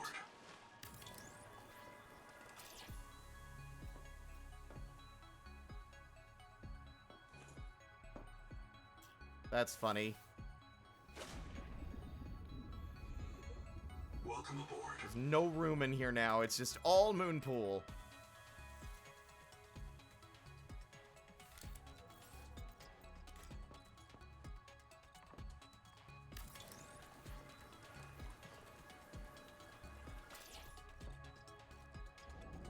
Welcome aboard.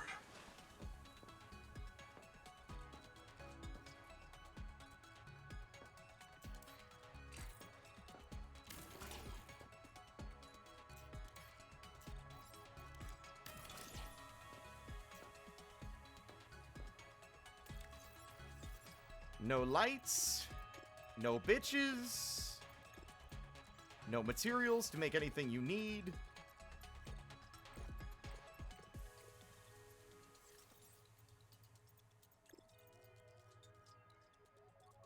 Silver, copper, and titanium. But of course, we're short on all of those resources.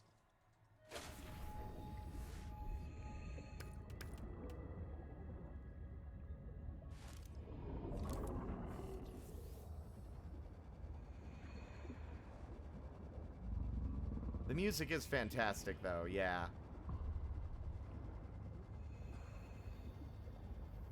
Hello, Twiz.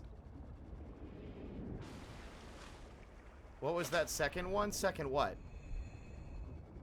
I'm genuinely not sure.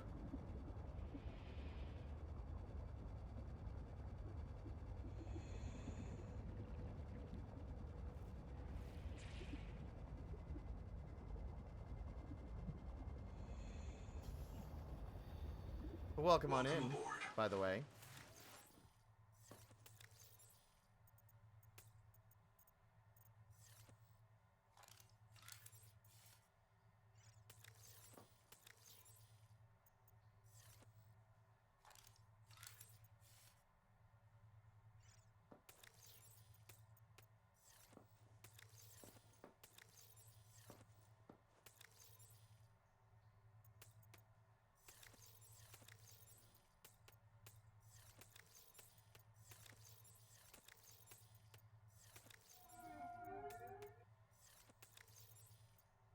The nightmare of inventory management carries on.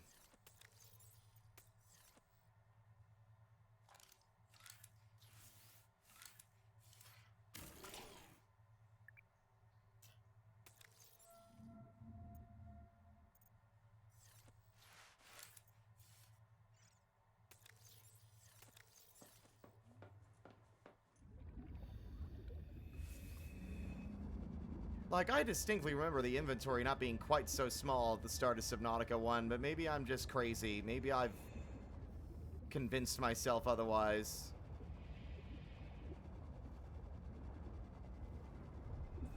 No lights, no bitches, and no butthole because he feeds on radiation.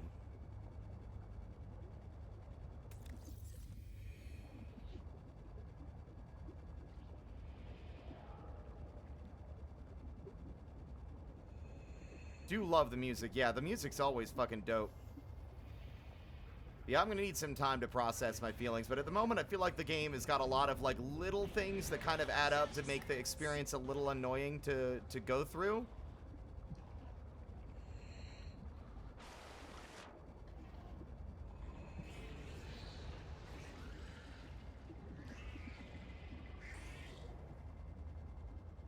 I've completely lost sight of wherever the fuck I built the thing again.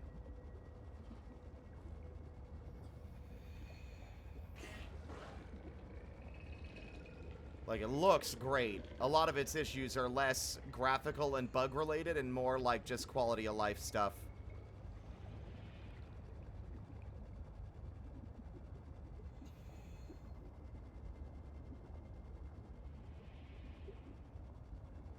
Also, the distance between resources is bothering me a little too. 30 seconds.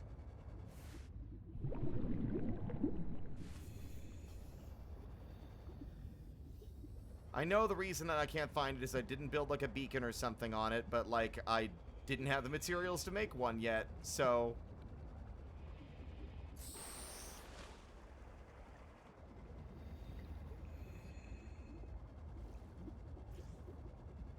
I think it's down here. This area feels vaguely familiar.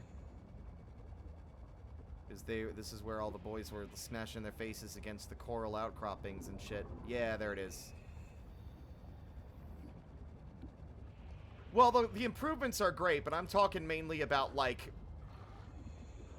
I'm not saying this is the case, but the way the game can frequently pesters you with pop-ups and messages comes across as, like, not respecting you enough to let you Seek caloric intake. figure things out for yourself, case in point. Like, I know the first game did that, but I'm talking more about, like, the go back to Noah to talk to him, blah, blah, blah.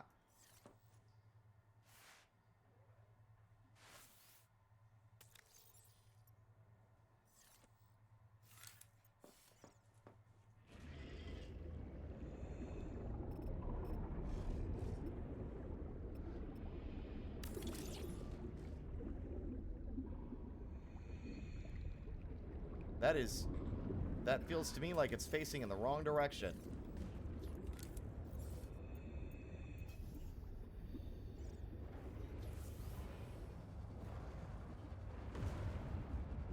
Jesus.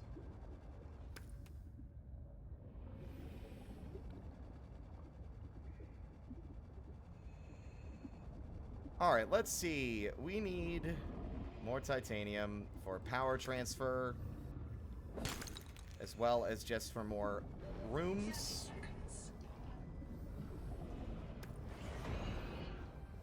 God damn. The wildlife feels like way noisier, too. Maybe that's just me.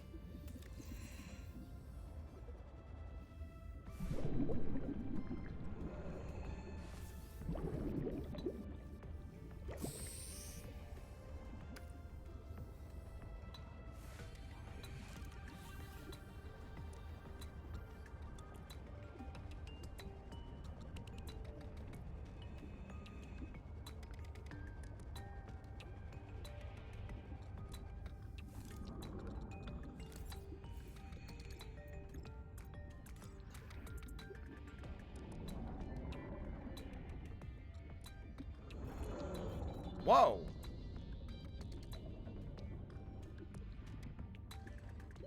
30 seconds.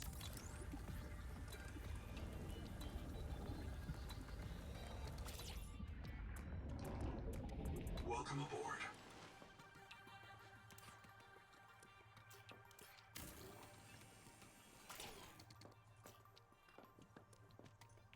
That room is weirdly okay.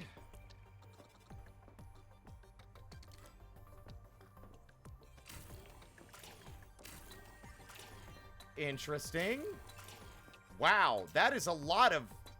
Oh, that is a lot more refined control over building than the first game.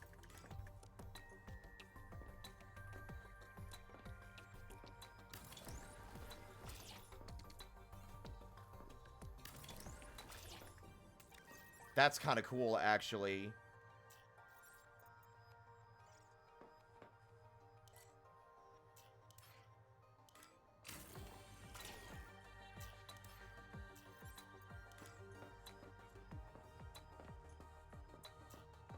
Never enough titanium. Never enough.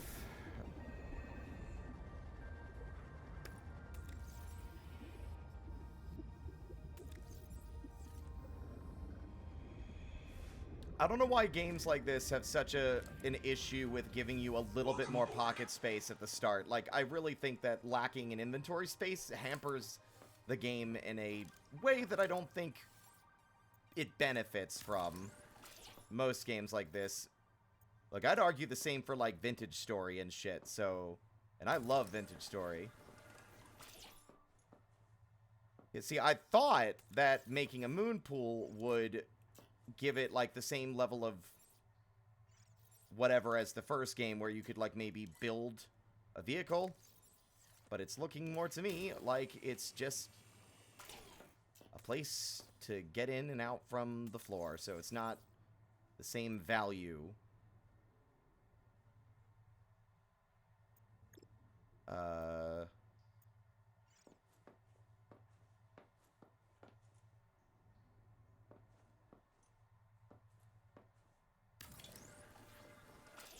I love that the wildlife interacts with each other in this game way better than Below Zero. I do like that, yeah. I like how the wildlife is actively... It makes the world feel more alive, for sure. I don't know why it'll let you start a build if you don't have the materials.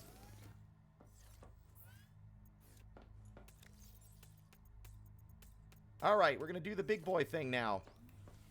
Or maybe not the big boy thing, but I'm going to... Does it do it for every base or just the specific base?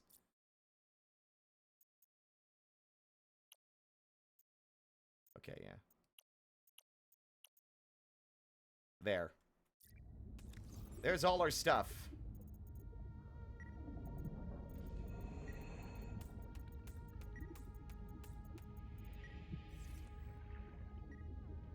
Welcome aboard.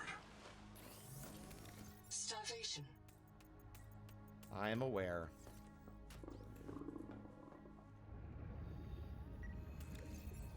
Seek medical attention. Just kill me.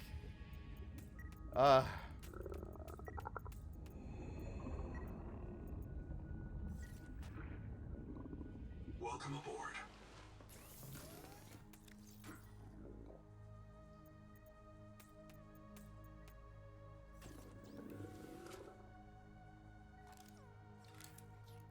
User death imminent. I'm gonna respawn at the life pod, and it's gonna waste more of my time. Because I'm gonna lose track of where I am in relation. Print lost to Didn't even get a starvation. chance to look at the direction on the fucking heads-up display. Ugh. Alright, gang. I'm, like... We're gonna get all our shit over there.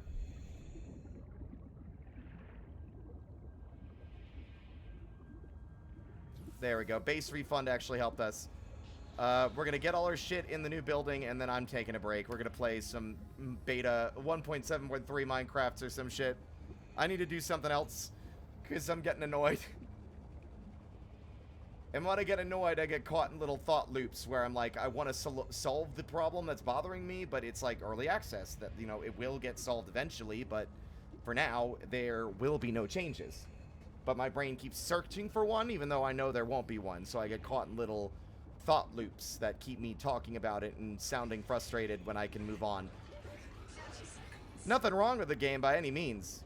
But, you know, with the OCD, we gotta know when to take a break and come back later. Oh? Oh. So let's finish setting this little building up. Oxygen. Welcome aboard. Alright, let's see.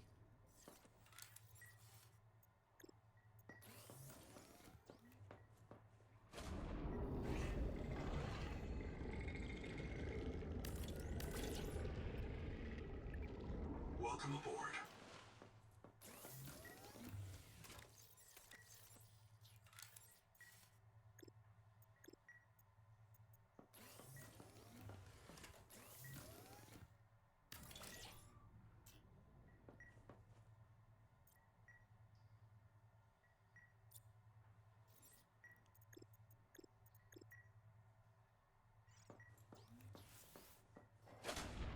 got its like early access growing pain issues. Yeah.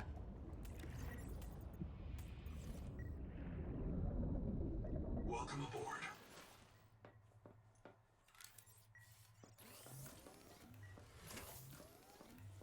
But I am very happy that the game exists, you know, instead of it being completely fucked by Crafton. So.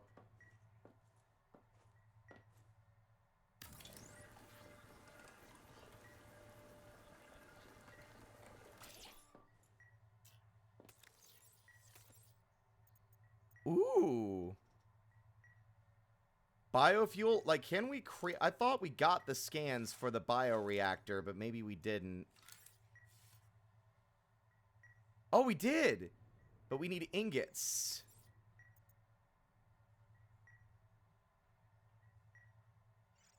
Oh, neat! Okay, that's really cool. I like that. That's a fun new crafting feature.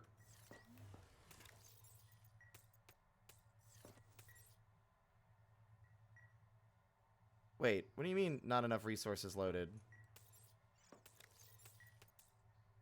That's the output. Ah. Ooh.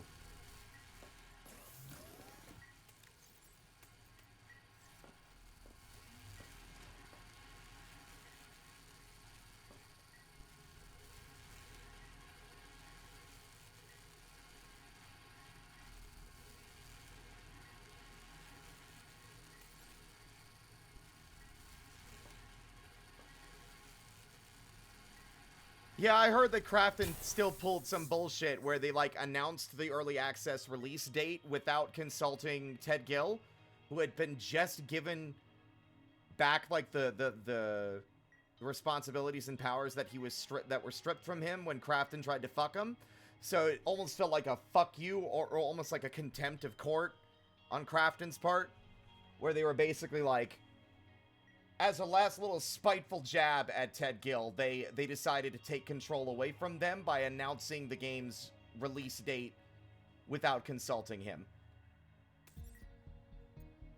What a pathetic... Nope, nope, cancel, change... Nope, well, I guess I'm making a second ingot now.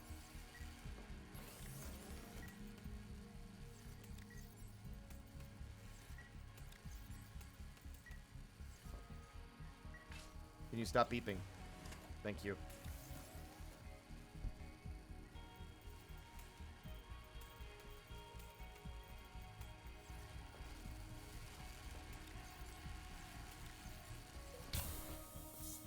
Yeah, that is cool.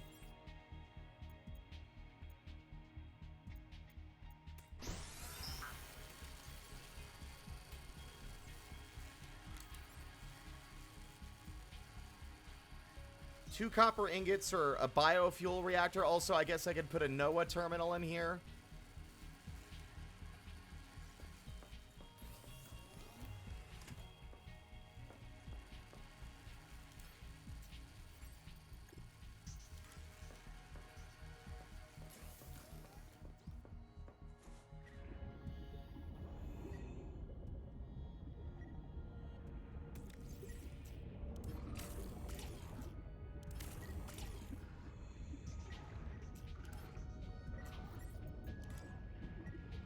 Can you not, like, stack the rooms?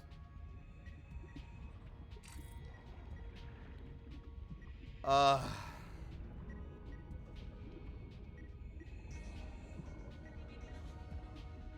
me guess, it's obstructed by the beacon that it just decided to create for the items that I just had that I didn't have room for because my inventory is cartoonishly, laughably small. This sucks. Considering, like, how critical resources are for, like, a huge portion of the game, I do not like how small the inventory is at the start. I think that's... I also don't like that these guys are still locked onto you after you've gone inside. They should cease targeting you once you're no longer in the water, capable of being targeted and grabbed.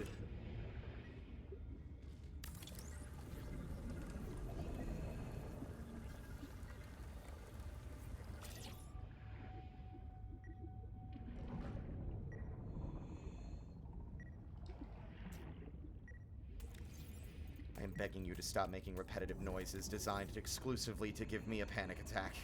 Welcome aboard.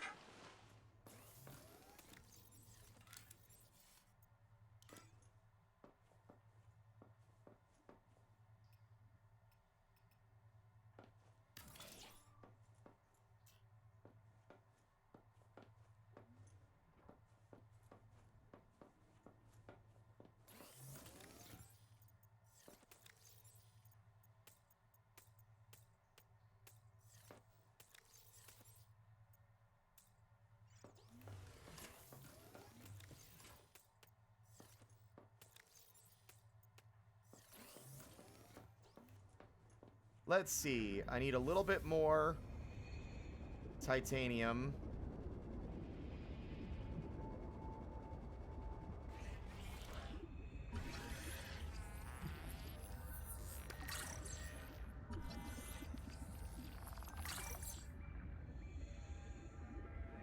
Okay, I don't know why that gave me a scan for it when we literally already had it unlocked.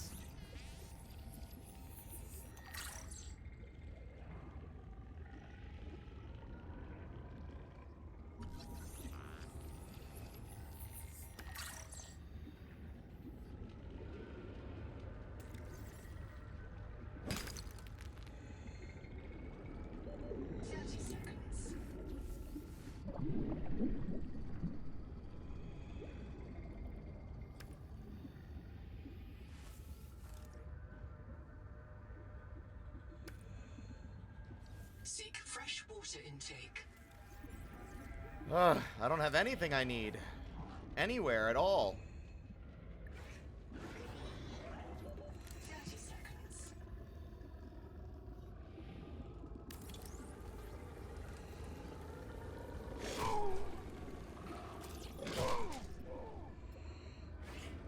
Welcome aboard.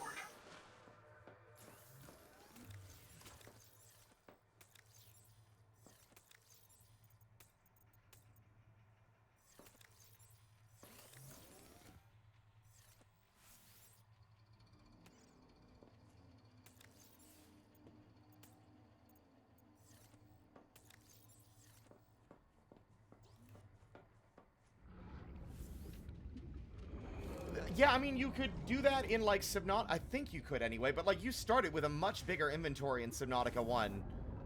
It's just...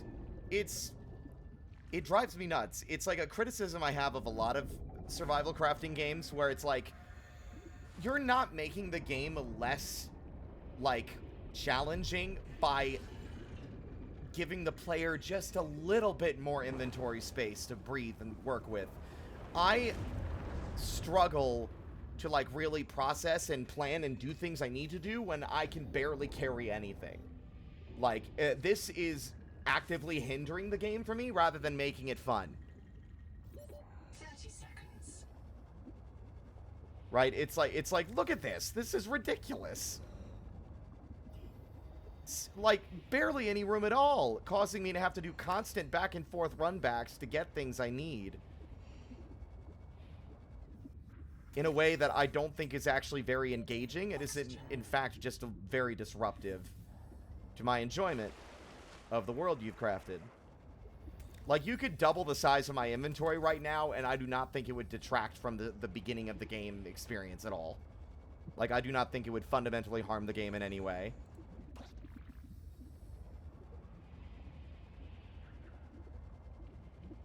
Anyway... I'm doing that thing again, aren't I? I am. Let me get the copper we need. Oop.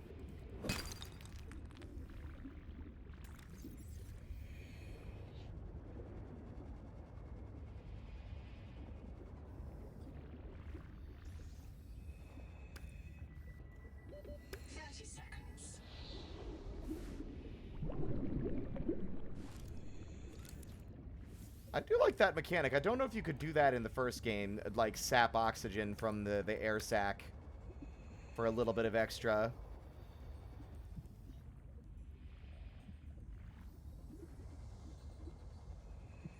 I hope that we can get something later on that can survive as, like, those things that emit frequencies to deter stuff. Well, I mean, they didn't really have stuff like that in the first game, so I doubt it, but I think there just needs to be some tweaks here and there to, like, behavior.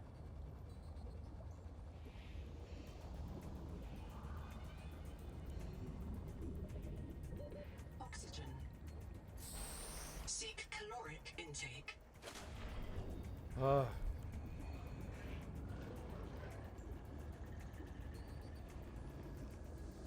Welcome aboard. Dehydration.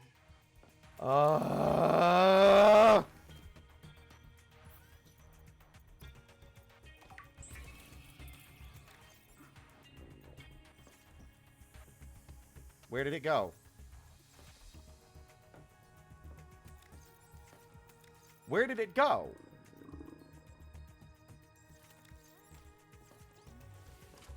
I just made water, and it threw it on the floor. Okay.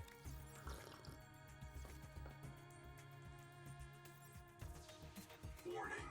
Power offline. What?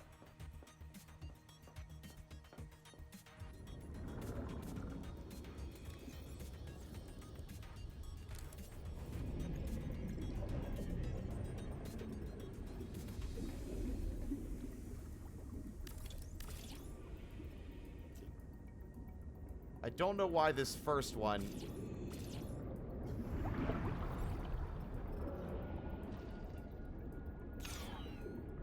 What? No. What?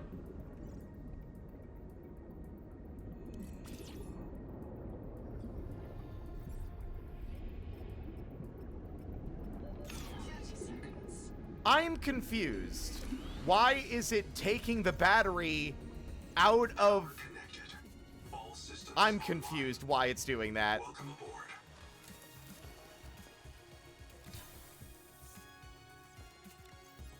Like, I'm going mad. Like, it's just, I keep having to do all these runbacks and getting pestered by wildlife because I don't have enough inventory space for things.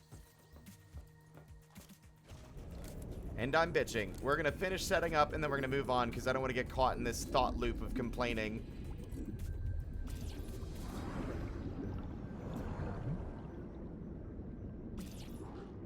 What is... Why am I... Oh, I can move it. But...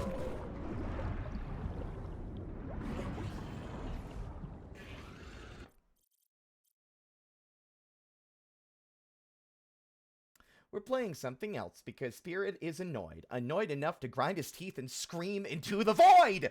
Okay. Okay. Okay. Alright. Well, at least my weird sudden bout of poetic, like... poetic energy helped to, like, diffuse some of my annoyance. Ugh. Are dropping. No redeems, please. You're going to start piling on sound effects on top of what's already annoying me about the game. I am done with Subnautica 2 for the foreseeable future until it's gone further along into development.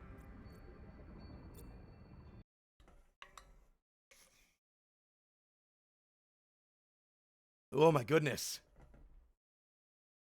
God, that, like, I start getting sweaty. Like, I was like, oh, okay.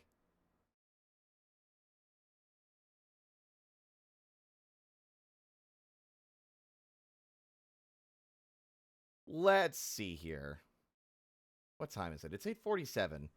Yeah, I mean, we got a fair distance along. I might change my mind tomorrow, but, like, I don't want to just make this, like, a marathon that we're going to be playing endlessly.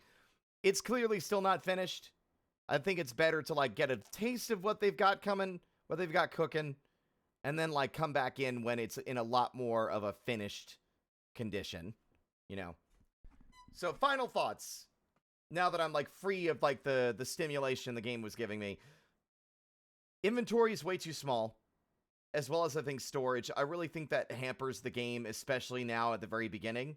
I think it's almost, like, cartoonishly small to a degree that I think is, like, it's, like, sarcastic. You, like, double the inventory space, and I don't think you'll harm the game in any meaningful way. PDA pop-ups, especially for Noah, telling you to come back and talk to him, have the tendency to interrupt other dialogue and are a little too invasive. I think you can just have a little bing and then show the little icon at the top with the option to turn on the full notification like it is now if you desire. I think it's a little too invasive. It's reminding me a lot of AAA titles and how they're very afraid to let the player get lost and not be aware of what to do next. Like, trust the player. Have some respect for the player and their ability to, like, engage with systems at their own leisure. And instead of, like, jingling the keys in their face so frequently. I think there's something to be said about, like, you know, letting back on the gas. You know, let up on the gas a little there. I think the wildlife shouldn't continue to target you once you're inside your base unless you plan to have them actively target the structures, which I know like the Reapers could do in the first game. But generally speaking, I think the smaller critters should stop chasing you once you're inside. I shouldn't get immediately bitten in the face the second I go outside because they were still targeting me in the building. Maybe you could make an argument against that. That's just a personal gripe. But, and what's the last thing, my big complaint, I would say? Give me the option to, like, I don't know. I feel like the cancel option for the construction tool is weird. It behaves in a way that's a little different than I remember it behaving in Subnautica 1 that makes it kind of annoying to work with. But overall, the base building is very cool. I really like that. I can already tell that the base building has a lot more refined control to it. It's just a little hard to engage with when you're giving me the pocket space of a baby. Really like the world building and story direction, even if I think it might be a little bleak based on my previous experiences with the other two games. That's kind of it. Y'all should still check it out. It looks fucking phenomenal for a game in early access. Some UI and quality of life tweaks, but overall a solid foundation. Absolutely. Like, literally all my complaints are basically, like, mechanical rather than, like, the game has bugs and serious issues, right? Oh, yeah, and the subtitles. Make the subtitles match the voice acting. If the voice acting has changed since the subtitles were written, change the subtitles to match the voice acting. I find it really weird that I'll be reading the subtitles along, or even just like the pop-ups in Noah's like little window. I'll be reading along with the dialogue, and the dialogue will just deviate from what's written, or say extra shit that's not written. Like, people who are hard of hearing or are deaf are not going to be getting the information they need to get from your game because the dialogue is not matching the subtitles, right? I think that's a pretty important thing to change out of courtesy for those who, you know, need those features, right? And even for me, reading that actually helps me process it better when I'm distracted by, like, you know, the gameplay and the dangers and, like, the fact that I'm streaming the game as well. Like, being able to sit back and read the dialogue along with the actual voice acting helps me process it better than if it was just playing in the background while I'm doing other shit. But yeah. Good shit overall, though. Now I need to remind myself how the fuck I launched 1.7.3 earlier. I think it was Prism. Right? There it is. Yeah.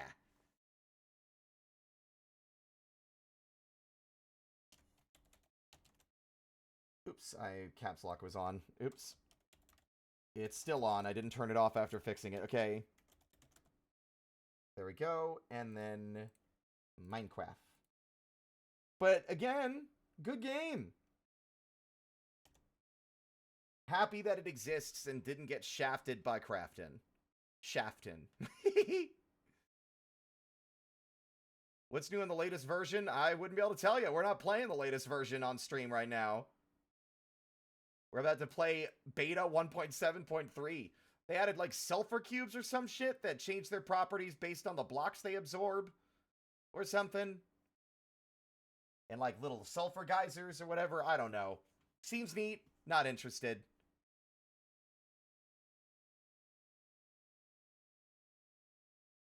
Sorry your power's, like, I hope. Is it, like, weather? Is it, like, super windy over there, Lauren?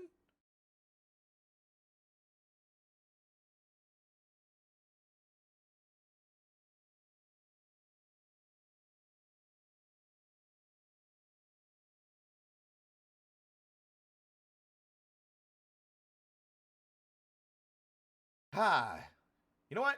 It helps. I do tend to get caught in loops, and I tend to get, I'm also stubborn. So, like, you could probably tell that, like, I really should have just hit the brakes and stopped a little sooner than I did, because you could tell I was starting to get actually, like, actively irritated. It was becoming grating. But, it's much better. Like, I'm getting better at noticing that, and just, I need to be better about, like, fully pulling myself away if something is bothering me so I can come back later and not just fully descend into angry little guy mode. Into crash. Ah!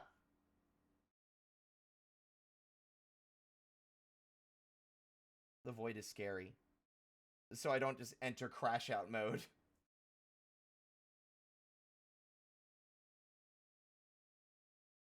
I've been hyped for Subnautica, been meaning to stream it, but my internet decided to crap out this week. Can't get it fixed till Friday. I'm assuming you're on mobile then, Alexander. I hope your internet gets sorted soon. I'm sorry to hear that. That's definitely, absolutely obnoxious to have to deal with, though. My sympathies.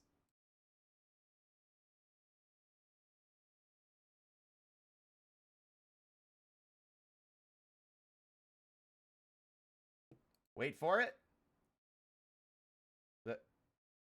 What? Hello? Are you serious, OBS? Are you not going to capture Minecraft beta? Why are you not capturing? Hello? It's a game. It exists. Why are you not capturing it? That is bizarre. I might have to resort to windowed mode or window capture. That's annoying. Yep. Looks like game capture's not working for beta versions of Minecraft. Funny. We're in. So we're playing, you could tell we're in beta because there's no hunger bar, but also, I'm still me. Look at me. Waiting on my friend Logan to make my Jester outfit. I'm not little, like I tend to be when I play these games, because Pikui is not in beta. But at least I get to be my authentic little guy self, while still playing the much more relaxed beta. I've already been playing a bit today, so... I found my first diamonds. How exciting. No rain, no wind, just power grid fuckery? Ugh. You think they're building a data center in secret? Somewhere around there, they're just sapping all your power? Next thing you know, the water's gonna also just start disappearing. Like, no water either? Fuck! Then Sam Altman is gonna just start, like, manifesting in the corners of your peripheral vision. But he weirdly is gonna be talking like Todd Howard. It just works. AI just works. AI is the future. It just works. Like a horrible tech bro poltergeist. Broltergeist. I don't think that works. I don't know what I'm talking about. It's just super slow. 1 megabyte per second. You are like 16 pixels on my screen. Audio is good, though. Okay. I'm totally going to steal one of your cottage designs from my hardcore world. Wow, you're a braver person than I. I've tried hardcore stuff, but, like, I put too much time and effort into my art. For me, like, especially in a Minecraft game, I suppose, playing in hardcore is like the equivalent of making artwork in, like, Clip Studio Paint, but you've got, like, if you undo too many times, a pair of scissors will cut your power and kill your program without saving, deleting all your work, right? It's like, I don't like the thrill, or, like, the sword of Damocles that is the complete deletion of hours and hours of creative effort, if a funny little green freak appears behind me and explodes me, you know?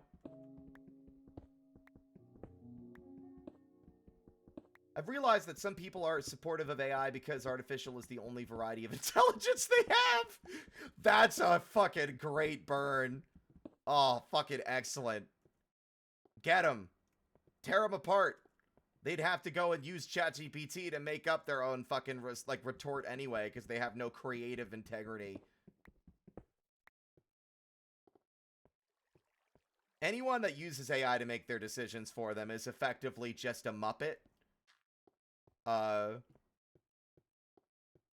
They're just repeating whatever the funny computer told them to say. No media literacy, no fucking thoughts, no thoughts in that head at all. That needs to be on a t-shirt. It's really good. That really does read like a viral Blue Sky post. You should post that.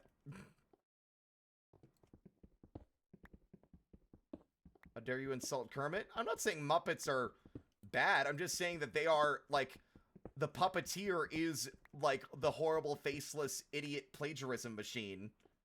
5000. Not that Muppets themselves are bad. You know. It's not the Muppet. You know. You know how they, you know, it's like, you know, they say that guns don't kill people, people kill people. It's like, Muppets aren't evil. It's the person behind the Muppet who's evil. That makes sense. That tracks. I also do not remember the way I came down here. I remembered earlier today when I was playing. I literally, oh wait, no. This is the right place.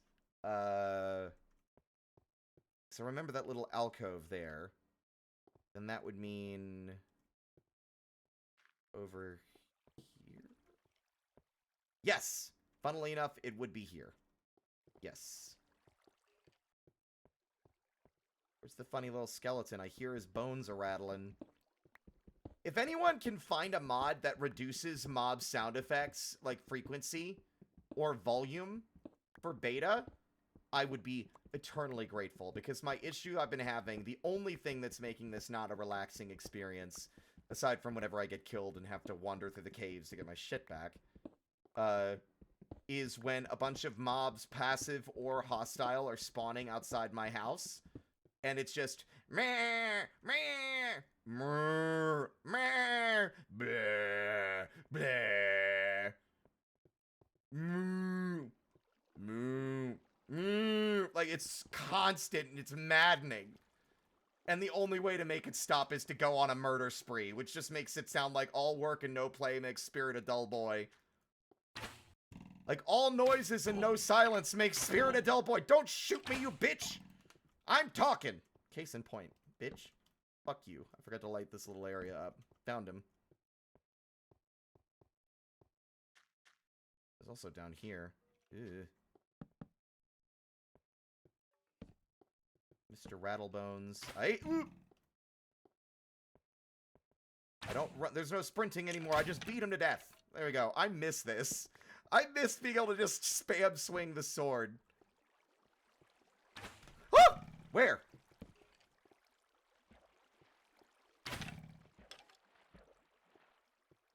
Like, I will admit, I feel a lot more tense in this than I do in modern Minecraft when I'm caving. Like, because, I don't know, I guess it's a lot easier to die, and, like, I don't know, it just kind of conveys a slightly different vibe than the modern games.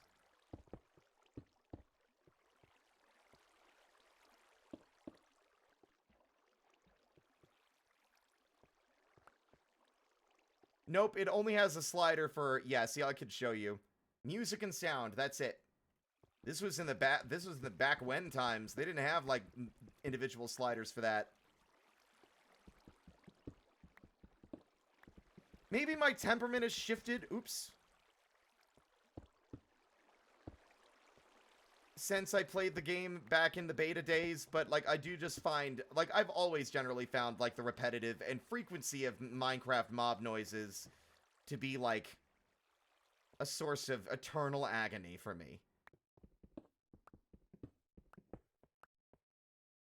Beta was before shields. Yep, beta was when the skeletons still held, like, the skeletons were holding the bow correctly because of, I think, a mod that is installed, because I couldn't get the ears thing to work without installing another, better than beta, like, little mod pack, which only adds, like, a very, very small number of quality of life changes.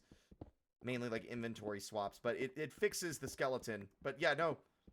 We're back in the dark times. There's not even Endermen in this version. Just creepers, skeletons, zombies, and spiders.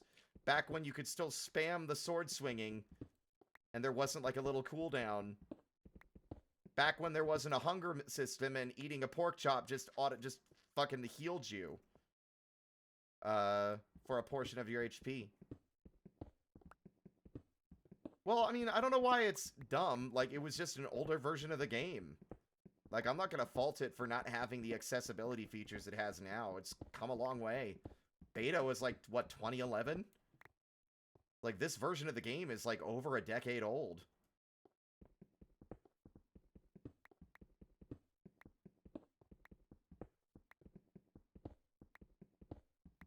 don't know true fear until you accidentally break into a dragon nest while mining underground. Well, I don't think there's that.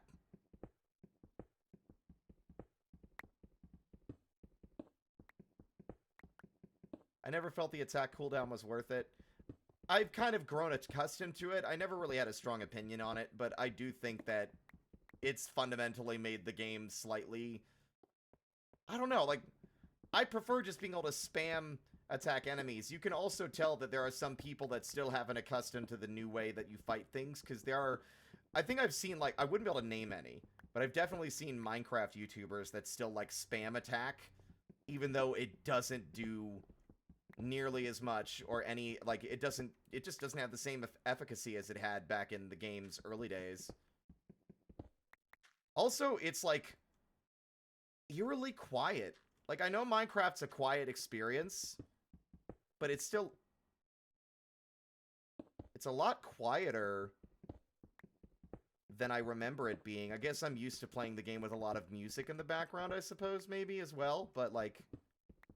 The music is infrequent, and it's just kind of like you're left with your thoughts, which I kind of like.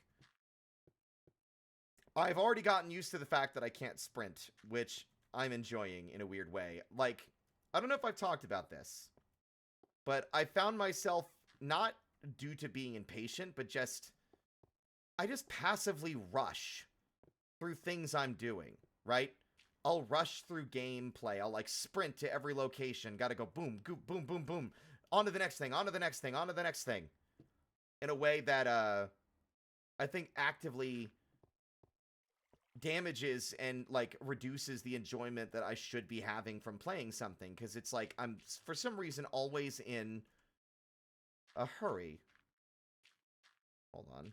How did I get here? This way? No, this was a dead end. Yeah. Oh, okay, where do I go from here to get out? But, like, removing the sprint forces me to play the game at its pace, right? Okay, now this is where I encountered that spider earlier today. Which means...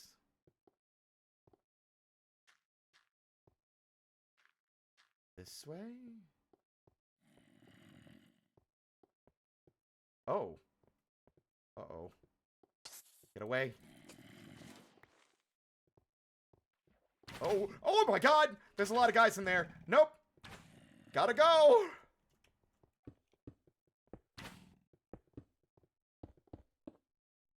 It's been a while since I felt that frantic playing Minecraft. That's funny. Okay. Not that way. Noted.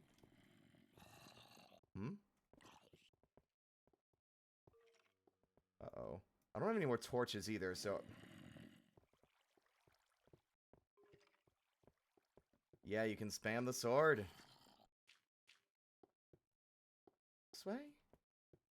Like, I had mapped this place out in my brain, but then I took a long break when we played Subnautica, so I've forgotten the way out. And we're back here again. I'm back in the building again.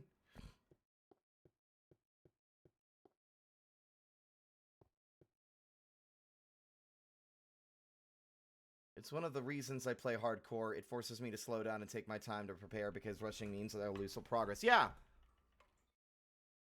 I can see that. I can understand that.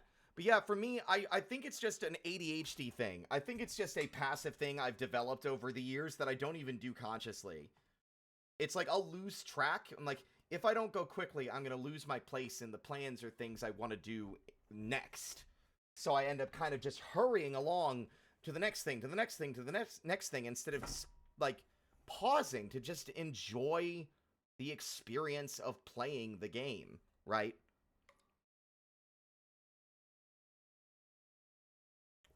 I needed some Wawa. So I think that's part of the reason why I burn out so quickly playing Minecraft these days, is because I'm always in a hurry to the next big thing or thing I want to build, instead of just relaxing and coasting and getting there when I get there, you know? That's kind of why I want to... Where the fuck is the exit? Nothing. I have no memory of this place. Where am I? This is the stupid spider hole. It was the first spider I saw on the entire save after, like, several hours of playing. Is this it? No. Feel like I'm taking crazy pills. I'm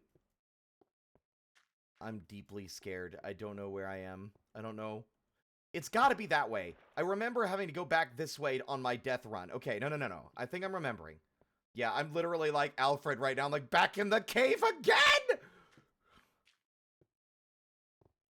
Yeah, they removed it, and I'm told by some people, like, that play Minecraft in regards to, like, the oof, is that, like, the modern sound actually makes, like, people queasy, because it just sounds like, it's like a bone snapping noise, right?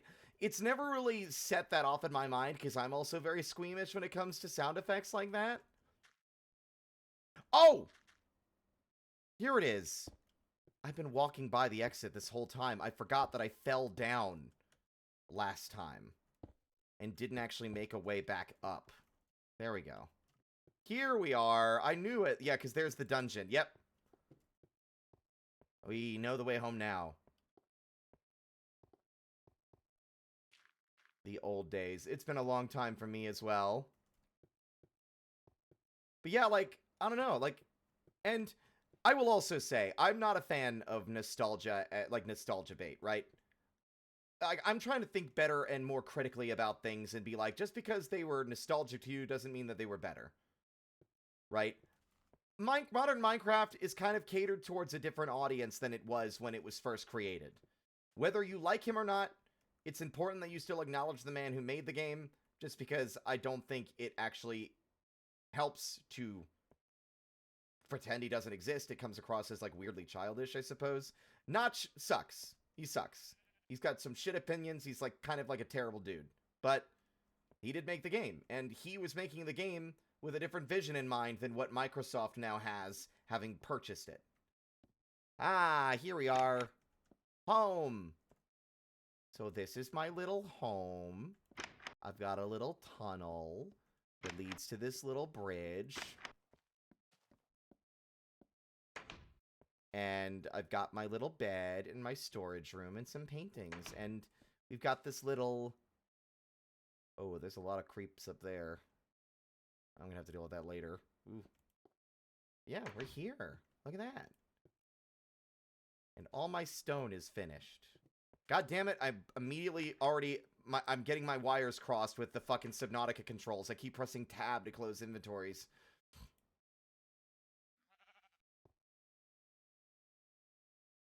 I have so much iron. I'm fucking loaded. That was a lot. I should sleep. And come to think of it, I should eat. Done. I inhaled that so fast, Kirby would be fucking jealous.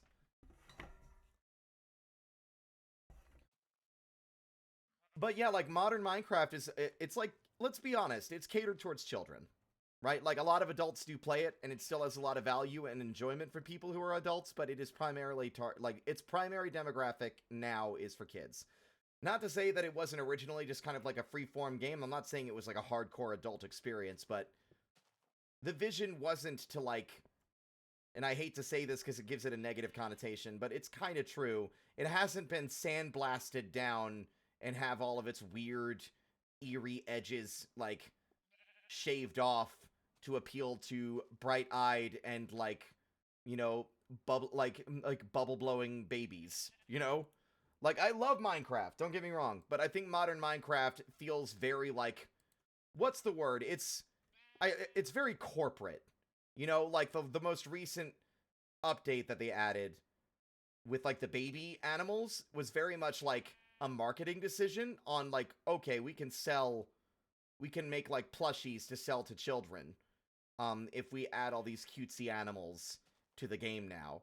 It's like, the game's direction is towards making money, and as a product, marketed towards kids rather than, like, a game experience fully and completely. And that's not to dismiss the effort of, like, Mojang and stuff, right? Because there's still putting in a lot of work, right? And like, that's not to dismiss the quality of the game from just a design standpoint. It's just the direction it's taking is one of a very sort of like, you know, squeaky clean corporate vision rather than, you know, the weird quirky way the game started, I suppose, which I think is why a lot of people often cite the older games, older versions as being fundamentally better. I've got my diamond pickaxe.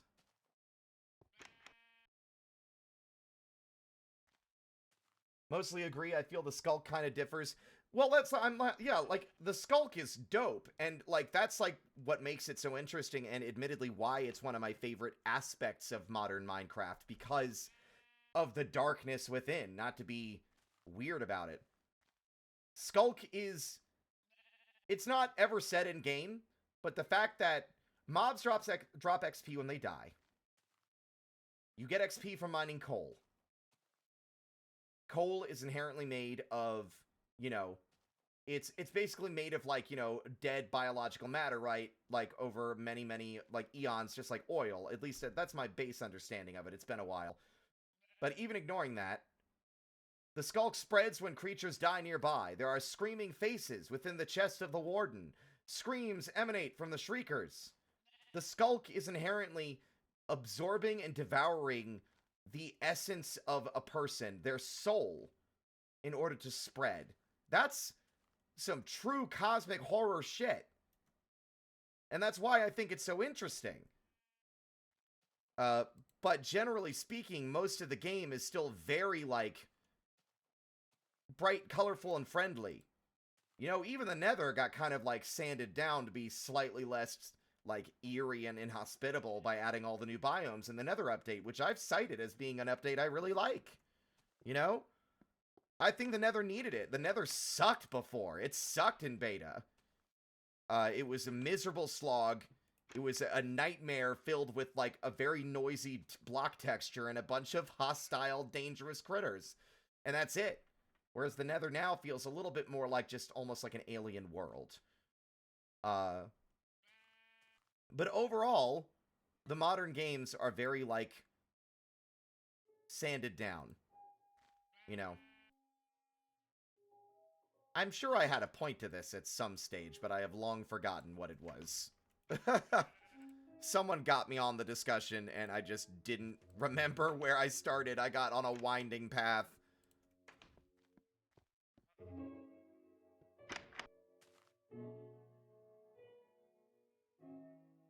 Hello, Mr. Creeper. Alright. This is a nice little cozy start, but we should definitely think about maybe building more elsewhere. Right? I'm thinking I go get some more wood, and we maybe build some houses across the river, right? Or across the water, right?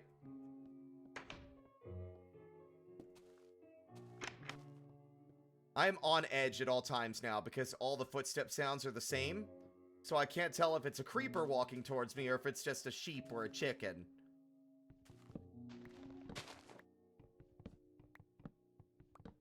But, oh, I was talking about nostalgia.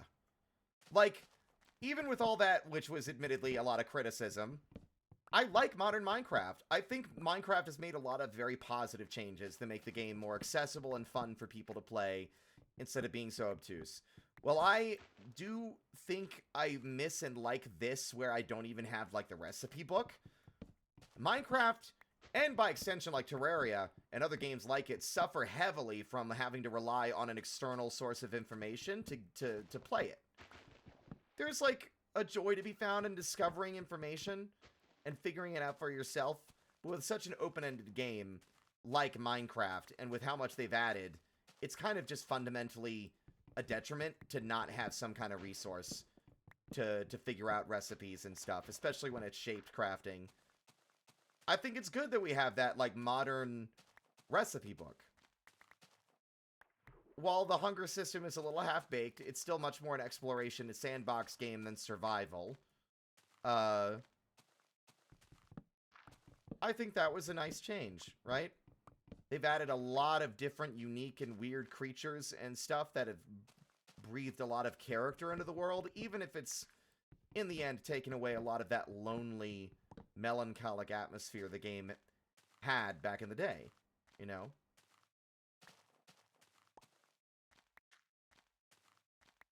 What design are you stealing?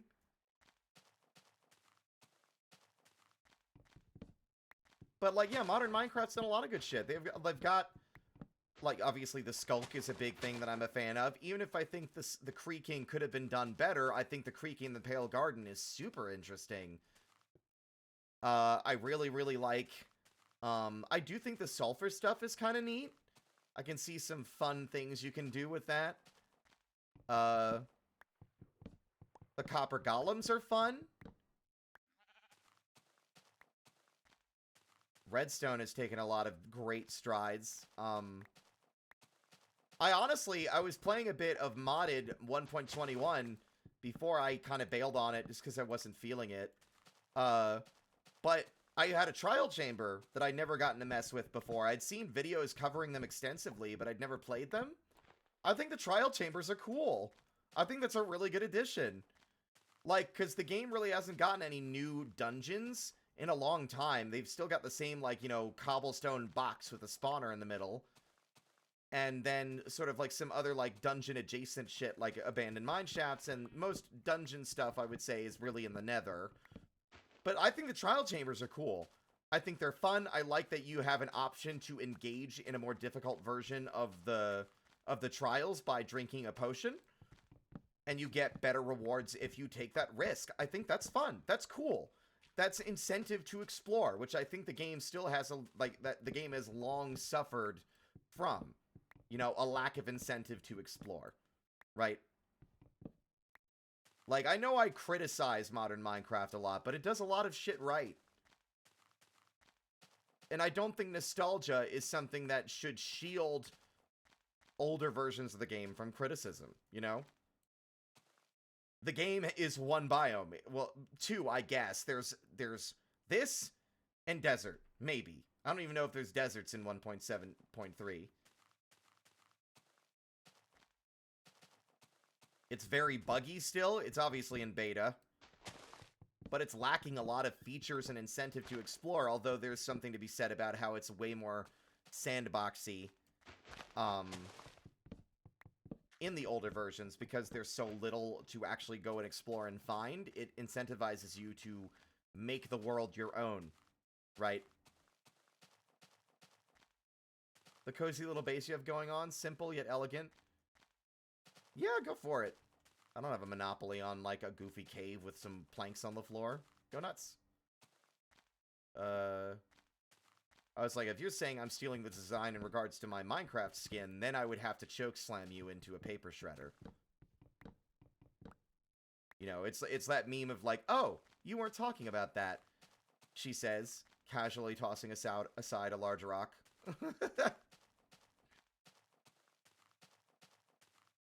Terraria is necessary, and I was going to say similar for Lobotomy Corporation, as that's a game that's built to go in blind, but even if that's the case, no amount of mechanical spoilers would save you from the hellish slog that is Day 49. I've never played Lobotomy Core, so I've got no frame of reference for that.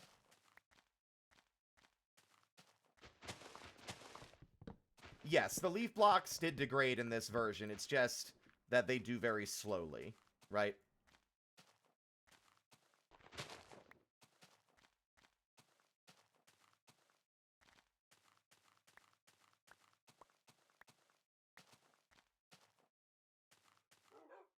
Woof!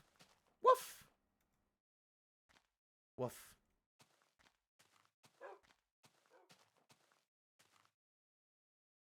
Honestly, it was a dream. Finding out that the ears mod works in beta was... It was a fucking... I was so happy. I was so happy, because, like, my thoughts have been... If there's one mod, or two, I guess, a mod, like, a pair of mods that I would need... for every version of Minecraft going forward, even if I was just gonna play like vanilla otherwise, it's the ears mod and Pakui. I don't have Pakui for beta, which is fine, but like Pakui's the one that lets you change your player size, so I can be a little smaller. But just being able to have my modern skin in the older versions of the game was like my heart sang a joyous song.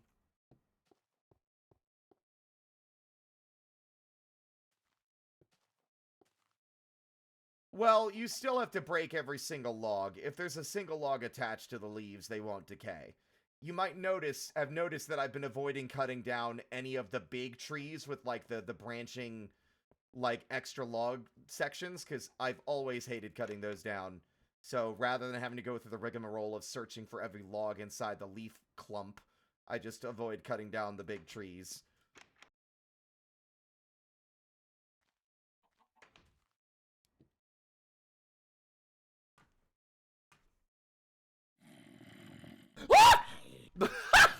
That was real. That was so real. I can't even fucking emote for some reason. I think it's because I have Task Manager open. Oh, fuck. That scared the hell out of me.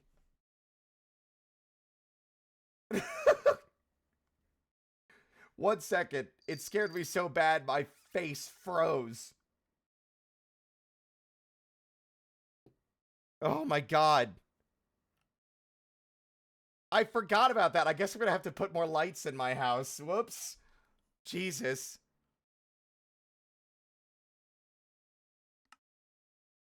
Okay, there we go. Woo! Wait. Hold on. Is it hijacking my... No. No! Is it hijacking my fucking hotkeys? Oh, that sucks, dude.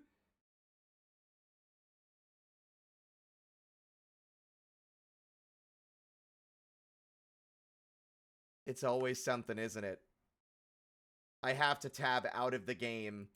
I really wish I could find a solution to games that do that, right? That just try to take exclusive control of my inputs. Bothers the hell out of me. How am I supposed to be an expressive little weirdo if you keep on hijacking all my face muscles? What the fuck's wrong with you? You don't need control of that to function.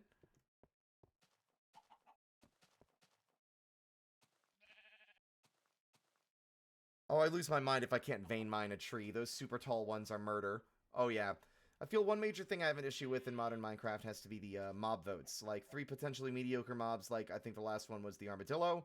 Don't get me wrong, it's a welcome addition, as the savanna biomes desperately need something to help it stand out for years, but it could have gotten that back during...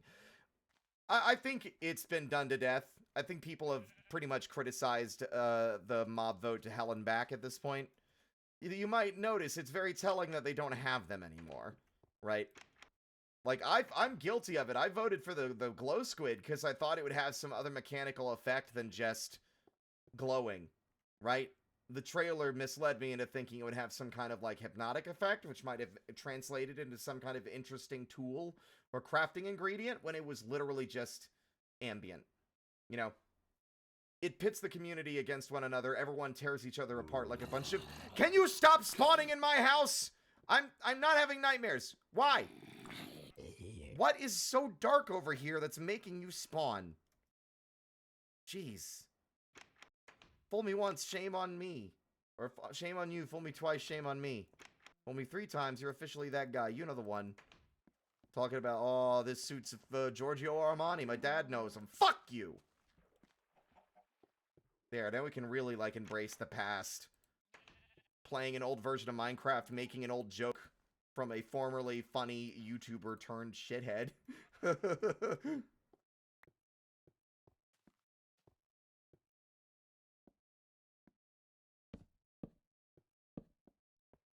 Did I leave a door open? Is that maybe why? Did I leave the No. I think it's just a little dark in here, so they're still finding a way to, like... That's a mechanic. That's, like, an intended mechanic from the game. Where, if there's still places mobs can spawn in your house, they can spawn while you're sleeping and wake you up. Like a nightmare.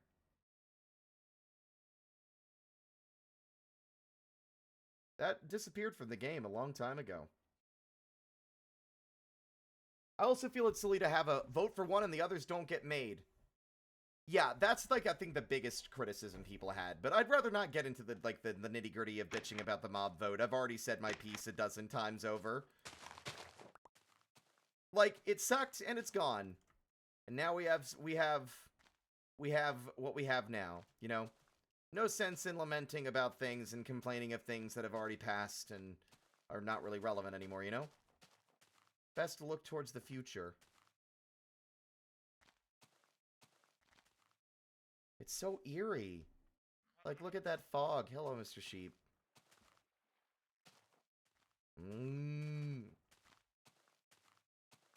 We were cutting down trees. That's what we were doing, right? I got caught up in Minecraft yapping.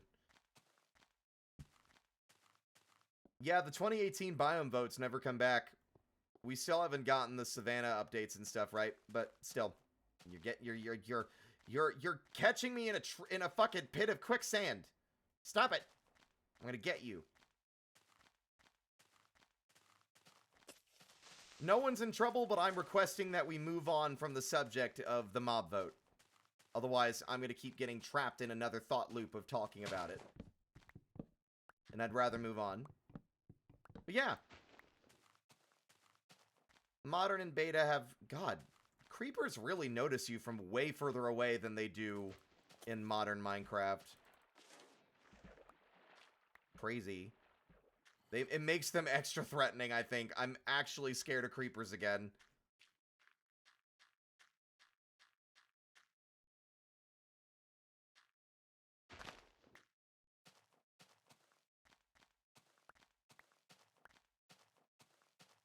Yeah, I miss it. It's cozy. And, like, I want to... This feels dangerous.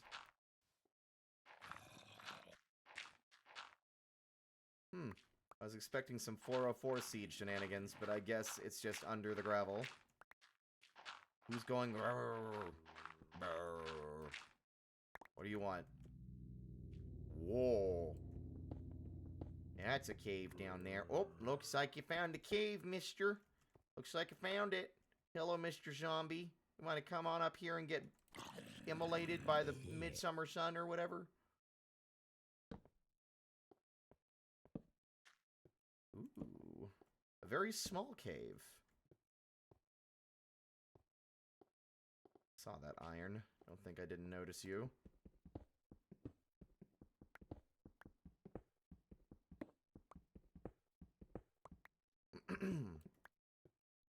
I love the Copper Golem. Yeah, like, I think that's a great addition, and I'm glad that they ended up expanding upon it from what their initial concept was, right? He's fun. And I love a little, like diegetic, sorting machine guy that doesn't require extensive redstone circuitry knowledge to put to at least very simple use for people that aren't mumbo-jumbo.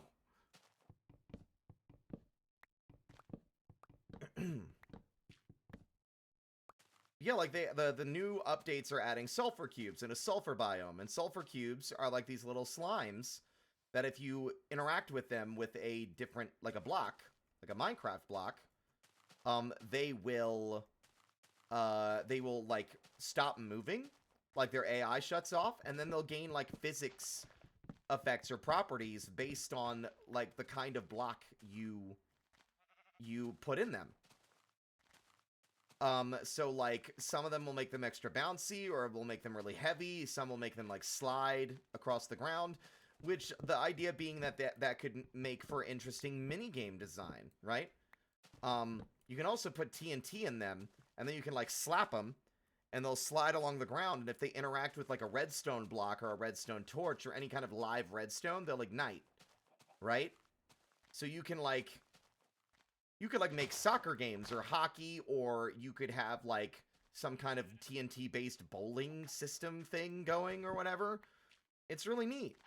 I think that's fun. It's an inspired and little quirky idea. It's very Minecraft, you know? It's a long thing I've stated, and why I'm so picky about mods is because I think some mods just kind of like cut the knot when it comes to designing a solution to a problem the game has, instead of trying to design it in a quirky way like the dev team, like Mojang do, right? Instead of just giving you a backpack, which, although I will admit, maybe a backpack would be nice, shulker boxes are a quirky and weird Minecraft way to solve that problem, right? You have to go and fight an extra-dimensional shellfish and take their fancy shell in order to have, like, a portable inventory system. Or, like, instead of just giving you, like, a wireless redstone receiver, you have to go into the depths of the earth and find this, like, soul-powered, like, fungus. And then it's got, you know, and it detects and reads sound waves, and there's your wireless redstone. It's this weird, like, sound-detecting fungal growth that feeds on souls, right? Like, it's such a quirky, weird way to go about solving a problem that could be, you know, again, just cutting the knot instead of untangling it. You know?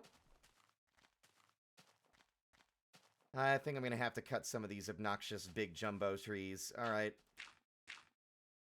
Don't scare me like that, Mr. Pig. I thought you were a fucking creeper that was hiding in the underbrush. Fuck.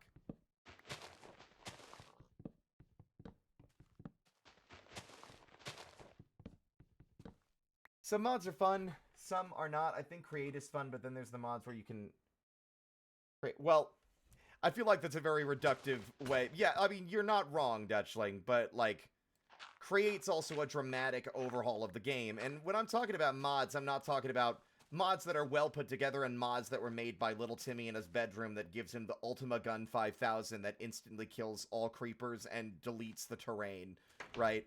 That's not really what I'm talking about. I'm talking about mods that fundamentally just practically solve a problem instead of trying to do something that's character defining to fix it, right?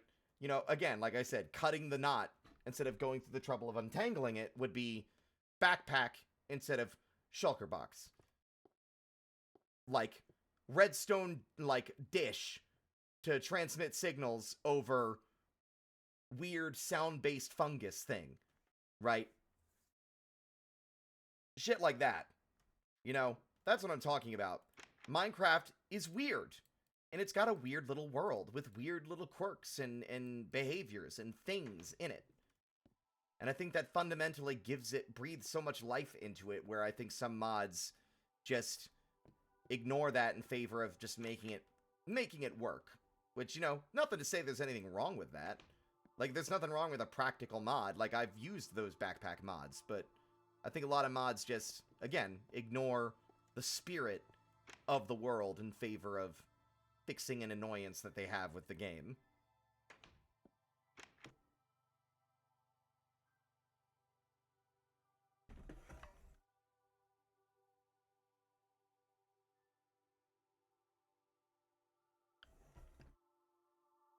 I love the expansion of plants and nature stuff. Yeah!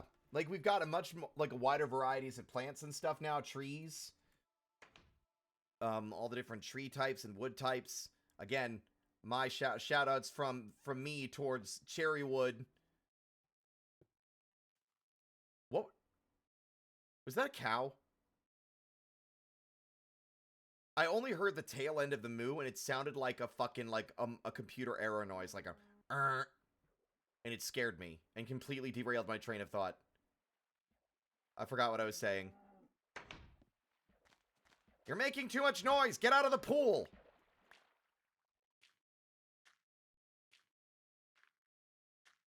Yeah, I think the archaeology might be a little shallow, but I still think it's a fun thing that I think that I hope they expand on, right? I think that's in the spirit of Minecraft. Like, you want a unique plant for decorating.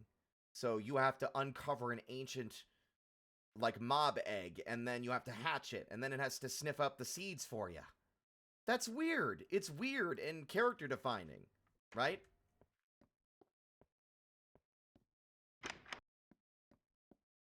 I do like Farmer's Delight. Farmer's Delight's one that I like. Generally, my pickiness is either does the art style match the game, and does the gameplay feel like it's in the spirit of Minecraft, you know?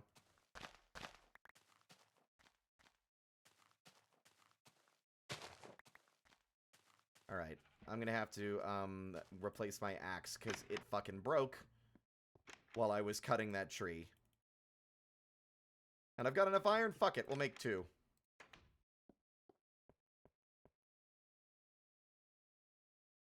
Yeah, like, and there's nothing wrong with mods that do the practical thing or do something that doesn't quite fit the Minecraft tone and vibe.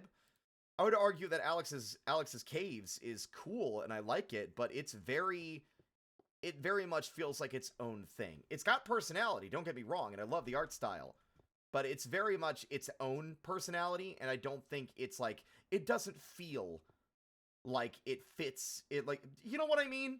It's like, yeah, it's Minecrafty and it like works and I enjoy it, but it doesn't feel like Minecraft. You know, it does things that like the base game would probably never do. And kind of touches on subjects and ideas that the base game would never touch. You know, like the radioactive biome or like the absurdism of the candy biome. You know, nothing wrong with them. Love them. But they don't feel like Minecraft. It's a vibe, right? I've come to realize that I used to try and talk about my mental thoughts and thoughts on things as like, I'm stuck in a box with foggy glass and I can't really fully articulate what I mean. I think it's just that a lot of my feelings on things are vibes based, you know? Like, what's the vibe? Does this have like the vibe of the game? Oh, I made 3 axes. I think I might have gotten caught talking about something and went on autopilot and made more than I needed, but whatever. We'll have one on standby in case we need it later. Is it dark again? Fuck. Can I sleep? Thank you.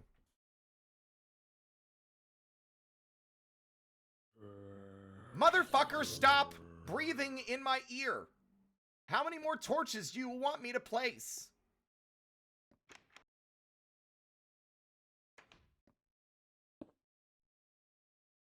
Stop it. Let me sleepies. I'll beat your ass if you show up again. Motherfucker! What is happening? How many more torches do you want? Hello? There, is that enough torches for you, Minecraft? Apparently, yes. No, actually, it was not. Something tried to spawn and wake me up anyway. What is happening? Oh, that time it worked. Okay. So, for those who don't know, Modern Minecraft, when they introduced the Caves and Cliffs update, which is another, by the way, major change to the way the game feels and plays, they changed the light level, requirement for mob spawns from 7 to 0. In the older games, light level 7 was actually dim. It wasn't super dark. So it could be very difficult to find places where those mobs could still spawn. You know? You needed to spam torches a lot more often. That's just his respawn point? That's funny.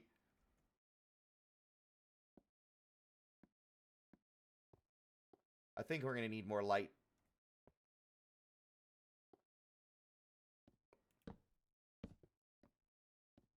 God, that's so many torches. It's such a fire hazard, y'all. Fucking fire hazard. Yeesh. But, what was I saying before I was so rudely interrupted by the zombie? Oh, yeah, the vibes. Oh, sir?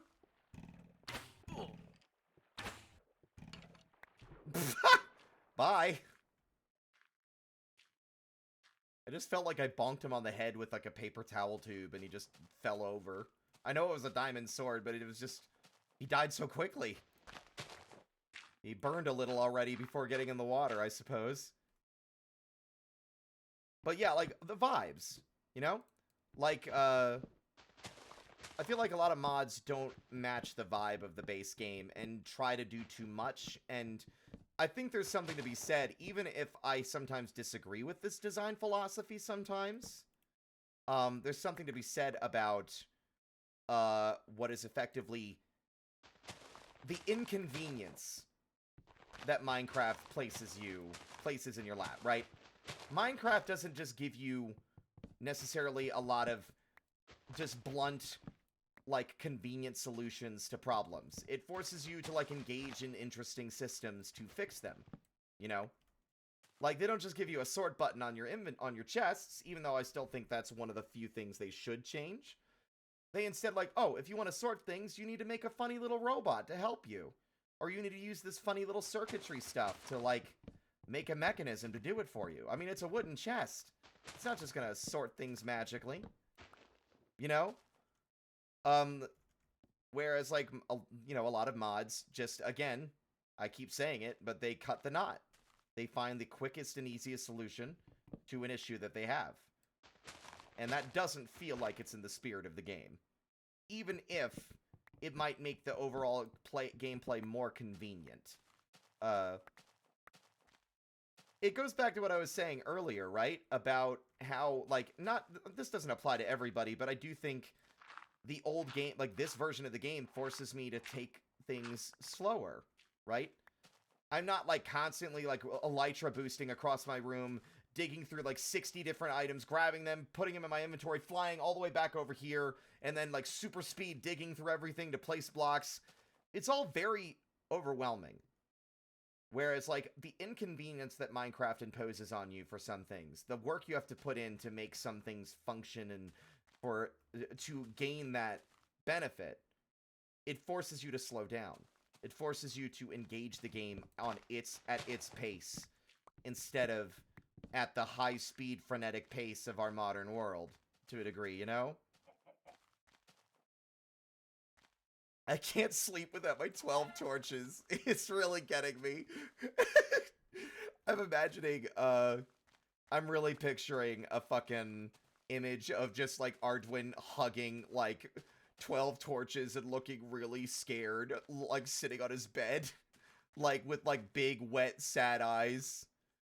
Just me sitting there like, I can't sleep without my 12 torches. Woo. Minecraft's overall vibe is a lot chiller and less fantastical compared to the insanity of base Terraria. Well, Terraria is also a different game. Like, I know it's, like, a comparison people make, but Terraria is very much an action-y kind of, like, RPG. Not role-playing, but it's, like, it's very much an action-focused game. It does have a very strong creative, like, element, but fundamentally, Terraria is a game about, like, getting magical weapons and fighting fantastical, weird monsters.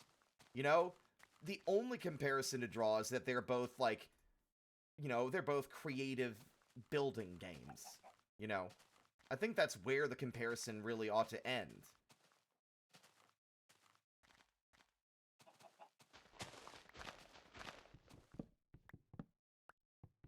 But yeah, like, a lot of mods make the game very fast-paced, and they by sanding off a lot of, like, the inconvenience in favor of stuff that streamlines and make things better, it gives the player the opportunity to play it, I think, a little too fast.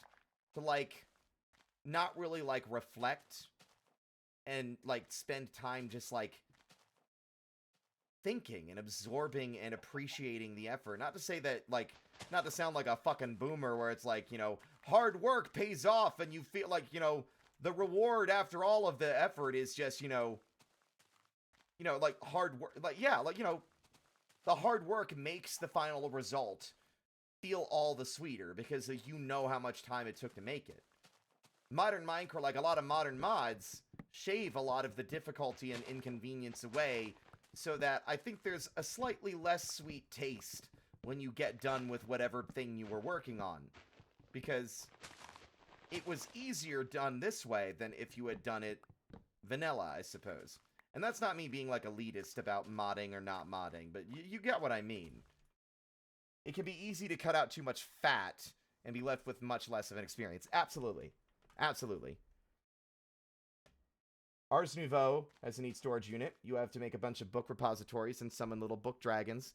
I didn't realize Ars Nouveau had that. That sounds cool. I liked Ars Nouveau. That was in my other mod pack I was playing before I bounced off of it to play beta. I just realized, like, I also just don't like bloat, right? I like, if I'm going to be modding my game, I want it to have a very central focus. Like, I want only one big mod that adds a bunch of quirky shit to mess with, right? I had added Create and Create Aeronautics because I wanted to mess with that. But I had also added Ars Nouveau to potentially, like, negate the need for durability, only to remember that Ars Nouveau has a lot of, like, quirky little systems and buildings that you need to make to benefit from all of its systems, and that just ended up being too much, and it kind of sapped the fun out of it for me, because now I'm, like, trying to juggle the complexities of Create and the quirky little arcane nonsense of Ars Nouveau, so I just kind of stopped. My friend Fina was talking about Iron Spellbooks. Looks neat. I don't know if Magic is really, like, I mean, it's all, like, hit or miss for me. I feel like a lot of Magic mods are a little too insane for Minecraft. Come here, you.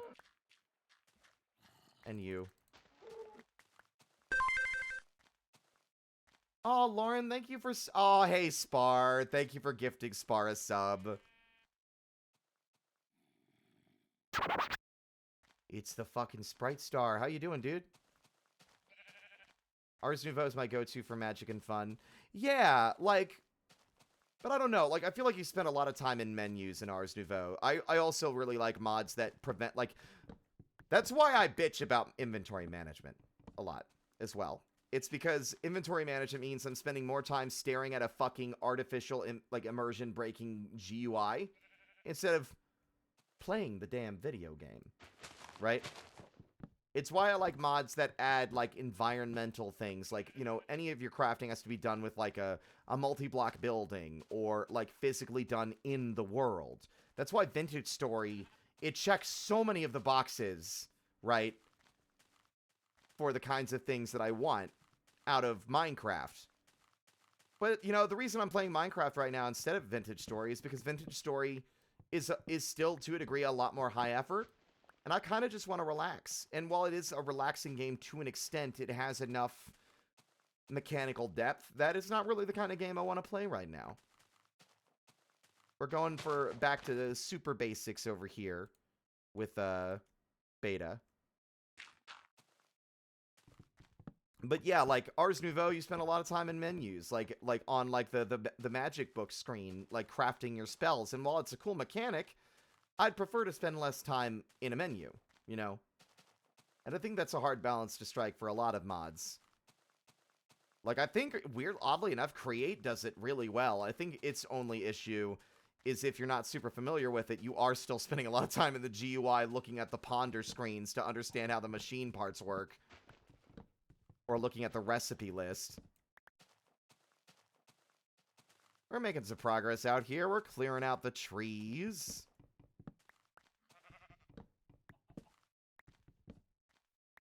Thaumcraft was one I was thinking of when it came to, like, magic mods. Yeah, liked how Thaumcraft worked. A lot of the magic is crafting the items and less spell slinging. Yeah.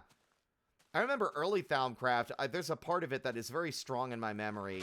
There are these, like, floating obelisks with, like, a locked chamber underneath them that required, like, special sigils to open. That would lead to, like, high-end, like, magical loot that you would need for crafting and stuff. And those things stuck out to me. They were weird. They were mysterious and interesting. And they tapped into my funny little autistic brain that likes quirky little things, like little funny symbols and shapes and colors. Very much tapping into my, like, baby brain over here with, like, oh, it's got primary colors and funny shapes. Tee-hee, claps my hands. Oops, wrong chest for that. This is natural blocks and soft blocks, and this is for hard blocks and ore. Which is working pretty swell right now.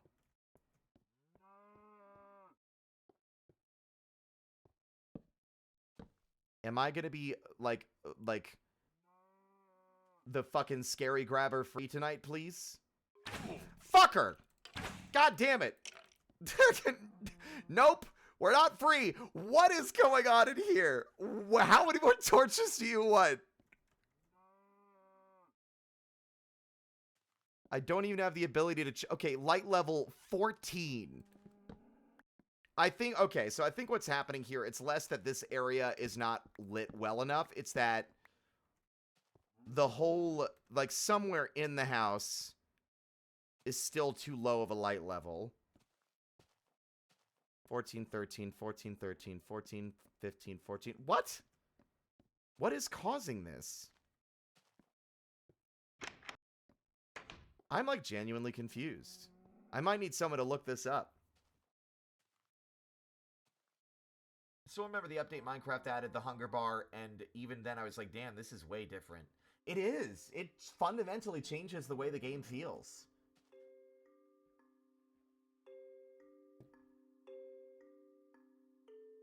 Maybe there's a cave behind the wall. I mean, no, because it has something to do with, like, the area not being spawn-proof or something. Whoa! Wait. Number? Skeleton number 331917. You have not reached your calcium quota for the evening. If you do not reach your calcium quota by sunrise, you will be immolated and replaced with a superior version. I think that's just like an entity number. That's like old school beta Minecraft shit. That's a debug screen. Mobs just Ocean's 11 style breaking into your room to ruin your sleep. That's such a funny visual. I can see a like 2012 Minecraft animation video where it's got like the zombie, the skeleton, and the creeper and the spider all surrounding like a table with like the papers on it, like doing the heist planning all, and like you don't know what the heist is until like the end of the video, and the punchline is they're just trying to get into your house to fucking annoy you while you're sleeping. That's really funny.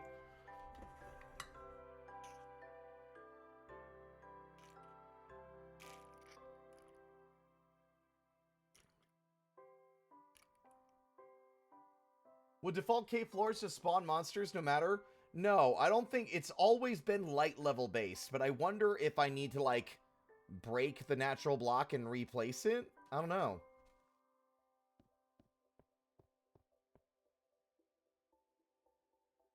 I'm gonna look it up. Zombie mobs spawning when I sleep. Beta. Let's find out together, chat.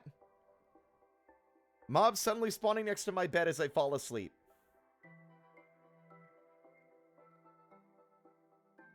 No shit. Okay, it's because the bed is touching an exterior wall.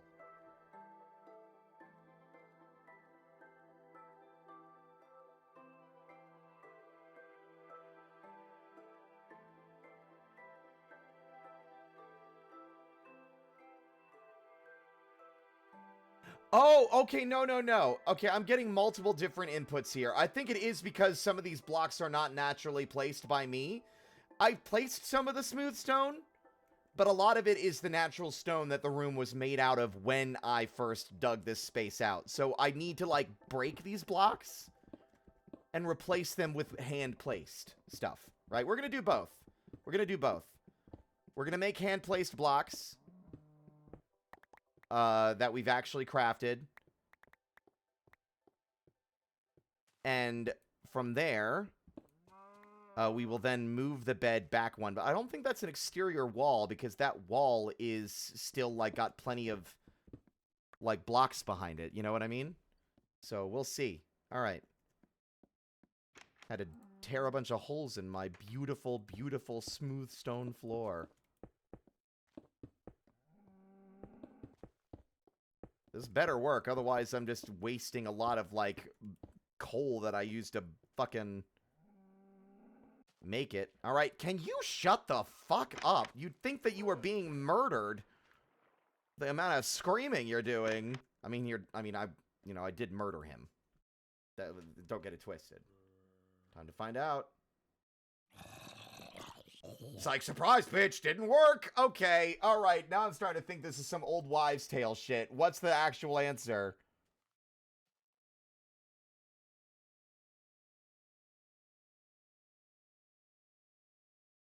How the actual bed works. If you go to the bed, the engine finds all dark spots around you where hostile mobs can possibly spawn, and checks if there is a valid path to you in your 2-block range. If so, there is a chance that a mob will be spawned by the engine. Same happens when a chunk with wheat is unloaded. Even if there were no mobs, the engine might destroy some if mobs have theoretical access to it. To make sure, you must know about mob pathfinding and some special issues. Mobs are allowed to drop 3 blocks down, jump up 1 block, and go through open doors. Your bed, actually the 2-block radius from your bed, must be inaccessible for a mob. This can be achieved with either a deep hole, a high pillar, or completely walled in with every solid block lit above level 7. Because the bed does not take spiders climbing into account. The double door issue. Everyone tried to make a double door open by 1 pressure plate knows that they are kind of bugged. I'll tell you why Notch did some lazy coding on those. He even admitted it. The right one, viewed from the direction where they were placed, is actually a rotated door. This is why it closes if you put redstone power on it, unlike the single door. For the same reason the engine thinks it's open when it seems to be closed, the pathway algorithm now calculates this as a valid path, so the room does not count as fully enclosed. Okay, all that to say, I think the thing of it being on an exterior door wall does count. I think it's because there's probably enough blocks around it that it's allowing mobs. Let's try and just move it. Oh!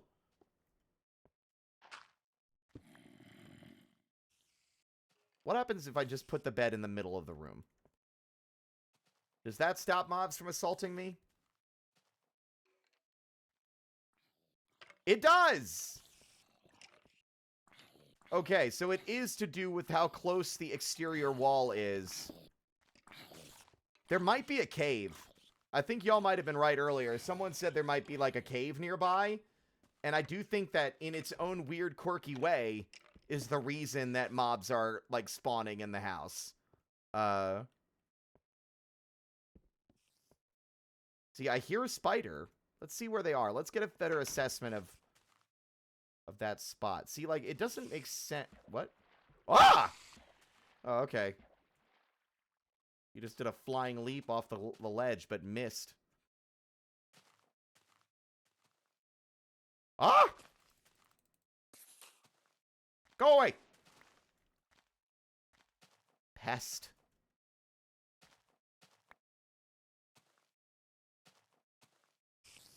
Huh? Oh! Hi. He's just chilling. Look at him go. Look at him bouncy bounce everywhere.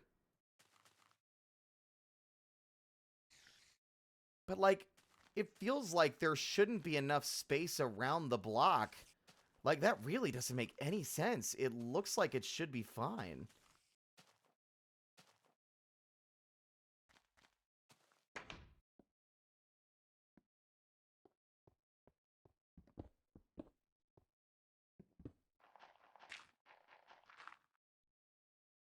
That is very weird. I'm genuinely not sure what's causing it then. Because I mean, it's clearly that, like, bed radius thing, right? But it just doesn't look like it should be close enough to the exterior wall to be doing that. Very weird. Beta Minecraft's mysterious like that, though. It has its weird quirks, but, like, there's a chance that that didn't work, and it's just, it decided not to spawn a mob that time. You know?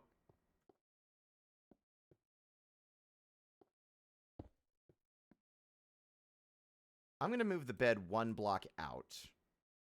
Like, away from the wall. Like, maybe there.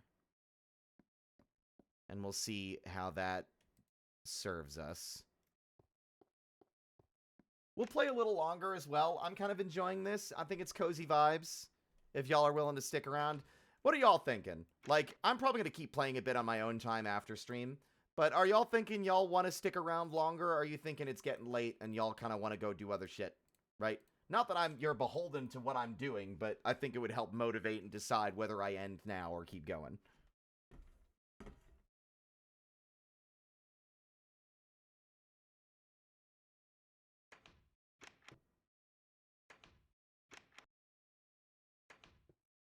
It's nice to listen to while I've been doing some debugging at work. It's comfy. I'm loving the vibes. I'm hanging around editing and lurking. Okay. Then yeah, we'll keep going. We'll go to 11, so another hour. Mods, if you don't mind, whoever is the most active, could you remind me when it's like 10 minutes till?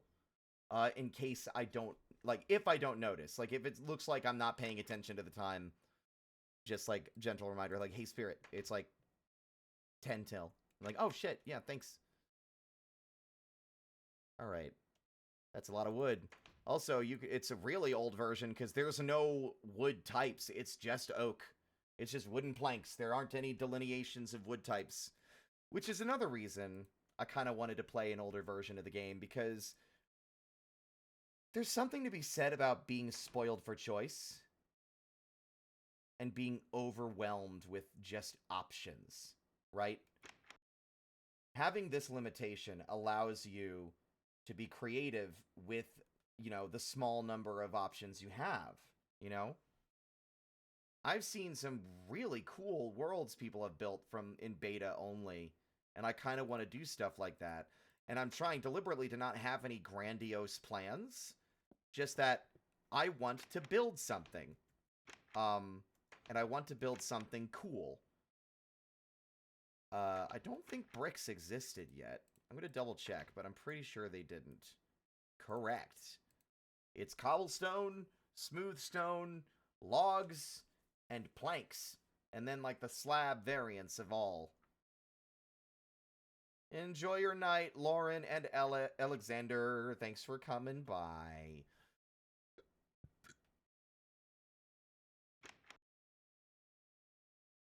I've always wanted to build a Minecraft castle. Like, I've never really built a castle before. I don't think we have enough stone to make that dream a reality yet, though. I might need to go down below and gather more stone. I also want to make a proper mine shaft, but I want to do that from an actual, more permanent structure instead of our cozy little, like hidey hole that I've dug out here. The iron's here, ding dong. You literally just looked at it. There we go. I also am trying to treat this as an option, an opportunity to play something and not have something else running in the background, right? Like, when I'm not streaming this, my goal is primarily... Wait, that's not it. Oh, it is. No, I did want to make a pickaxe. My goal is to, like, play this without, like, having a YouTube video or something running. Just the game. No, like, external extra thing. Chow was talking about that a bit the other day. And you might be wondering, I'm not using my diamond pickaxe for this. This is a special precious tool for very specific things, at least until we get more diamonds. But like not having any exterior distractions, right?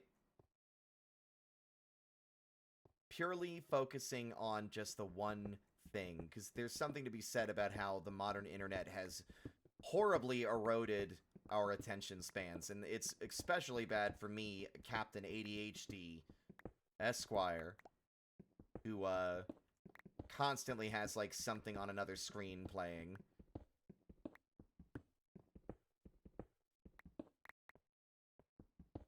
Daily reminder that y'all are awesome beings and are loved.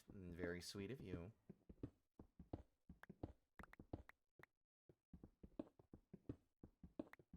Can't believe you'd say that about me, who's secretly evil. Can't believe it. Can you believe that they said that me, a secretly evil guy, is valid? Fucked up. You should cancel them. Now I'm just being combative for no reason.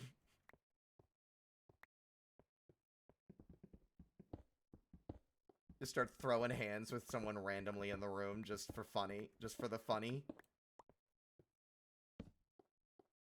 Maybe we can make something out of this lower area too. I don't really have a plan. I'm just gathering stone because I need it for other thingamajigs.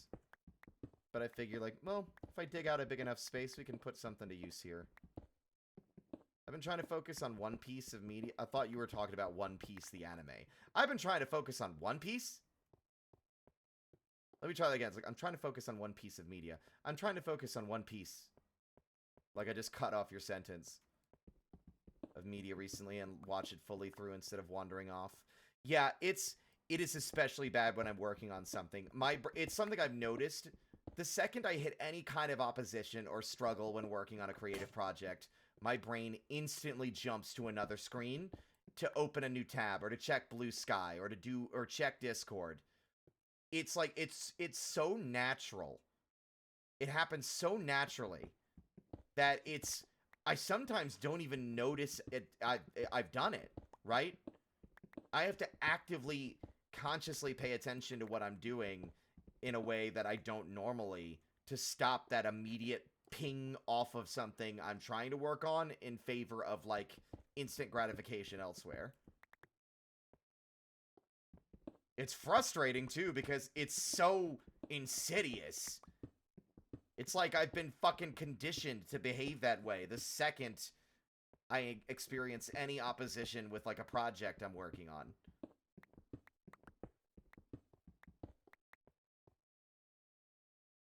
Drives me goddamn nuts. I also want to try and not build too big, but I want to build something that's more reasonably sized. Like, I want to build, like, a castle so that it has, like, the exterior walls, and then, like, an interior courtyard with, like, maybe a tower in the middle. Also, it'll be easier to find it when I inevitably die and respawn. I actually didn't realize that beds were your spawn point in beta. I'm wondering if that was the part of the mods that were added by Better Than Beta. Because I don't remember if that was actually a function or not right away. Because I remember the biggest issue I always had in Minecraft was getting lost. Ooh. I remember, before I played the game myself, back when Games for Windows was a magazine that had any kind of relevance at all, for whatever small amount of relevance it was, they made an article about Minecraft, and it was specifically, like, building a, it's really, like, early YouTube shit, like, building the ultimate survival base, or something, and this was before, like, there were other versions of the game than survival, but, like, one of, like, the tips that the person writing the article recommended was building a big tower of cobblestone and putting a bucket of lava on top of it. So that you'd have this big, pillar of lava pouring down so you could see it from wherever you were, just so you wouldn't get lost. Which I think is very funny, thinking back on it. I bet someone could find that article, too. I'm pretty sure it was Games for Windows. It could have been another, like, one of the thousands of gaming magazines that they've released, but I'm pretty sure it was Games for Windows, because that was when I was reading a lot back in my senior year of high school, and, like, the brief period of time between that and basic training. When I get stuck with a programming thing, I used to get up and take a short walk. In college, it was up and down the halls in my dorm. At my old job, I would walk down the stairs to the ground floor, do a loop around the building, and then walk back up. I really ought to think about that. Instead of stimulating my brain with some other piece of, like, internet content, if I'm really bouncing off of something that much, I think that's not a bad idea, to just walk away. Get away from your desk, leave, maybe go outside to get some fresh air, and then come back to it, and, like, that gives you time to reflect and think without being distracted by whatever goddamn nonsense the internet's trying to distract you with. You're stepping away from the jingly keys in favor of a more thoughtful approach to, like, a block, I suppose. I'm kind of liking the way this room is shaping up, and I'm just kind of, like, carving it out because I feel like it. I mean, hyper-focusing on something can be hurtful to when I was working on my model. I would focus for hours. No music, only me figuring stuff out. It can be hurtful? I mean, hyperfixation is my blessing and my curse. It's a blessing because it means I can really knock out some cool shit when I wanna. But that's the key, that's the curse part. When I wanna. When my brain deems it a worthy source of fixation, only then do I bequeath you with the power to get shit done. Otherwise, may you forever be cursed with the passing fancy of, like, a child. Like, ooh, that's fun. Ooh, what's that? Ooh, what's that? Ooh, what's that? Like, only when I'm bequeathed with the fixation can I truly unleash my full power.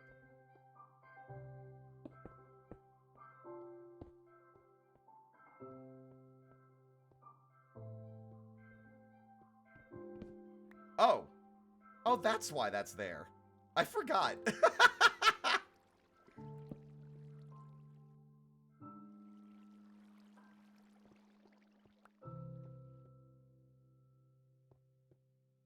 Something to clear your head and let you put it down so you can come back to it without feeling stuck. Yeah.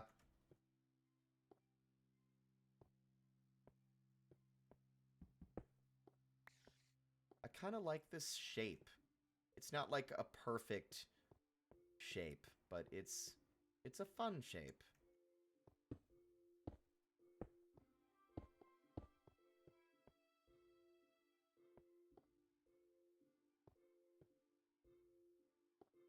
I think we can make use of this room, perhaps.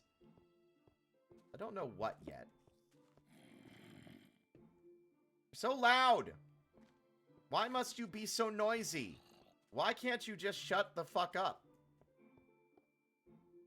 That's the curse because for basically a month I locked myself in my basement working on the model day in and day out, even at night. Occasionally, like, there were other things I want to do, but my brain wouldn't let me. That was literally me with Factorio. I literally joked about it with, like, friends, with, like, Calbo and Drainar. I was talking about, I was like, I really love this game. I'm having a great time, but it also feels like this game is holding me hostage. Like, I feel like Factorio is holding me fucking hostage. Because I literally could not get myself to do anything else but play Factorio. To the detriment of, like, my needs, like, hydration and food-wise, my sleep, and, like, my other creative desires and endeavors.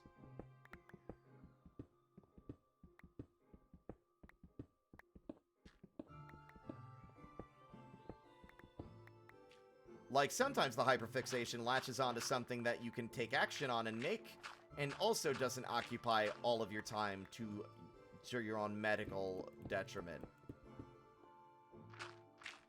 Like, enough of a fixation to keep you interested without, like, trapping you in an inescapable hell.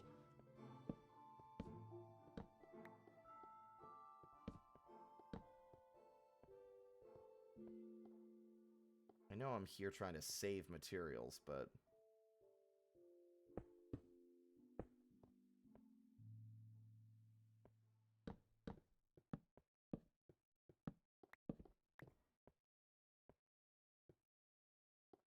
consistency is key.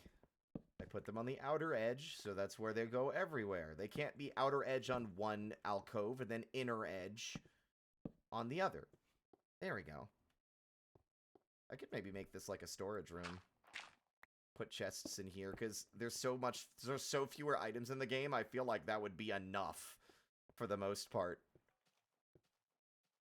Though I do hear the critters down below being a nuisance. Get that with some of the stories I read. It's been a long time since I've been fixated on a book, right? It's been kind of difficult. Like, it's especially agonizing and difficult to read things these days, even if it's something that I like and I know I'm enjoying. If it's not, like, moving me in a dramatic fashion, I suppose.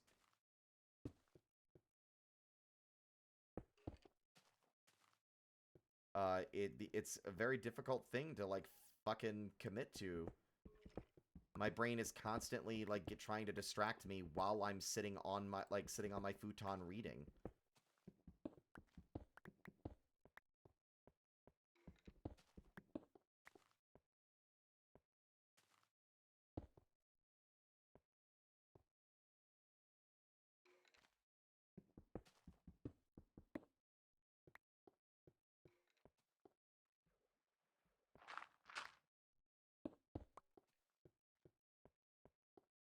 Kind of like the patchwork nature of some of these spots. Like, normally I would be like, ew, cobblestone, gross. But now I'm like, it feels fun. It's like the place is being, like, patched up as I work on it.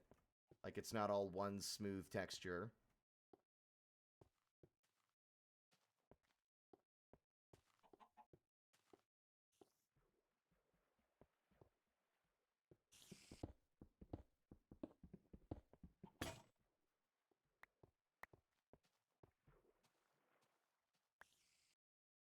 Oh my goodness. Water is a proper danger in Minecraft beta.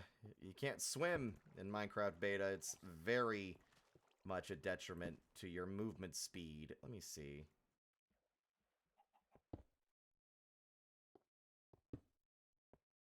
Wait. No, that's not right.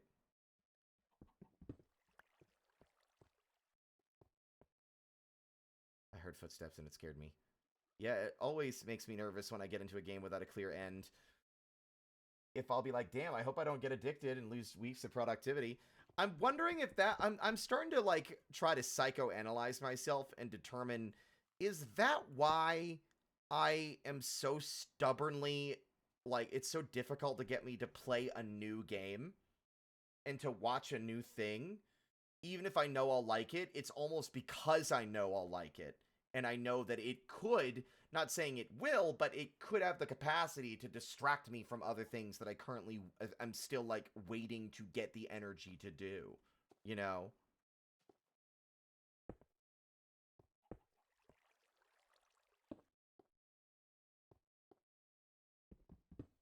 Yeah, I'm gonna deliberately let it be jank.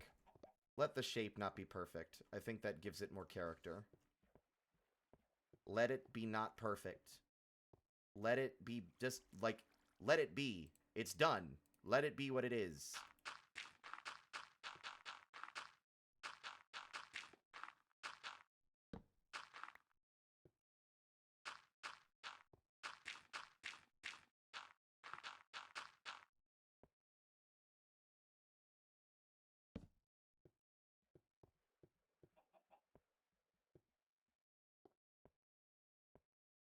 I have an idea. I think it could be fun, even if it's not necessary.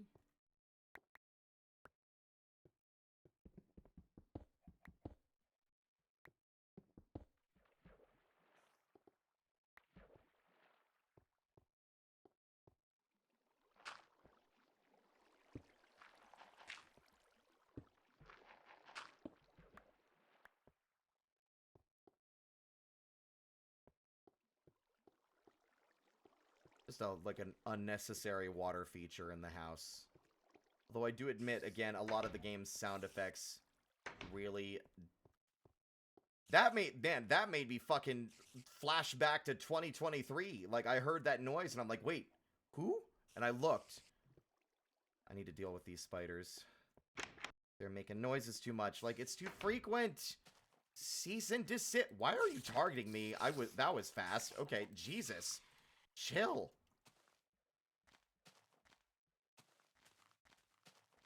Creeper! Aw, man. Woo! So we back in the mines. Got our pickaxe swinging from side to side. Side to side. This task a grueling one. Hope to find some diamonds tonight. Night. Diamonds tonight. I don't remember the rest of the lyrics quite so well.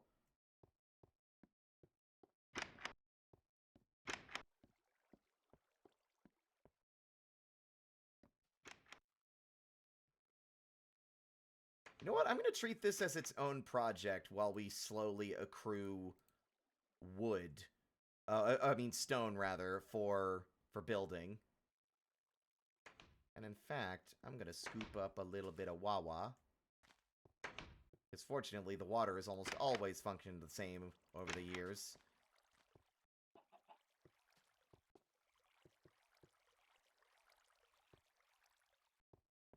I actually have a clever little silly boy idea. And that is going to be to block this off again real fast. I put all my cobblestone away.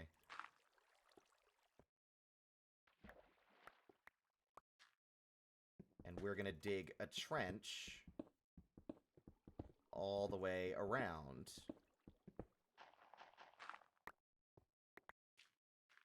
And you know what? In fact, I'm deliberately going to not touch the inside of the trench. I often get into this habit of like, oh, if I place a window, I need to replace all the blocks around it so it's a natural block. It can't be touching natural blocks. It'll look like it was just like slapped there into the dirt instead of being a natural... Like, I'm just going to let this little trench be whatever materials it's made of. If there's gravel in there, then fine. If there's dirt in there, fine. It's gonna stay there. I'm not gonna try and, like, smooth out and clean up the walls. Not right now. Common, thank you for the 100 bits. Fun Minecraft fact of the day: the Minecraft song "I Am a Dwarf and I'm Digging a Hole" is mostly responsible for the dwarven music that has come out since. I think I'm gonna need a source on that. You can't just, like, use Fritter to pipe out whatever thing you decided to believe the moment you said it. Come on. I need some sources. I don't believe you.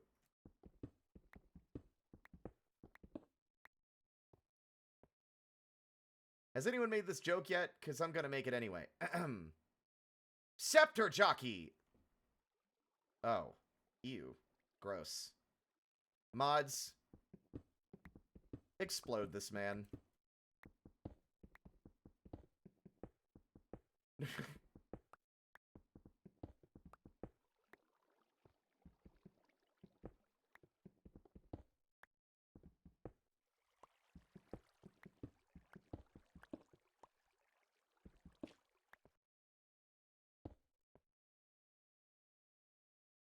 Okay, you might be wondering what the plan is.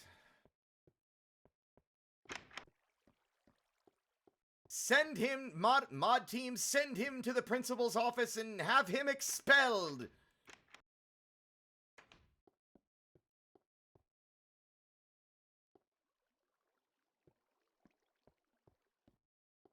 You might notice I have smooth lighting turned off. I actually always liked the charming, sort of, like, you can tell there's, like, a grid of where the lights get darker or brighter, depending. And yet I got hate for continuing the song. Heads up, you hear a sound, turn around and look up. Total shock fills your body. Oh no, it's you again. I could never forget those eyes, eyes, eyes, eyes, eyes, eyes, eyes. I can't actually remember the fucking chorus. It's been a long time since I've listened to anything Minecraft parody related. Song's still good. Like, yeah, it's a product of its time, but, like, product of its time and, like, what? Because it's cringe? Cringe is dead. Cringe is dead, my boy. This cringe is what all true memers strive for.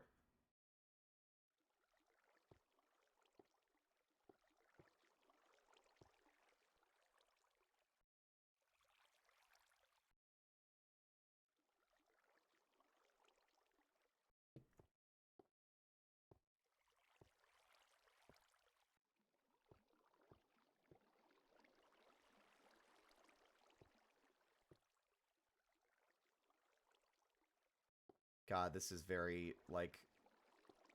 I missed the simpler days. Oops.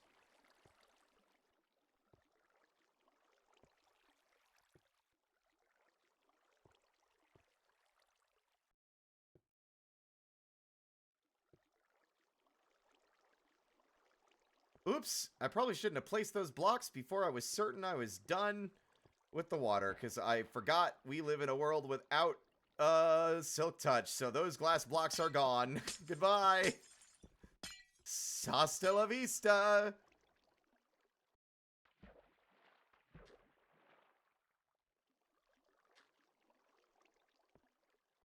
There we go.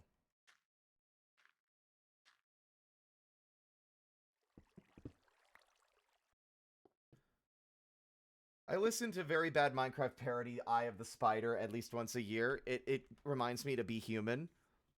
Y'all want to know a horribly, like, hysterically cursed secret? Don't mind at night, I know you're looking at that cave and you're feeling kind of brave. Go to bed, you'll be alright. Don't mind at night. I actually do not know the, like, I've never, like, until, like, I think literally a few months ago, I had actually not heard the original version of the song that was parodying. I had not heard Last Friday Night. I had heard Don't Mind at Night first, and never actually listened to the original.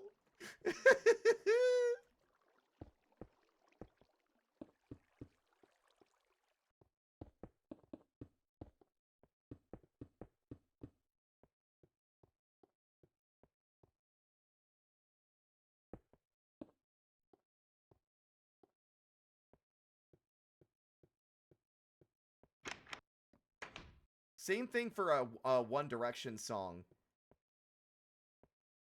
Creepers are terrible. I don't remember the lyrics now. It's been ages. But it was like, you don't know you're beautiful. Hold on, I think I actually have it in my music library still. Let me see if I can find it, and I'll subject all of the people watching live. Because I definitely had a lot of Minecraft parody songs, but I had a lot of, like, there... Where is it? Running Away from Creepers. No, that's not it, but that's a different one. I think this is an original song, actually. And y'all can barely hear it. Yeah, I don't have Creepers Are Terrible. Damn, I think it was in iTunes. Instead, I'm going to do this for you. There is a musician who I've seen. I don't know if they still make stuff online or if they've disappeared off the internet. Their name was Bobby Yarsulik. While everyone was listening to mostly the Minecraft parody songs, I'd come across Bobby's music, who made original music. Yep, iTunes Music Bee did not actually get those songs. I don't know if they were actually downloaded. I'm going to try and find them. But Bobby Yarsulik made some of what I think is the best Minecraft music made as a fan of the game, right? That I think, compared to everything else that was made for Minecraft, that I feel like fit the spirit, the melancholic, sort of like lonely energy of the original games. Of the original early versions, rather. Of course, Minecraft itself decides to start playing a track right when I'm about to play music externally.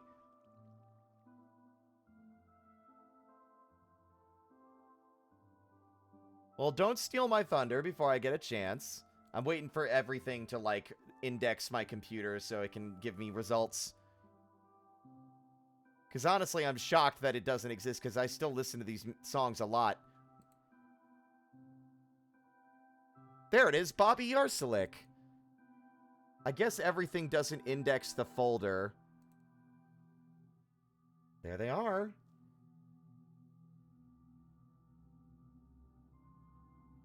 Is it Songs of the Nexus? There's See You in Minecraft Hell. That's not what I'm looking for.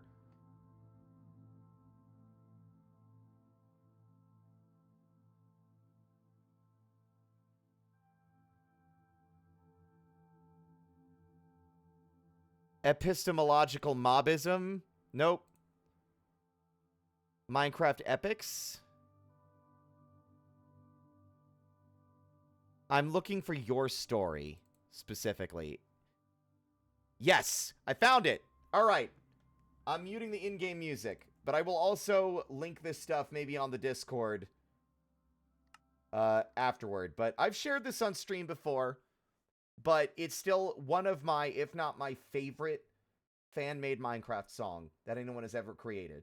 That I think truly captures the spirit of Minecraft as it was back in beta, before Microsoft, before everything that we have to deal with now. I think it alone truly captures the spirit of this game.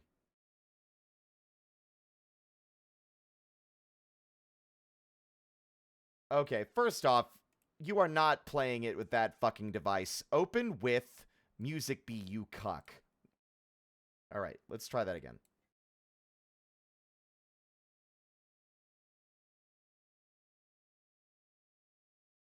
Now listen.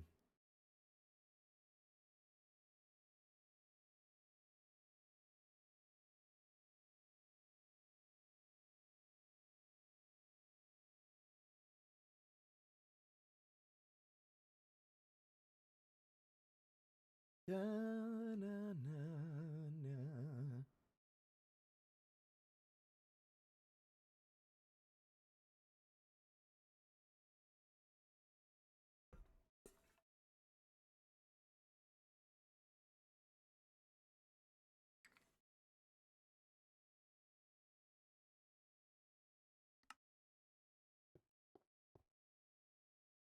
upon which ideas intertwine with your brain cells. Your world is what you make it. Don't let anybody tell you different. It is all your own. Can't get that low. You see what I mean? It's your world, your own, your story. You wrote it. Your world, your own, your story. You wrote it.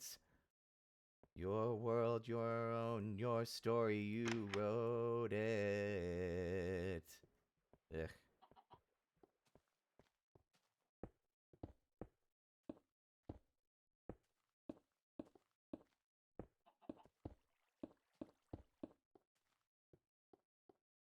With the family, you got transported to a different time, where you could just be yourself and have fun with what you do.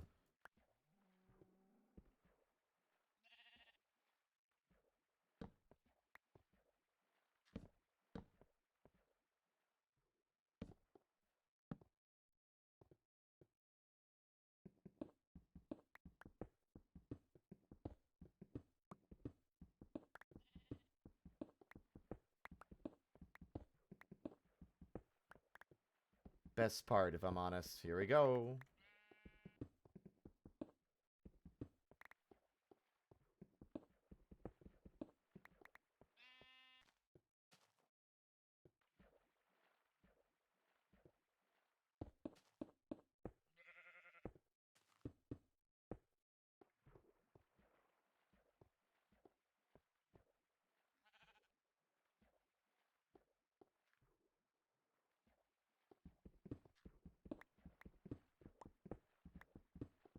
Don't be afraid to share your story. It's better when we're together. Let's build history. Great when I'm by your side. When the creepers come out with the skeletons and spiders, we will hide.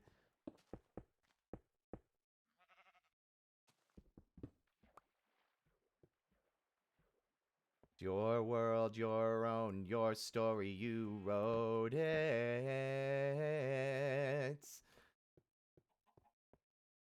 Is your story.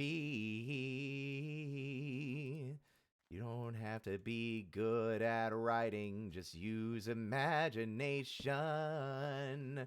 Minecraft is what you make it.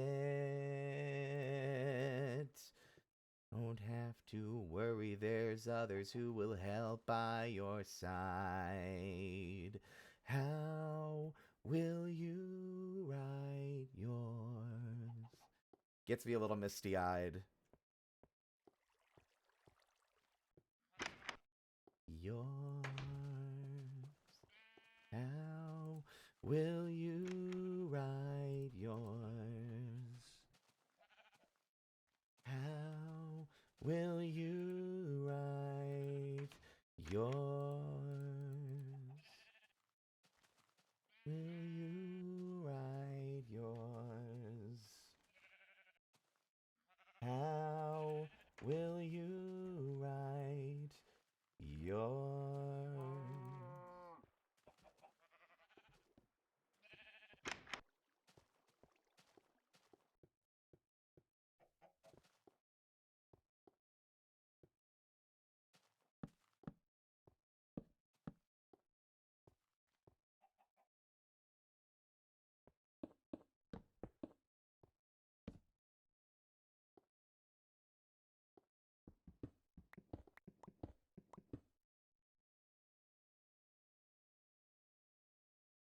That is called Your Story by Bobby Yarsulek. It's got I've got a lot of emotions tangled up in it as well, because Minecraft, like, it's important to a lot of people. Like, I didn't grow up with it because I was already, like, out of high school when the game fully came out, but I would still say that there's an argument to be made that I did grow up with it. When I was in the military, I was very alone, didn't have any, like, familial support, surrounded by people that treated me rather poorly. Minecraft was an escape. It was a creative outlet. It was a source of inspiration. And it was peaceful, if lonely, and there's a melancholic feeling that the game is lost along the way. That song very nearly perfectly encapsulates. And that song, it's got a bittersweet feeling to it, right? It's still obviously hopeful. Its lyrics are inspirational about, you know, making the game and the world that you play in yours. It's a canvas to paint whatever picture, to tell whatever story you want with. Like, and yet it's got that sad, lonely feeling. Thanks to, like, the backing track of C418. And I believe, I want to say that's Sweden, but I don't think it is. I think it's a different song, but that song, I used to listen to the Bobby's music a lot. Like, way more than any of the parody tracks. Because I think that they alone captured the spirit of this game back then way better than any parody song could ever hope to. Like, yeah, the parody songs are still, like, I'm not trying to be over here like an elitist guy being like, oh, that art sucked and this art was better. Just, a lot of the parody songs were that, parody. They were high energy, and they matched the energy of the community and the people that had, like, grown fond of the game, but I never thought those songs ever captured the game itself in feeling. And it means a lot to me. It's a song that still, it gets me misty-eyed, both because of, like, its, like, message, but also just because, you know, it's encapsulating a chapter of my life and a chapter of our world, our collective experience that is over now. Minecraft isn't like that anymore. You can always go back and visit it, but it will only ever at this point exist in your memory.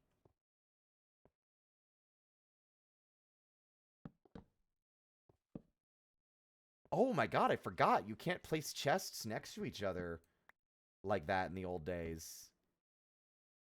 I forgot. Huh.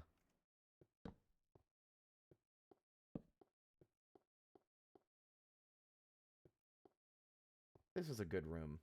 I like this room.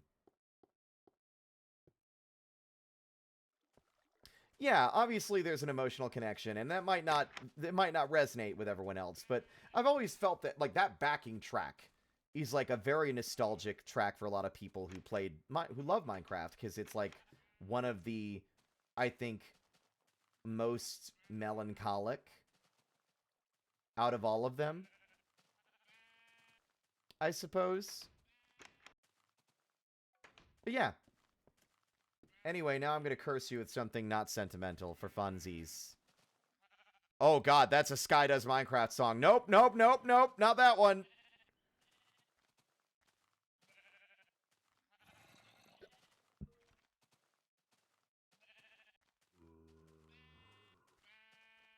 Do I still have this? I don't. Although, you hearing this goddamn cacophony, you'd think that there was a goddamn, like, a zombie shepherd herding his flock across my fucking front step!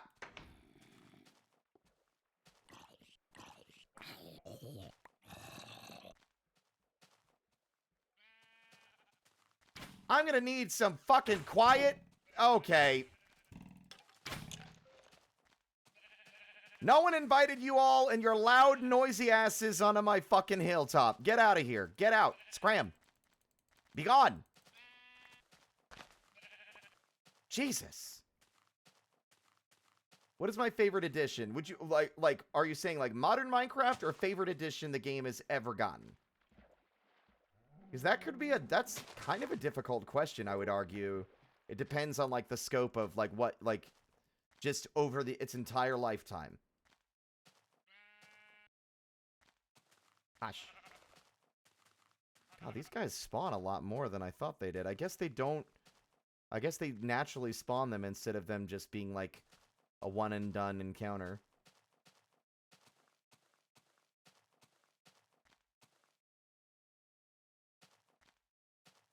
Ah, blissful quiet.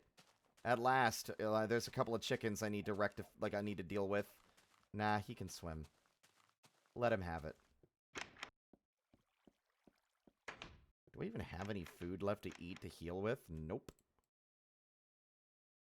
Oh, wait, no, I've got bread. I forgot.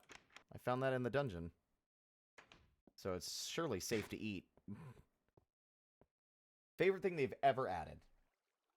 A strong contender, and the first thing that comes to mind is the Deep Dark as a whole. I think the Deep Dark is awesome. I think it opens some interesting questions about the world, and it's, like, eerie and spooky, and it's, like, stuff that's freaky, like, the more you think about it, right? Which is something I don't think the game does much. But if I had to pick something else, aside from that,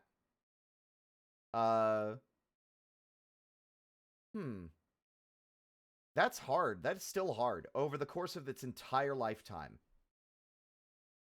I'm trying to think of something that doesn't have, like, flaws in a way that, like, I both love and hate. Like, the Elytra's great, but I have issues with it. Same thing with the Shulkers, right? Huh. I'm really thinking about that. You've got me standing in my little house here trying to think. God, can I say, by the way, I feel massive. I feel like a giant. It feels like I'm the wrong size. I feel like I'm bigger than I should be. And it's definitely the horns and the ears making me feel big. In this room. I feel like I'm too big for the space. Like it's fucking Big Small World in Mario 64. Let me think. Meow.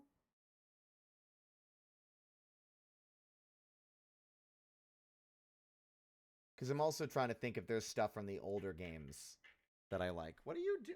Leave my cables alone, you little devil. You little troublemaker. Meow.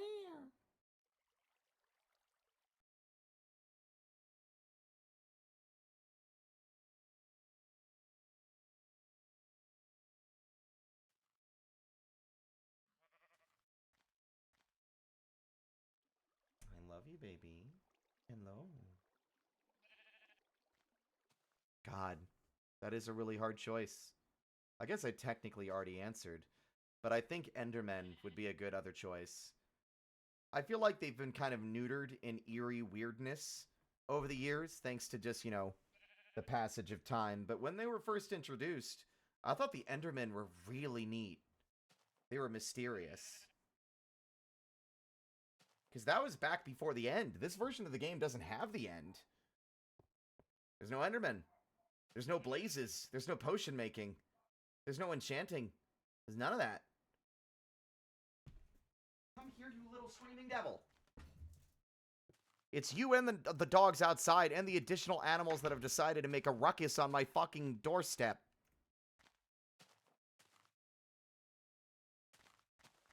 All work and no play makes Spirit a dull imp. All work and no play makes Arduin a dull imp. All work and no play makes Harley a dull imp. I'm gonna kick your ass! I love that the mobs will still make, like, one last death cry even though they're already gone. Like, the sound already queued up. They're gonna keep saying it even though they're dead.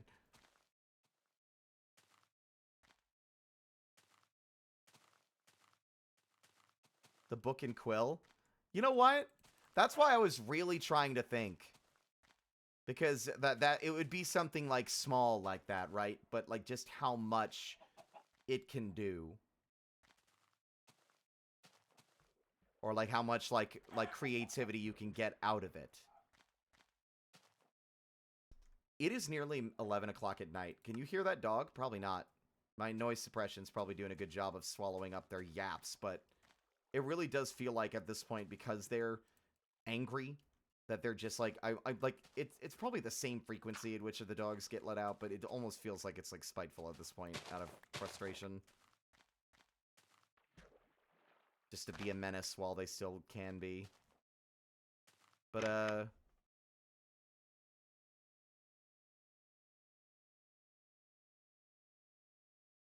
10 minutes till, you're absolutely right. I just looked at the time at the same moment that you brought it up. How weirdly serendipitous.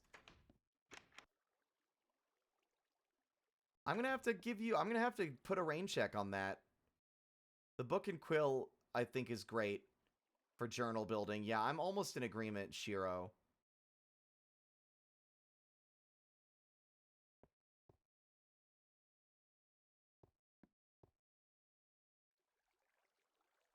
It's gonna be funny, and it's gonna have me butting heads with the guy who made that one mod.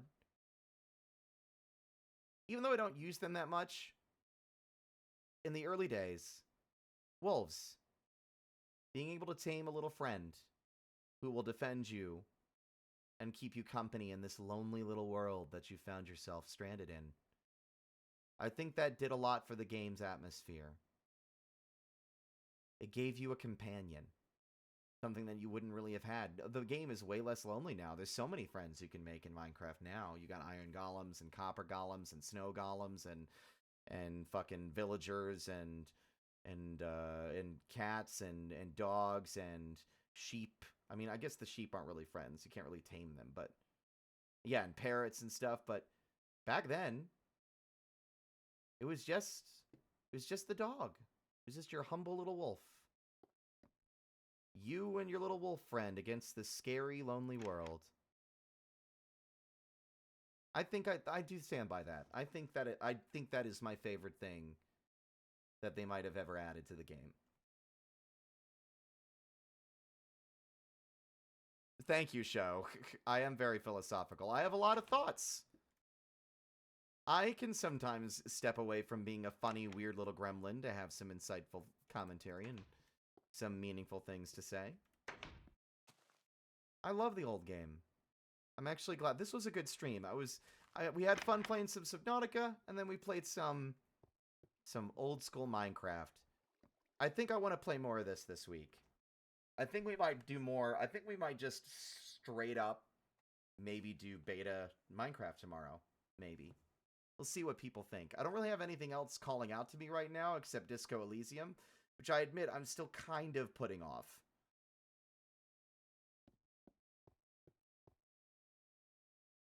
Yeah, you could ride the pig with the carrot. That's the only purpose of the saddle. That's funny. Like in my opinion, I feel like the villagers were the first step towards the game being less lonely, and I think that loneliness is half of what made the world feel special. You know, there's comfort, I suppose, in feeling sad. Not that the game makes you feel sad, but it's like a comfort. Like, there's a comfort in loneliness sometimes. You know? Like a little blanket. Plus, to step away from the philosophical and get into the little bit of a sad angle, it's also like, unfortunately, the villagers have long suffered from the issue of them being easily exploited in a very uncool way that kind of invokes, you know, slavery. For lack of a better word. And I don't think they've ever really been able to fix that in a way to keep them and their presence in the world without them just being easily exploited. You know?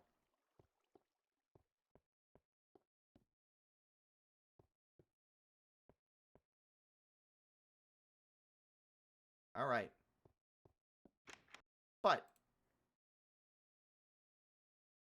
thank you all so much for joining me. The giant imp. I just want y'all to imagine that this house is just made for me. So if like a normal-sized Minecraft player were here, they'd still be taller and they'd have to duck to get in the door. Everything is me-sized. It just looks big. Because you're not used to seeing me at the same height as a door.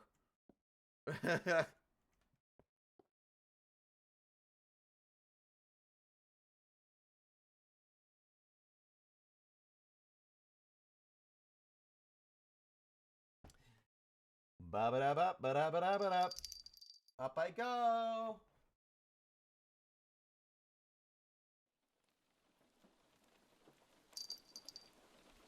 Oh, I'm still clicked in the window. There we go. Put the staff away. Fritter, you hanging out or you going to bed? Bye-bye. Okay, bye. All right. Now, we got a couple of options. It's almost always going to be Kazi because he streams so late, but he's...